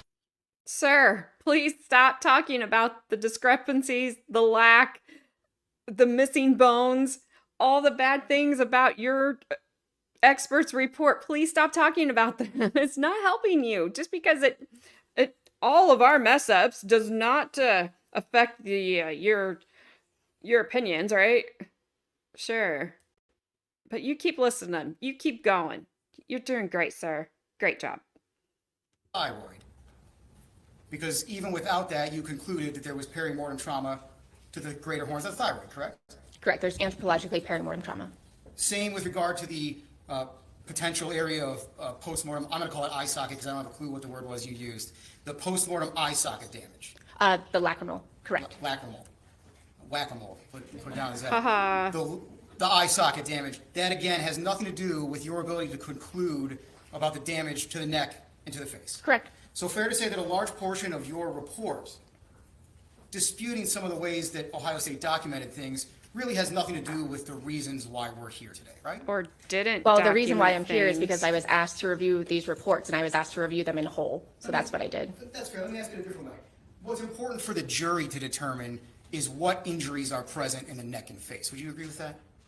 I don't know that I can say. Jury determines credibility, which these things all go to. You can go ahead and answer your question. You go ask the question. I'm sorry. She'll answer the question.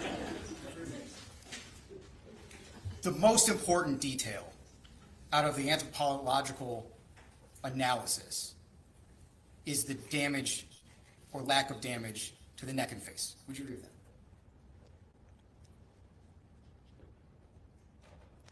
I hesitate because I'm not familiar with the entire case. And so I don't know what other aspects of the case there are and whether some of the things would be relevant in my report.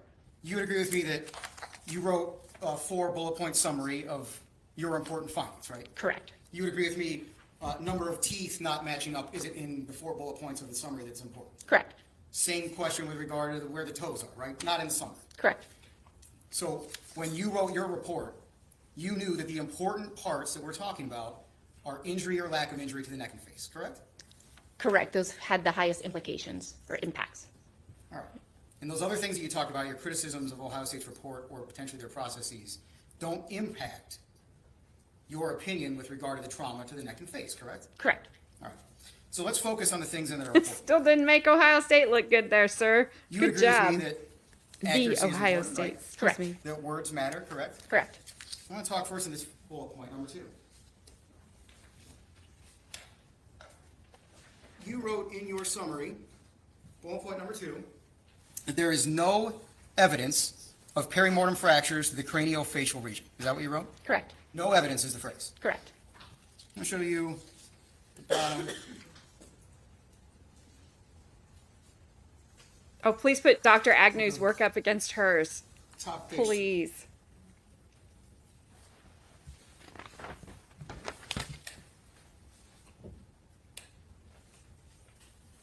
I'm going to start with the materials and through maxilla.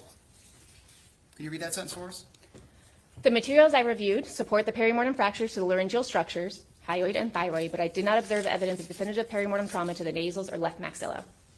Evidence of definitive perimortem trauma, right? Correct. Top of page 4 of your report. I think he's going to try to pick it apart, but I think she'll put it right back together. I think she knows her stuff. Second sentence there, starting with reviewing. What's that say? Reviewing the case photographs, I do not observe any definitive perimortem trauma to either nasals or maxillae, discussed further below. Again, no evidence of definitive perimortem trauma, right? Correct.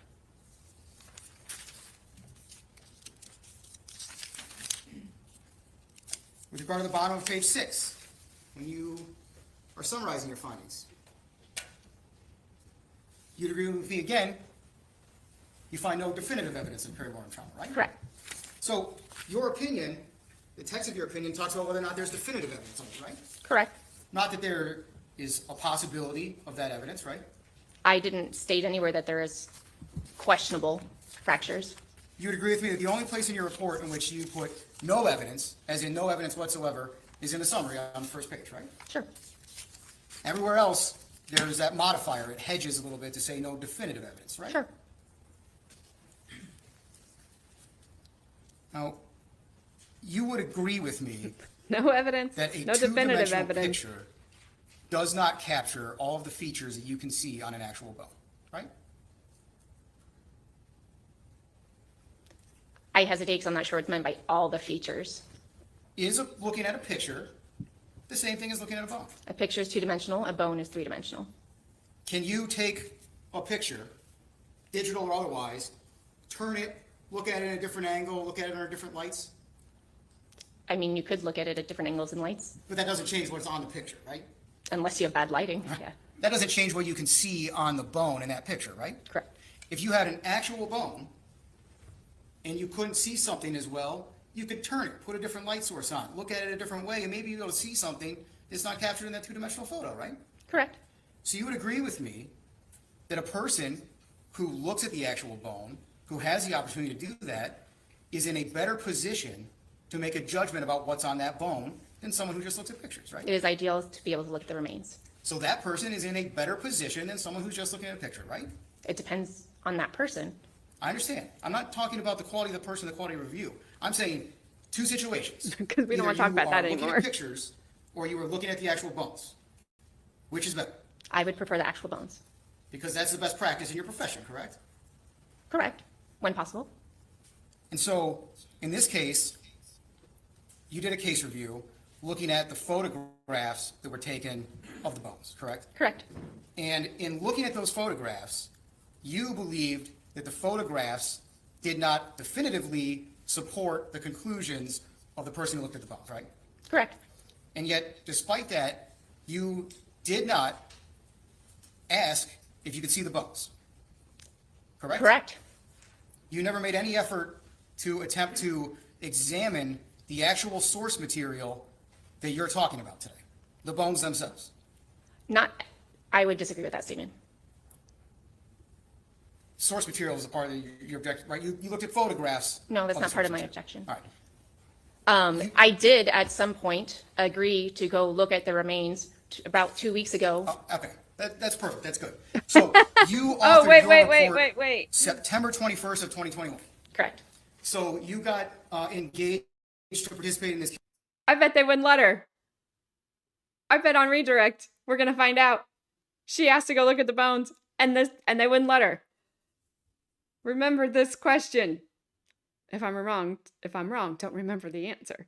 But because he moved on super quick, like shit. Give me that pen so I can bite on it. Redhead prosecutor. I don't know your name. Melissa. I think it's Melissa. Case on behalf, to write a report on behalf of the defense on September 3rd, right? Correct. And between September 3rd and September 21st, you reviewed photographs, correct? Correct. You determined that you believe, based on what you saw in the photographs, didn't match the conclusions with regard to the nose of Dr. Agnew, right? Correct. And yet you made no effort before authoring your report to see if you could look at the bones themselves, right? Correct. And so you also testified on direct that there were things in the report about the process. I think rehydration was the word that you'd never heard of before, right? Correct. I had not heard of it as a process, as a term. So surely then you picked up the phone and called and said, "What is this?" To who? The person who wrote the report? I don't believe that would be appropriate.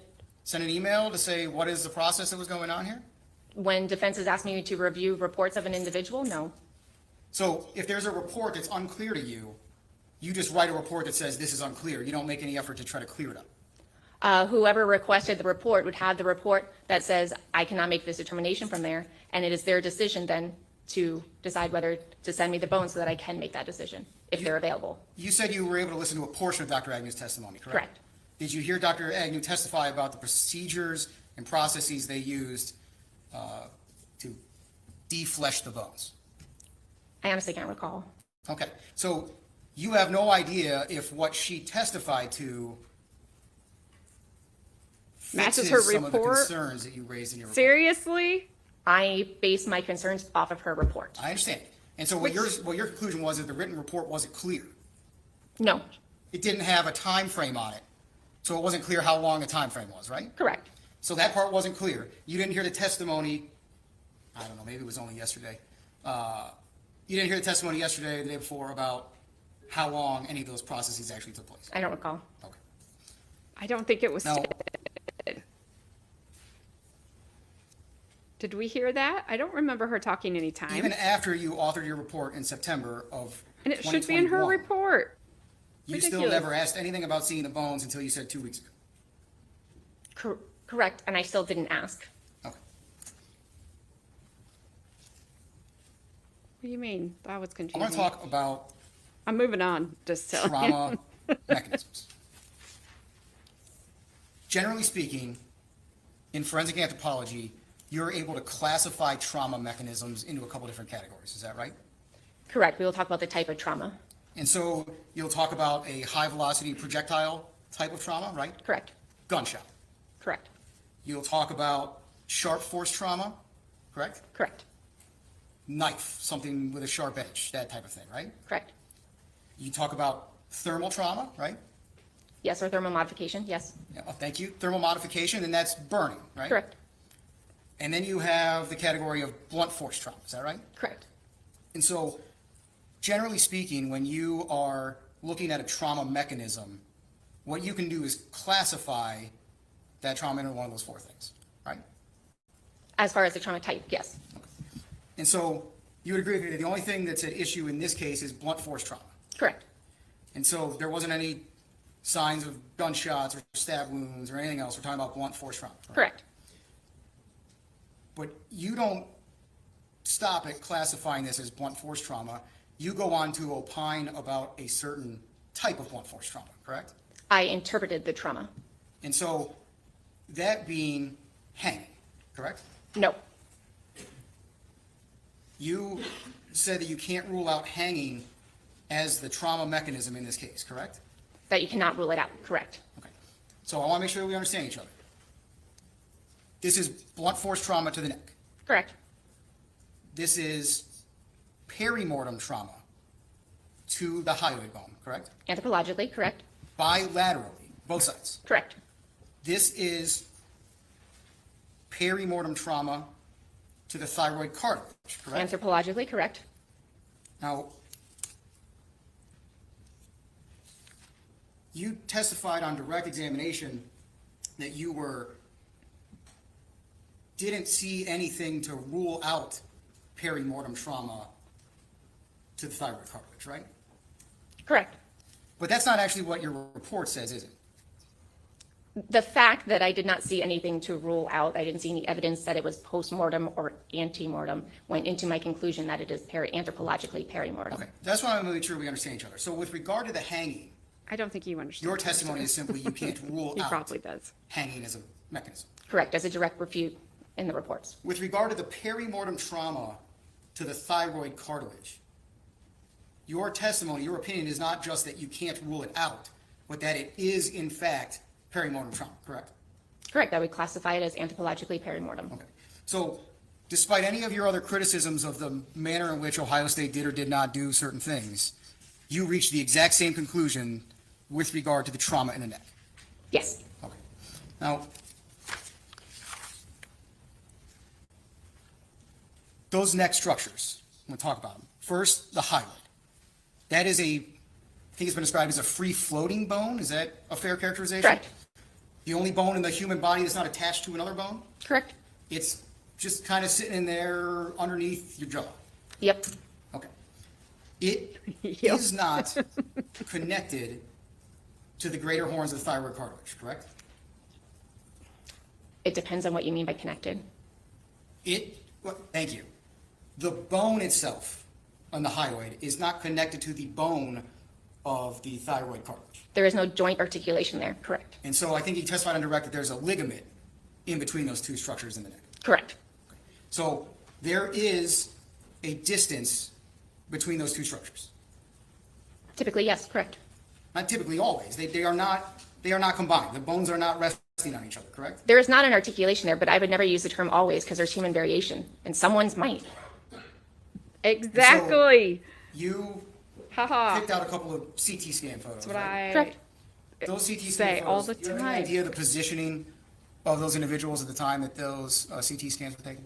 No. So whether somebody was laying with their head back or whether they were leaning forward, you have no idea what the position of their neck was at the time those CT scans were taken. No. You included them in your report because you believed that the anatomical drawing might be misleading, right? Correct. Fair to say that those CT scans might be misleading in the other direction, showing them closer together than they would be if I was standing here with my neck just like this. I guess by misleading, I meant that it's a drawing. It's not actual people. Right. Just like the anatomical drawing of a skull that you used as part of your slide. Correct. And the one picture, yes. One of those was an anatomical drawing. Yes. Okay. So sometimes anatomical drawings are okay, sometimes they're misleading. I don't understand. I would like the question clarified. You believe that Dr. Spock's use of an anatomical drawing was misleading, but your use of an anatomical drawing was not misleading. I That's put it that's what your alongside opinion four is. photographs. That was your opinion. Is that what you're saying, is that those two situations are not the same? Correct. Okay. Now, you would agree with me that the fracture that occurred to the thyroid cartilage is not at the tip, correct? It's at the base of the greater horn. The base of the greater horn. Sorry, excuse me, the superior horn. Superior meaning top. Correct. For of the thyroid cartilage, correct. Okay. So not only is there a distance between the hyoid and the top of the thyroid cartilage, right? Correct. We also have to account for the distance between the hyoid and the distance down that thyroid cartilage to the place where the break is, right? I don't know what you mean by have to account for, but if you're saying, is there a space? Yes. Okay. And so anything that would have caused injury to both of those two structures at the same time would have to account for the distance between those two structures, right? What do you mean by account for? As in, if I have a thin cord that isn't even as wide as the distance down the superior horn of the thyroid cartilage, that thin cord couldn't have fractured the hyoid and the thyroid cartilage at the same time. Does that make sense? Accounting for that distance. Okay, so can you ask the question again then? Sorry. So there is a distance between the hyoid and the thyroid cartilage itself. Yes. There is a further distance from the tip of the thyroid cartilage until the place in which it is fractured. Correct. And so if you are looking at something to suggest that it would have fractured both the hyoid and the thyroid cartilage at the same time, that object or item or whatever must account for the distance between those two fractures. No, it doesn't have to be the distance of those fractures. If the ligature is too small to be touching both of those structures at the same time, then it cannot be the cause of both injuries simultaneously. I disagree. I want to talk about, I don't want to talk about that anymore. you have indicated that hanging cannot be ruled out as a possible mechanism to these fractures, right? Correct. You are indicating that, let me just ask it this way. Is that because a hanging somewhere in the universe of hangings has caused the four fractures? Partly, yes. It is not that the factors present in this hanging, alleged hanging, show that it can't be ruled out. Every case is unique. Let's talk about that. Did he just make that face because the prosecutor just called it a hanging and then changed it to alleged hanging? You guys have been calling it a staged all this time, and you just messed up.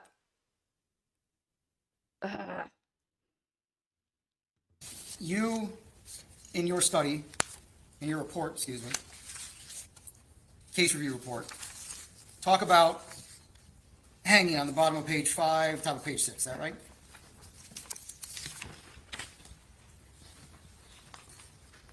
I talk about the review of the literature regarding hanging. Correct. And in your review of the literature, I don't remember what you marked that as. Does that go? I guess I'd be sitting there thinking, if it's happened before, it could have happened here. Why not? Why couldn't it have happened here? Just because you guys say it didn't? Because you guys Defense exhibit Didn't- QQ. that's just what you say?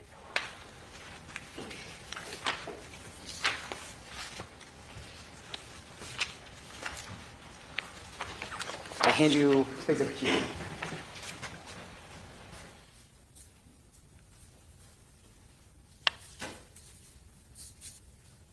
I'm going to show you another copy of Defense Exhibit QQ. This is the study that you cited, correct? Correct. And this is, if we just refer to this as the Zadkova study, is that a good way to refer to it? Correct. Okay. Now, the Zadkova study was a study of 178 autopsies of suicidal hangings over a 3-year period, correct? Correct. And so they were not only, they were doing their own autopsies and looking themselves at what injuries they were able to observe, correct? Correct. They also conducted a review of other literature regarding hangings and fractures, correct? Correct. And there's a large portion of this article that discusses what that other literature says. Correct. And in this study, the authors noted certain things that were statistically significant in determining whether or not there would be fractures, correct? Correct. And one of those things that they talked about being statistically significant is weight, correct? I believe in the study, weight was not, but weight when corrected for age was.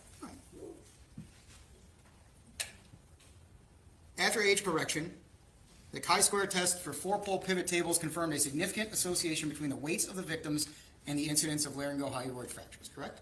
Correct.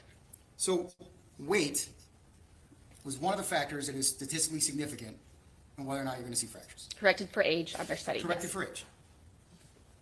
Additionally, the location of the knot is statistically significant for whether or not you're going to see fractures, correct? In their study, correct. And where was the knot in this case? I don't know. So you don't know whether there was a knot or if there was one, where it was. I could not see the knot clearly, or I could not see a knot clearly in the photos. Okay. You would agree with me, though, that's statistically significant in determining whether or not there's going to be fractures. Yes, it is one of the contributing factors. And we'll show that again here on 3.6. The chi-square test identified a significant relationship between the location of the knot on the neck and the occurrence of laryngohyoid fractures, right? Correct. So weight adjusted by age, location of the knot, two things that are statistically significant in figuring out whether there's going to be fractures.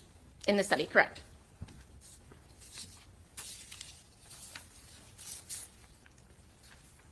The authors also discussed that hanging is not the only cause of laryngohyoid fractures, right? Yes. In fact, in their study they noted I don't think she ever said it strangulations, was. particularly throttling and homicidal ligature strangulation, are the most common cause of laryngohyoid fractures, correct? Can you point on there exactly where? Oh, sure, I'm sorry. Right there. Correct. So, and throttling is a physical, an assaultive strangulation, not a suicidal strangulation, right? Correct. And so, that act is the most common cause of laryngohyoid fractures, correct? Correct. Now, But not the only cause. Correct? their review of the other literature is presented in tables like this, right? Correct. And these tables indicate the number of people involved or cases involved in a study, right? This table indicates all the other studies that they reviewed as part of their paper. And so in this column here, that wasn't a very good circle, there's an N, that's the number of cases that were looked at in those studies, correct? Correct. We then go over and we have an IH, that means an isolated hyoid fracture, correct? Correct. We then go over the next one and there's IT, and that's an isolated thyroid fracture, correct? Correct. Then we have a column for H and T, that means they had hyoid and thyroid fractures, correct? Correct. And then we have a column for H and or T, so just meaning there's at least one to either one of those structures, correct? Correct. Nowhere in this table do they talk about the quadruple fracture pattern, correct? Correct. And so all this H and T column says is that there were fractures to each structure, but it does not indicate if those fractures were bilateral, as in on both sides. Correct. It doesn't specify. So none of these studies in this table specifically talk about quadruple fracture patterns. You have no way to tell what's in it. Correct. Table 6, and this goes on again for both goes into the top of the next page too. This table suffers from the exact same problem as table 5 that we just talked about, right? Correct. The difference is this one is retrospective studies. Right, so this is looking back at past cases rather than doing autopsies and looking at what's there. Correct. And so once again, though, in this set of literature, it does not specify in any place if we're dealing with a quadruple fracture pattern. It doesn't specify that they're bilateral hyoid and thyroid fractures. And so, just so we understand, if I say a quadruple pattern, that's what I mean. 2 fractures of the hyoid, 2 fractures of the thyroid cartilage. Understood. So it doesn't specify if any of those cases Correct. are in there. Okay. So Excuse me. in the Zadkova study, they did actually break out when there was this quadruple fracture pattern. Isn't that correct? Correct. And I'll show you that. So you're on table 2.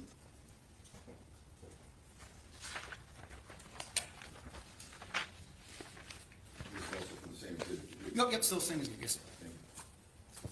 So here, the authors of this study have broken down isolated fractures, right greater horn, left greater horn, superior horns, all the way down until you get to the bottom here, correct? Correct.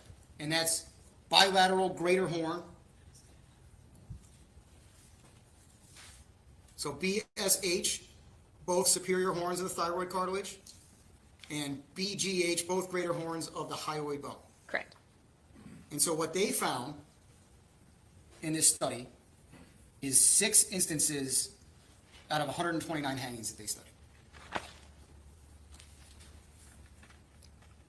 It was out of 178, actually. I'm sorry, 178 total, thank you. 129 that had fractures of any kind. Correct. So 178 cases, 6 instances of that quadruple fracture pattern, right? Correct. And that was Which means it happened. 3.4% of the cases in their study. Doesn't Correct. matter. And it's upon this piece of literature that you cited in your report to say that this same fracture pattern observed in Ms. Noble's case can occur in a suicidal hanging, right? Correct. But you didn't just rely on what was written in the study, did you? In order to reach that conclusion? No. You actually emailed the author of the study, correct? I did. And you asked the author of the study to tell you how many of those were incomplete hangings. That is correct. And that's because you thought it would be important to know the difference between whether the quadruple fracture pattern was in a complete hanging or an incomplete hanging, right? That was because of Dr. Smock's reliance on the partial hanging, so I wanted supporting evidence to refute that. And so you thought that you wanted to know how many of those were incomplete hangings, right? Correct.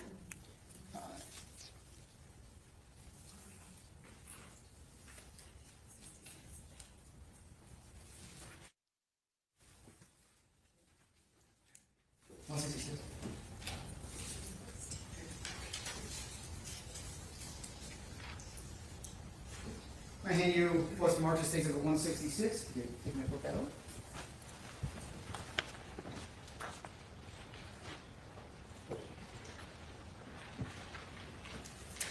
Do you recognize that document? Yes. Generally speaking, can you tell the jury what it is? It is my email correspondence to the author and their reply. And is that a true and accurate copy of the entire correspondence that you had with the author of the study? Yes. You guys time as to publish these at 166. No objection. Does she just smile? Your email to one of the authors appears at the bottom of the first page, is that right? Correct. With the signature line continuing on to the second page? Correct. And you asked how many Maybe of the not cases in have that the study emails up there. that had the bilateral fracture of the hyoid and bilateral fracture of the thyroid cartilage, asked if they were incomplete hangings, correct? Correct. And you received a response, correct? Correct. And due to that response, you wrote in your report, although it is not stated in the article, email correspondence with the authors revealed that 50% of those quadruple fractures were in cases of incomplete hanging, right? Correct. But that wasn't all that one of the officers of the study told you about those cases, was it? No? In fact, he indicated that 3 of the 6 cases were incomplete hangings, which you put in your report, correct? Correct. But he also told you that they were all males, correct? Correct. And he also told you that 2 of them were a bit overweight, correct? Correct. And then included their weight as being 110 kilograms, right? Correct. And you agree with me that 110 kilograms is 242 pounds? I'll take your word for it. It's not 110 pounds. Correct. We're talking about quite a significant bigger weight than that. We're talking kilograms of pounds. Correct.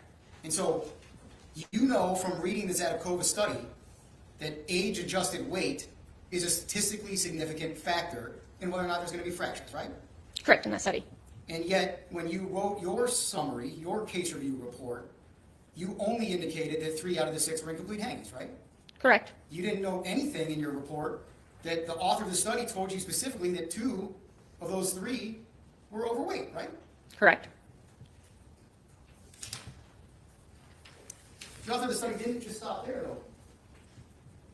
He included the entire data set from your study, correct? They did. Gave you a spreadsheet that laid out their cases and their findings. Correct.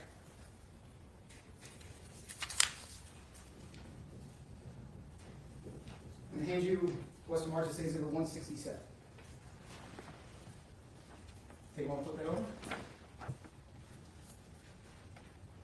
Do you recognize that? It appears to be a subset of that data, including only the individuals with the bilateral hyoid and bilateral thyroid fractures. And in the study, there were 6 such cases, Correct. and that is reflective of those 6 cases. Correct. Now it's time us to publish cases in 167. Okay.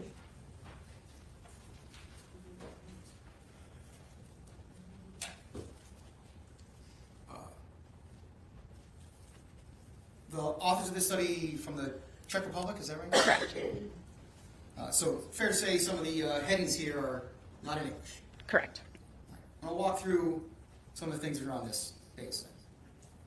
Let's start with first column, sex, M. That indicates that all 6 of the individuals that had the quadruple fracture pattern were male, correct? Correct. The next line is age, or excuse me, not line, column, Correct. is age. Those are the ages of these individuals who had the quadruple fracture pattern. Correct. Next is their weight in One was kilograms, is that correct? 52. Correct. And so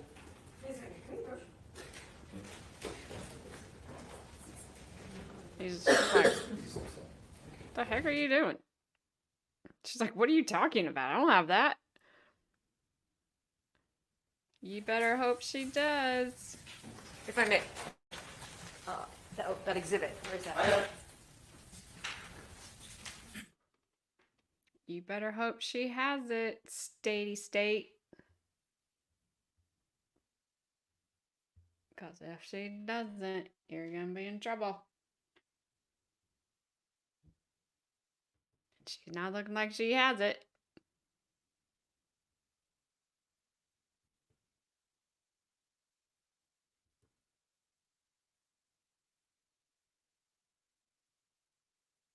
Maybe she found it.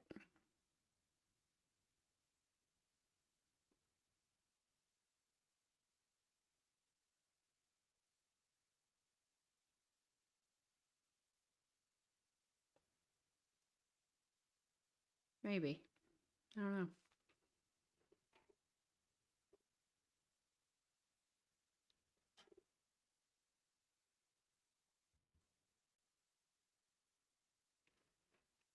She doesn't have it, I bet you.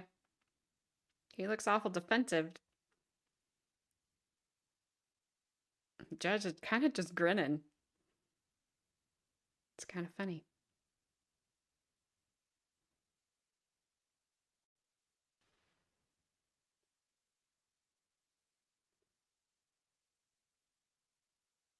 Alrighty.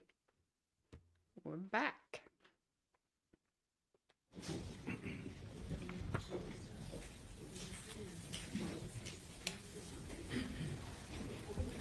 I'm going back to, it says 167. That column under a word that begins with H, that was their weight in kilograms, correct? Correct. And so, let's keep going, we'll come back in just a minute. Next is TIP, TYP, and then there's a couple of different numbers underneath that. See that? Correct. Do you know what those mean? They refer to the knot position in the ligature. And so, you'd agree with me that 3 is a right lateral knot.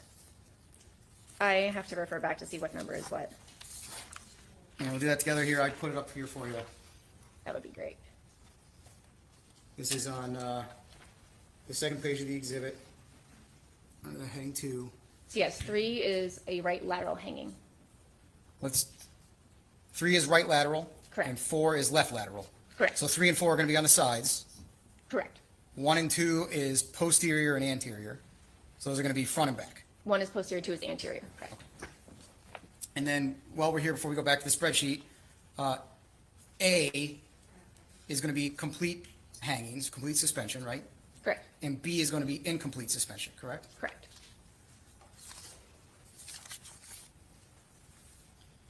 So let's look at these again. The first one, case number 49, a male, 37 years of age, 242 pounds approximately, right? Okay. Right lateral knot, incomplete hang. Correct. That individual is dissimilar from Emily Noble, correct? Doesn't match the demographics, yes. Dissimilar because it's a male, not a female, right? Correct. Dissimilar because it's someone who weighs 242 pounds instead of 95 pounds, right? Okay, yes. Dissimilar because there is a knot in the right lateral position, correct? Since I could not view the knot with all the hair and stuff, I can't say yes or no. Okay. So you can't say, we'll make this easier so we don't have to do it every time. You can't say on any of these whether or not the position of the knot is the same or similar to what Emily Noble had. Correct. Okay. So this individual is dissimilar, at least due to weight, by more than double her weight, correct? You said this individual or? So this the individual, This, okay, the yes. first one, 49. Yes. Okay. Let's talk about 52. Again, we've got a male, correct? Correct. We've got somebody who weighs 242 pounds, correct? Correct. And we have someone who is a complete hang, correct? Correct. So again, this individual is dissimilar from Emily Noble by weight, correct? Correct. Sorry. Again, that was a question. More than almost 2.5 times her weight, correct? Correct. And a complete hanging, correct? Correct. The next individual, number 60. Here we have an individual who weighs 138 pounds. I can't do kilograms to pounds on top of my head, so I will take your word on that. And we have a complete He hanging. looked it correct? up. He doesn't Correct. know it either. So again, we have an individual who weighs 30 to 40 pounds more than Emily Noble, correct? Correct. And the position of the hanging being complete is dissimilar, correct? Correct. Next line, number 84. Here we have, again, another male, correct? Correct. Again, somebody who's noted as weighing 242 pounds, correct? Correct. And an individual who is indicated to be an incomplete hanging, correct? Correct. So far we've talked about 2 incomplete hangings, right? Correct. 49 and 84, correct? Correct. Both of those being individuals who are noted to weigh more than 240 pounds, correct? Correct. Again, number 84, dissimilar from Emily Noble in those characteristics, correct? Correct. Then we have number 98. We've got a male again, correct? Correct. This time 198 pounds Sounds right. and a complete hang, correct? Correct. So again, we're dealing with someone who is dissimilar because of weight, correct?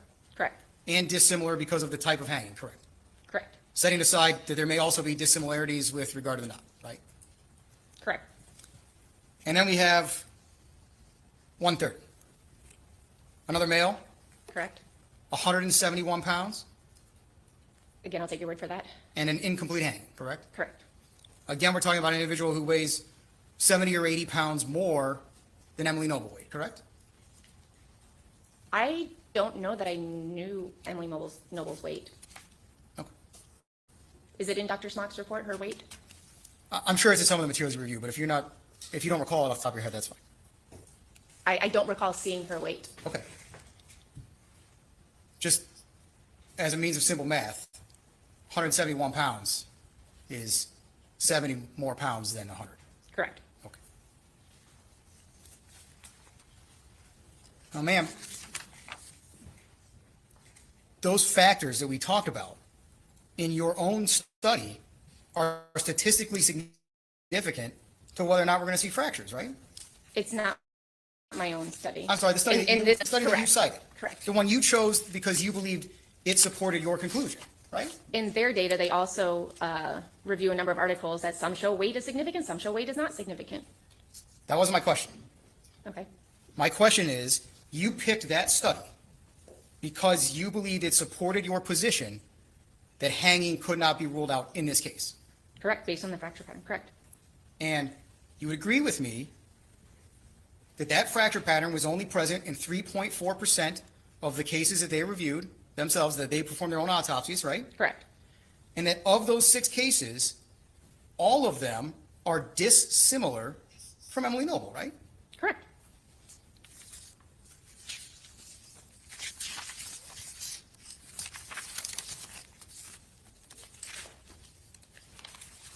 Also in that study, I'm going to turn to page 80, as it's labeled in the top right.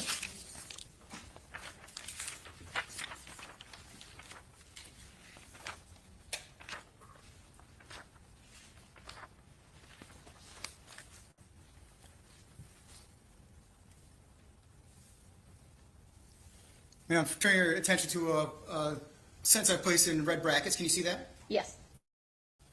And so again, in the Zadapkova study, they said, in reviewing other literature, in a retrospective study comprising 632 fully autopsied cases of hanging, Tugalev et al. Failed to identify laryngeal and hyoid fractures in individuals lighter than 50 kilograms, right? Yes. 50 kilograms being roughly 110 pounds. Yes. So in the Zadapkova study, they cite to another study that said there were no fractures in individuals under 110 pounds. Correct.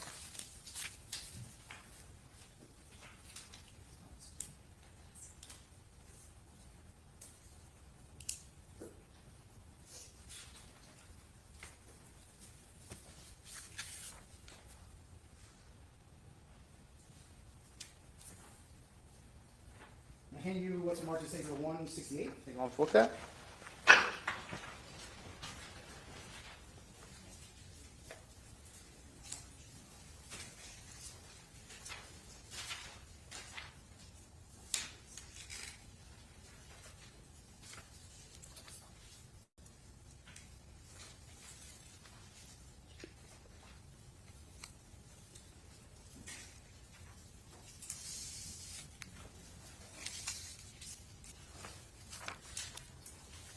I know I've only just handed that to you, so I'm not going to ask you a ton of questions, and if you want some time to review it, please let me know.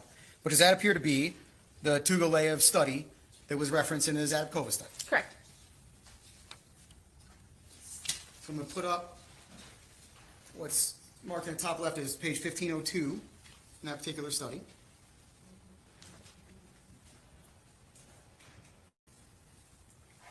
Are you able to see that? Yes. And because I've got a different copy of it, can you confirm that what I've handed you is stays at 168 is the same thing that's up on the overhead? Yes.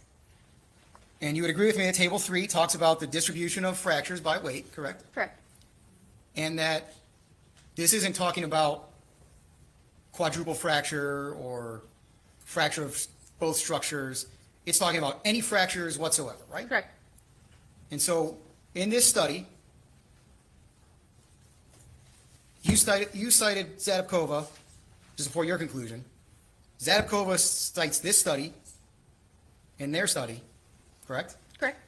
And this study says in individuals under 110 pounds, there wasn't a single fracture of any kind. In their study, correct. Not a one. Correct.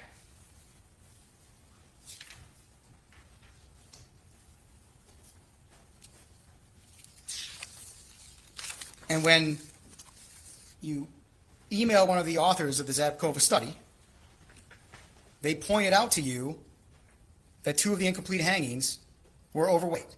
Yes, they said, interestingly, they were all males, and then 2 of them were overweight. And you know that age-adjusted weight is a statistically significant factor in whether or not you're going to find fractures. In that one study, correct. And you So apparently there must be a different didn't include different anything studies, 'cause about she keeps saying the in weight that one of study, those individuals although she didn't when you wrote include your them. report, correct?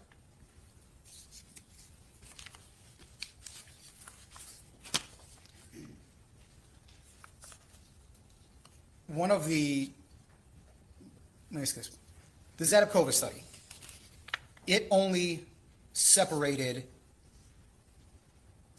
the types of hangings by complete or incomplete. Is that Correct. fair? Are you aware of literature that addresses differences within the subset of incomplete hangings? What do you mean by subset? So so we have all hangings. Yes, We have complete hangings, which means no part of the person is touching the ground. They're Correct. completely suspended. Then we have incomplete hangings, where something is touching the ground. correct. Are you aware of any studies that discuss the differences in types of incomplete hanging? Not as incomplete versus complete, but within this subset of what is an incomplete hanging. Not that I recall.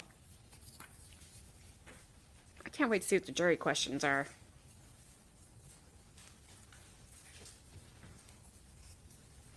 There should be some good ones, if we can ever get to them. Can't tell if she's cold, closed off, bored. I'm handing you what's on our states at 169.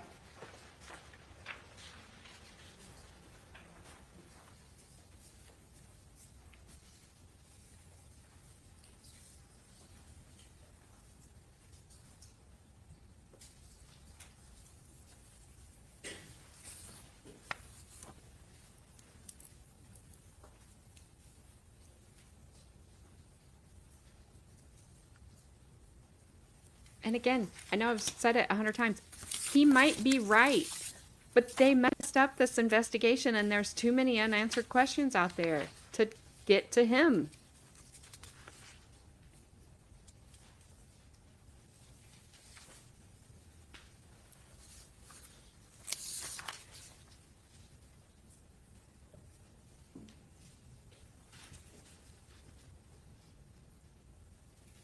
You can go on whenever you want.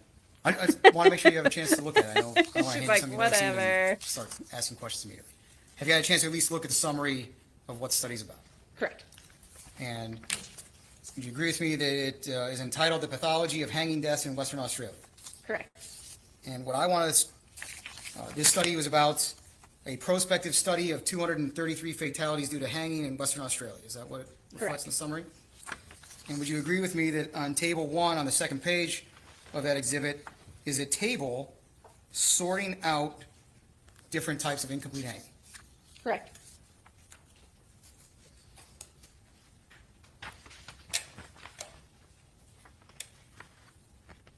As to publish that second page of states at 169 of the jury?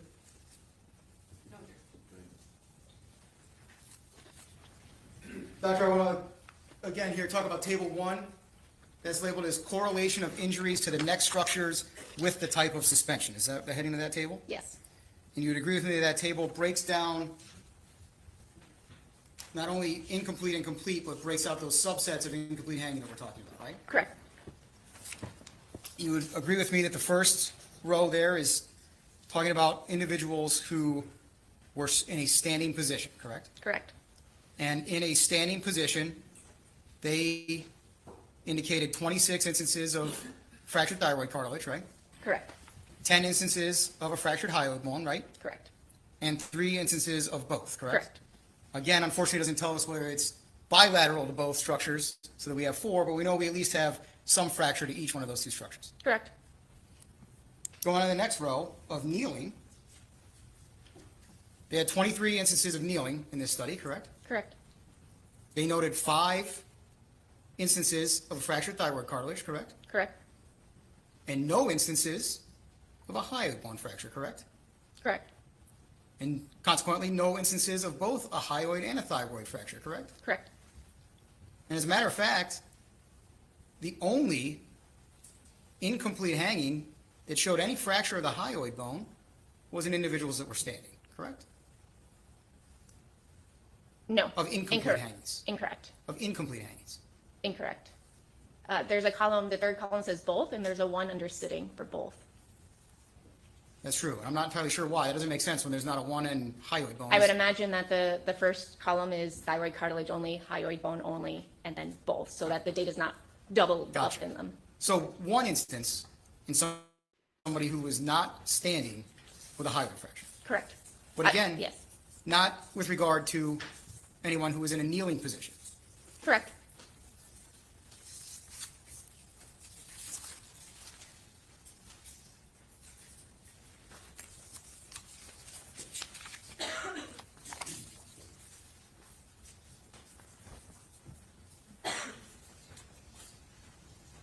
In fact, I'm handing you, I believe you're showing us on the record, what's the mark states that II?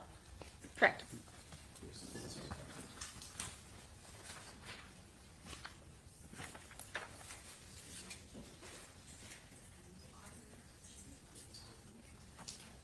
Defense exhibit II. Do you recognize that document? Yes, it's the Betts and Eisenmenger article. Look that document. You would agree with me that what you were shown was Table 1, Correct. and Table 1 discusses fractures by age, correct? Correct. Would it surprise you to learn that this same document was shown to Dr. Smock when he testified? No, Did you happen to hear that testimony? I did not. Dr. Smock indicated that this study is meaningless when compared to Emily Noble. When compared to what, I'm sorry? When compared to Emily Noble's situation, the situation why we're here, right? You would agree with me that this table does not say a single thing about the weight of those individuals. Correct. You would agree with me that this table doesn't say a single thing about whether it was a complete or incomplete hanging, correct? Correct. You would agree with me that this table doesn't say a single thing about whether there was a knot or was not a knot and where the knot was. Correct. So this table that only talks about age ignores those other factors that you've agreed are statistically significant for whether you're going to see fractures, right? I agree that that article you presented had a statistically significant. The article that you cited in support of your position said it was statistically significant, correct? Correct. One of the articles I cited. Correct. I didn't choose this article, you chose it. Correct. And you believed, based on your reading of that article, that it supported your position. That the bilateral hyoid and fracture and thyroid fractures can occur in an incomplete hanging. Correct. And so that's what I really want to make sure the jury understands. What that sentence that you just said means is just that theoretically those 4 fractures can occur from a hanging, right? Correct. That statement does not mean that those fractures occurred to Emily Noble because of a hanging, right? I'm Doesn't just saying mean it they can't be ruled didn't. out. Correct. But you're saying it can't be ruled out because, in general, a 200-pound man could have had that fracture pattern from a hanging, right? Along with my knowledge, yes. And there's not a single thing that you've been able to point to that talks about that fracture pattern occurring in a 100-pound female, right? Correct. And in fact, the study you chose to cite in your report cites another study that says there's no fractures of any kind under 110 pounds, right? Correct.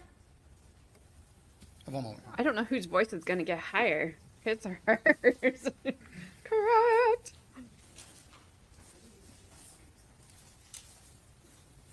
I guess I'll ask this last question just because it was asked of Dr. Smock, but are you being compensated for your time? I knew it. Yes. Were you compensated originally for your review of the case? Yes. compensated for your travel to Ohio? And that is not the reason he's asking My it. travel was covered, I didn't pay for it, so. And what's the rate at which you're being compensated hourly for this? For testimony and trial, it's $300 an hour while I'm testifying. Thank you. I have no further questions. Yes, Your Honor, thank you. Can I have those exhibits, please? Lying. I'm only gonna ask this because it was asked of Dr. Smock. Lying and you know it. Pathology, yes. Can't believe you didn't lead with it. I wanna- And then if you can do the email, please.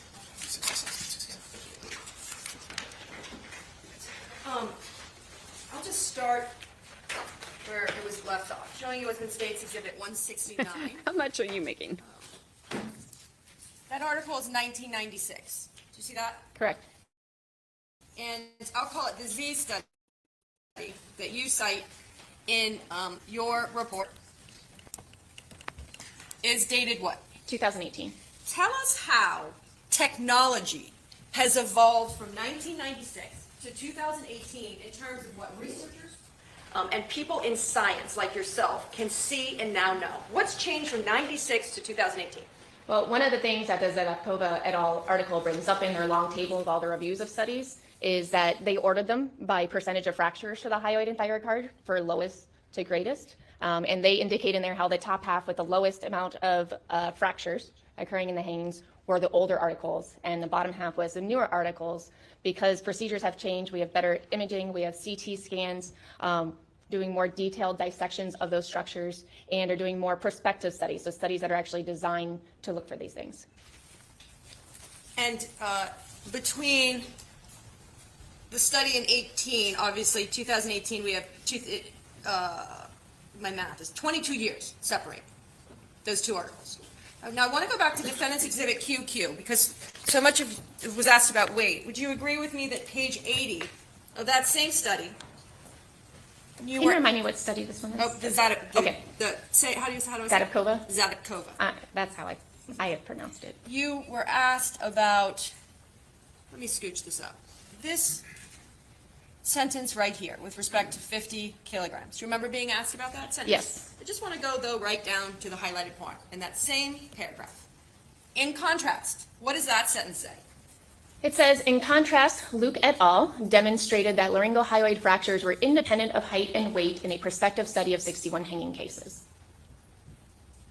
Is there seemingly disagreement in the field as to what is and isn't important considerations in research of this sort?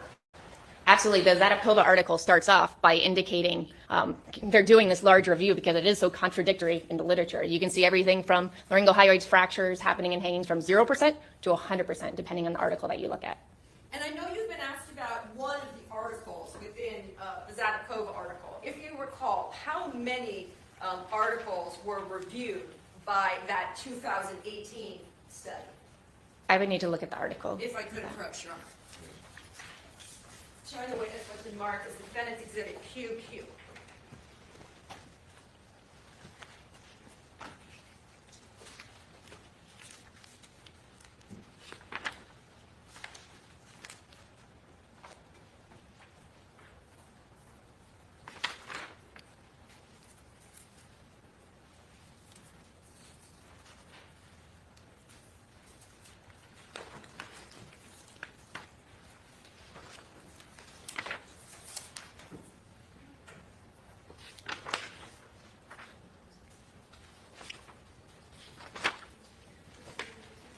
So I feel like the quickest way is looking at the two tables where they summarize them, where the table 6 lists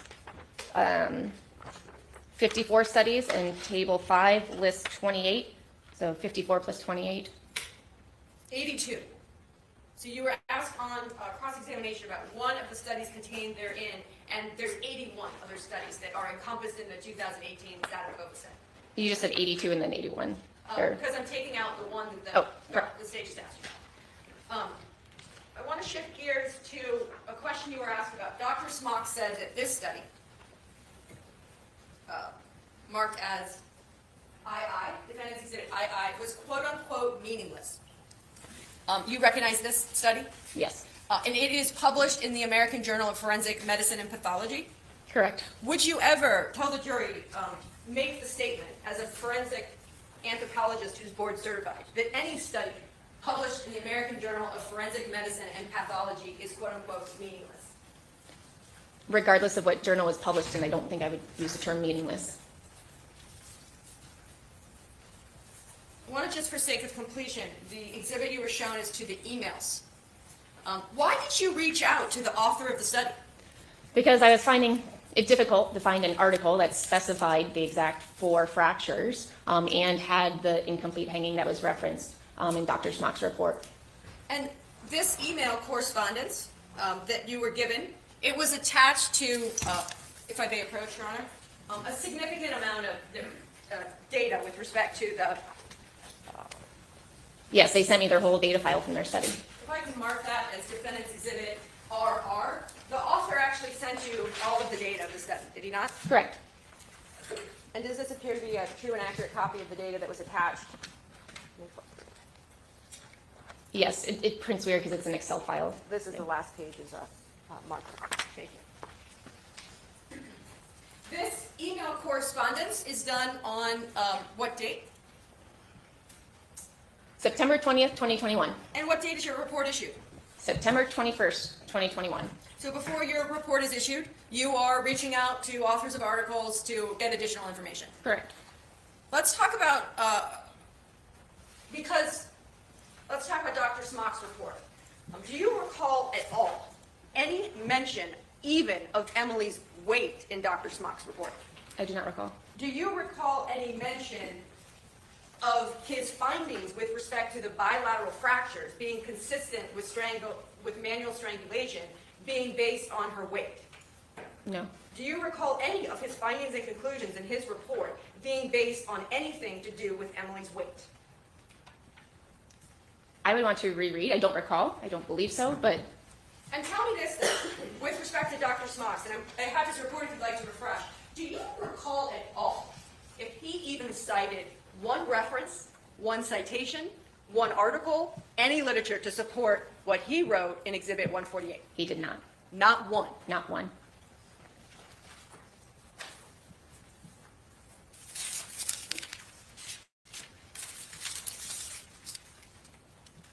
Just another point about incomplete versus complete and weight.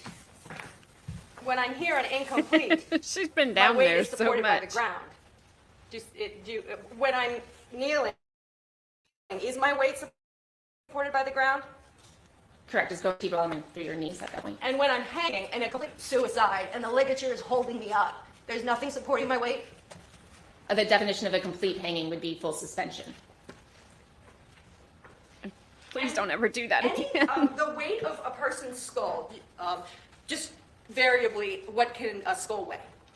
Generally reported to be 10 to 12, well, with the soft tissue and everything, Yes. 10 to 12 pounds on average. And if I'm 100 pounds, what might my skull weigh versus a 260-pound male? I don't know that answer. Okay. And so generally the weight of a skull is 10 to 12? Correct. You were It's asked the skull with all the soft tissue, the head. the head, 10 to 12 pounds. And if you recall, how is the head positioned in the photographs in this case? I believe it's down and it's off to one of the sides And it's at the time of recovery. You were asked about the word definitive. Correct. As you use definitive in your line of work, tell the jurors what it means. So I do that frequently in my reports to say that there is no definitive evidence of trauma. Right? Any kind of perimortem evidence should be definitive if you're going to report it as perimortem evidence. And so is the use of definitive inconsistent with your conclusion that there is no evidence of perimortem trauma on the nasal area? No, It is not. no. And explain to the jurors, you kept saying anthropologically post-perimortem trauma. What does I that knew mean she was versus gonna- when you were asked just perimortem trauma? I will have to qualify that it's anthropologically, because I'm an anthropologist, and again, that time period where the bone will retain its fresh components is a much longer perimortem period than what's normally referred to by forensic pathologists with the soft tissue. And that period, perimortem for forensic anthropologists is what? It is when the bone continues to retain its fresh biomechanical properties. You were asked the questions about the ligature, that it has to be as large as the distance between the hyoid and the thyroid cartilage. And you disagreed and you weren't asked why. Could you explain to the jurors why you disagreed with that statement? Well, you have the hyoid and the thyroid cartilage, and you have a ligament attaching them. You also have hyoid muscles and infrahyoid muscles. And with that hyoid bone being right there, if you were to press on the horns of the hyoid bone up here, you can create a fracture down there. You don't always get the fracture right where the force is being applied to. And also, just so we're understanding distance, for a woman that would be 5 feet tall, if you could show with your fingers what might be the distance, and I understand every person is different, but just generally what might be the difference between the hyoid and the thyroid cartilage. I don't think I'd be comfortable doing that. Just too much individual variation. Okay, and obviously the variation, we have the size of the neck of individuals varies as well as the separation of those two areas. Correct.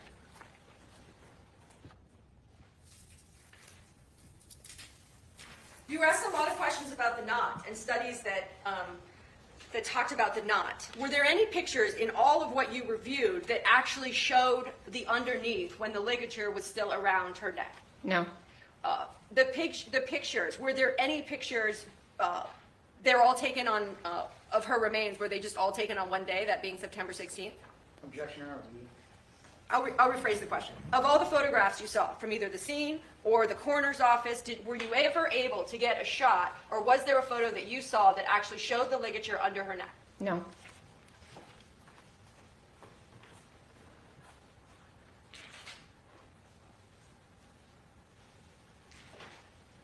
One moment. You were asked about your conclusion with respect to that the bilateral fractures. Right, that given the bilateral fractures, so the hyoid and the thyroid, that a hanging could not be excluded. Correct. After all the cross-examination, hearing testimony, all the work that you've done in this case, which is in your report, your review, and even your own research, has your opinion in any way changed? No. Nothing further. All right, come on, fuzzy head. Let's get this over with.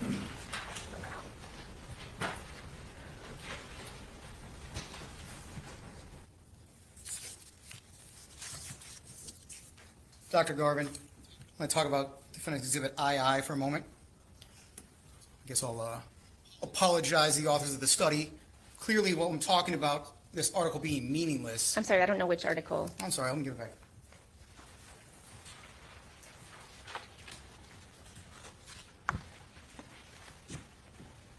That's a Defense Exhibit II, the one you were asked about, Dr. Smock calling it meaningless. You would agree with me that our role in this courtroom is for the jury to be able to determine the facts of what happened to Emily Noble, right? Correct. And that none of us in this courtroom care about a hypothetical discussion of whether or not any possible hanging can cause a quadruple fracture, right? But you should. What we're here about is whether this individual's injuries were caused by a hanging, right? Correct, or in my case, could be caused by. And so in Defense Exhibit II, it contains none of the factors beyond just saying age and fracture pattern, correct? Correct. And so it ignores the statistically significant factors that may differentiate those cases from Emily Noble. Some studies find those factors significant, some studies don't. Right. So I'm not comfortable saying overall. And would you mind telling the jury what year that study's from? 1996.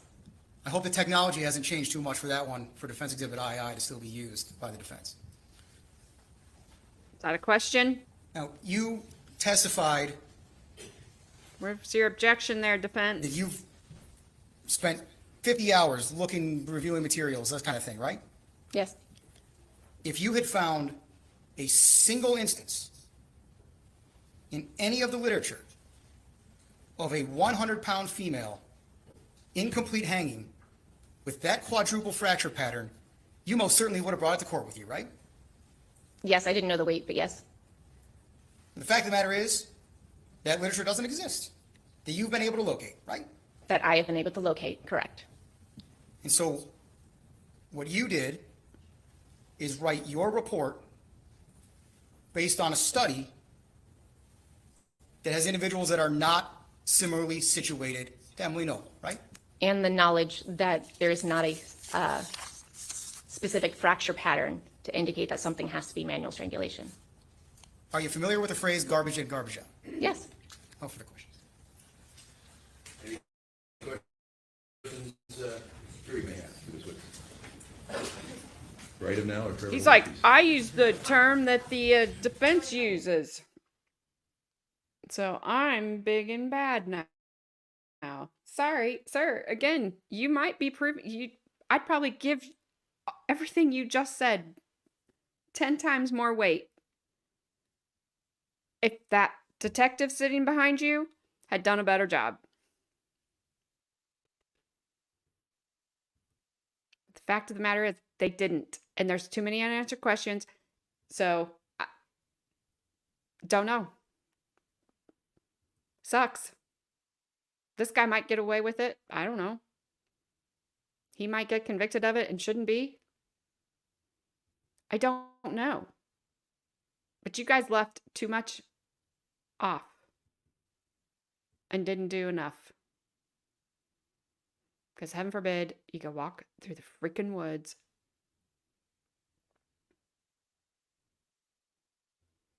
or maybe investigate a little bit more when your two bloodhounds lead to the exact same spot. And it's not that guy's house.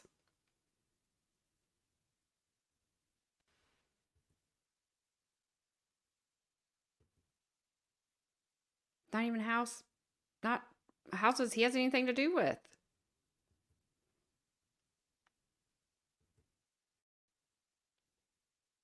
And because of that, it's causing me to dismiss a lot of stuff. Maybe I shouldn't, but you can't answer those questions, so I don't listen to you.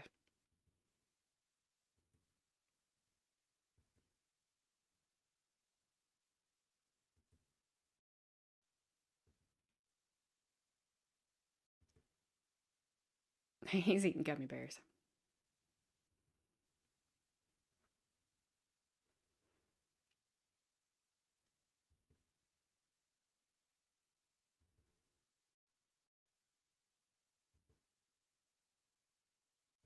Come on. We lost the defense. I have a few questions from the jury. I will ask the questions to you. Why did you not review the bones in prison? I had, when I was contacted by the defense with these materials, I had assumed that the bones had been returned to the family and were interred or cremated at that time. It wasn't made aware to me until about 2 weeks ago, that the remains were still available. Okay. Did you have an opportunity Now we to have review that Emily's answer. medical history to see if she had any antemortem defects to her face or neck prior to the day she went missing? I did get to review her medical history looking for fracture patterns. From the medical history, it noted the ankle fractures and then a fracture to the elbow, but that's all I saw within the records that were sent to me.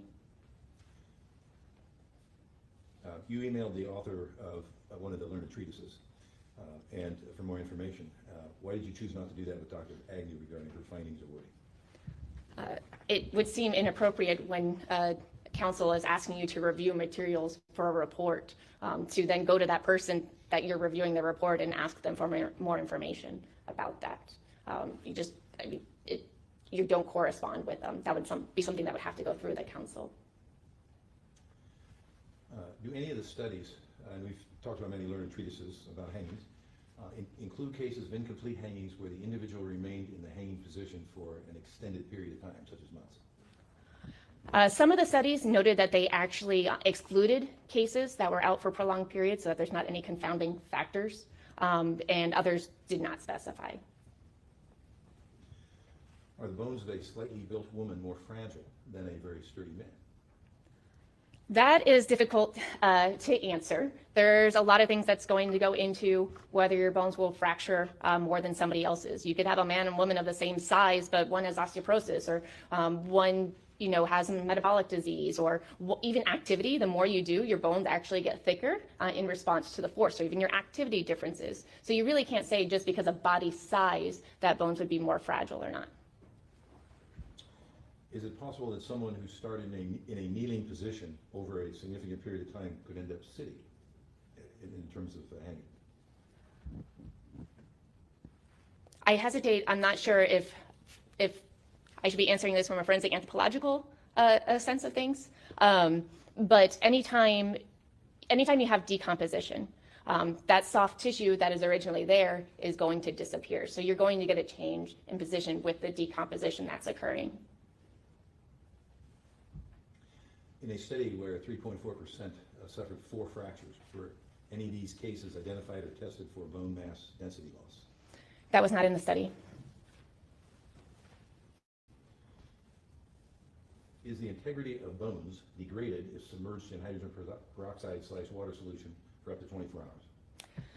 There aren't studies that tested the exact 1-to-1 ratio with 2% hydrogen peroxide for 24 hours as was used in this case. But multiple studies suggest that hydrogen peroxide, because of its destructive nature, should not be used in forensic cases. It's used when curating bones, because if you're building a collection, you want less greasy and whiter remains. But in forensics, we try to do the minimal possible to be able to analyze the bones. Would use of hydrogen peroxide solution potentially cause fractures in the neck? I would say it would not cause fractures. It can change the bone density, but it's not applying a load or a force to create a fracture. Could you or anyone see signs of plastic deformation on the nose in photos of Emily from May 24th? Photos of her on May 24th. So, as a forensic anthropologist, I wouldn't be looking at making diagnoses off of her face. I don't know if I can speak to my observation in Smock's study as just a critical analytical person. Go ahead and answer the question. Okay. In the one image that is within Dr. Smock's report, to me it does look like there's deviation to the nose, but I don't have anything else to say to that. Are you able to tell how long ago an antemortem nasal fracture occurred? So you can't say specifically. Healing is going to vary. It's going to vary person to person. It's going to vary on severity. It's going to vary on your health, and it's going to vary on your age. A lot of the studies looking at bone healing deal with infant abuse cases. And so we know, as far as infant abuse cases, first of all, infants heal a lot faster than adults. And that healing process, the first time that you'd see gross macroscopic laying down of new bone would be at least 4 days, usually more like a week or 10 days. And that bone that's laid down is a woven bone. It's haphazard. Your body wants to stabilize that. So it just throws the bone down quickly, along with some cartilage, and then it goes back and remodels it to make it nice and smooth like the rest of the bone. The nasal and the images are all nice and smooth, and they're stable. They're on top of one another there. So I would say at least a couple weeks, but you really can't put an end range on that. Changing gears again, what is age-adjusted weight? So age-adjusted weight would mean that statistically they took out the influence of age first and then looked at weight of that individual. And why is that necessary to know in an evaluation? So the authors did not find that weight alone was a significant factor. They did find that age was a significant factor. So if they take into account age, a 62-year-old person of this and a 62-year-old person of that, would weight matter? And they did find in that one study a statistically significant influence. Does the Z study, which you were reviewing, Exhibit QQ, include the thickness of the ligature in the data? They don't in the data, but they do reference ligature thickness in parts of their review, indicating that rigid and narrower ligatures tended to cause more trauma. Could the use of hydrogen peroxide on bones make peri-mortem damage appear to be post-mortem damage?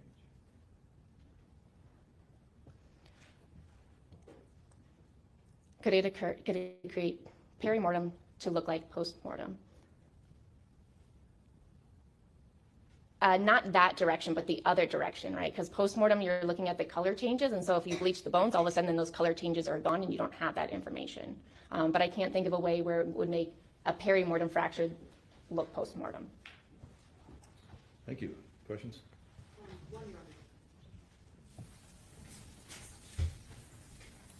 Nothing further. Questions? Thank you very much. Thank you. You are excused.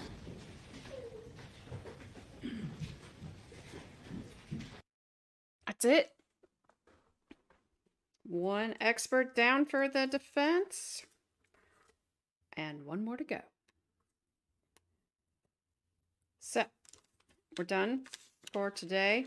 I'm going to take a look to see where their legal arguments are, because I don't want to go through all their exhibits. I want to just see where the argument is. I'm not going to watch the argument. I'll watch it with you guys on Friday.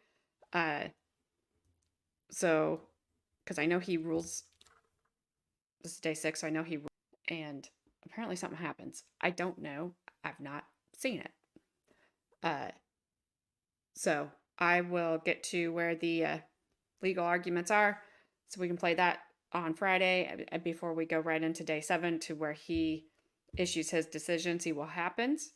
And then we have one witness. We're going to skip through jury instructions because those are boring. We'll go to state's closing, defense closing, rebuttal, verdict.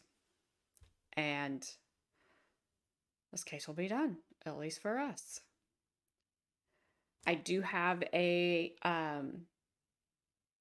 Jessie Krzyzewski update.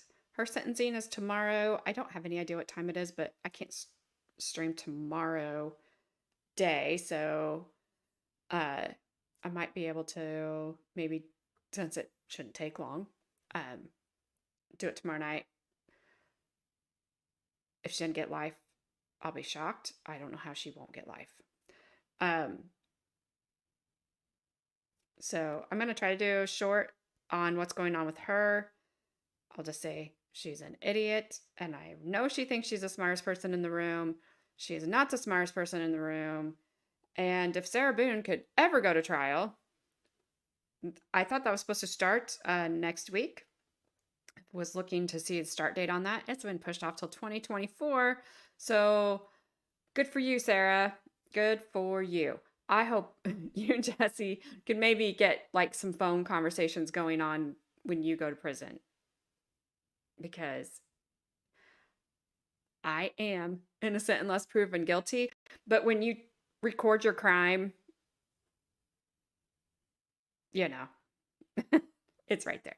It's right there. And you have said you're so smart, Sarah. And you told the police how smart you were too. So you and Jessie can get together, maybe forge some documents and, you know, give each other some Visine or something. Whatevs you feel like. There's a trial coming up. It's on day 3 today of jury selection. It is, of course, Court TV and Law and Crime are calling it the vigilante unaliving trial or something stupid. They're trying to put a whole bunch of stuff into this. I've watched 2 things on it because I wanted to see what it was about. This trial's been delayed for so long. A young woman, I think she may have been 21 at the time. She came up on the scene of an accident in Georgia. The driver hit an 18-wheeler, took off. She chased. 911 operator told her to stop. She did not. She pulled, I guess, her car in front of his or something. I don't know. She gets out. They get into an altercation, apparently. I'm not sure, because I really just wanted to know what it was about, so I didn't look that deep. He's dead. She was armed. I guess she says that he grabbed her gun. It shot him in the stomach. He did not survive. That's the basis of the trial. I don't know. I don't think she's a vigilante. I don't think she was trying to do anything. I think she just made a really dumb decision and put herself in a really dumb spot and may put herself in prison for the rest of her life. The thing that I do not agree with that they are trying to do is make this about race. She's white, he's black, and unless she says something on the 911 call, which they have, about him and his race and not liking him because of his race or something stupid, just unless she said something there, where in the world does race come in? I was shocked that they hadn't put it in until then I saw then put it in. I thought, well, there it is. There's your narrative. There you guys go. You can't let it go. It doesn't have anything to do with race. It's a dumb decision that she made. So that's probably going to be the next one I cover. So I don't know if it'll start this week. I am finishing this one Friday. I'm not streaming Saturday. I don't know about Sunday. If that trial starts, I might stream Sunday so we can get going on it. Just depends. So I will just let you know. Other than that, I will see you. I'm going to try to do a short video about old Jessie to update you there. I will try to do a short video tomorrow on her sentencing. And other than that, I will try to be on time Friday. Today just got away from me. I don't know why. I don't know. I can tell you why. It's because it's been raining and my house was a freaking mess with paw prints. So I had to get that done. So Friday morning, 10:30, finish up this trial, see how it ends. Hopefully it's good. Hopefully we can end and be happy and all that stuff and not be depressed because of a dumb verdict. I have been there and it sucks. And you guys may disagree with me on where we're at. I may be the only one that thinks the state hasn't really proven anything, but I just don't. Not to him. So I won't continue to repeat myself. I will end this. Don't forget to like and subscribe. If you're watching on replay, please leave a message if you want to in chat and let me know your thoughts. If you don't agree, just if you do agree, whatever. Just want to say hey. I would appreciate it. Other than that, I'm out and see you Friday.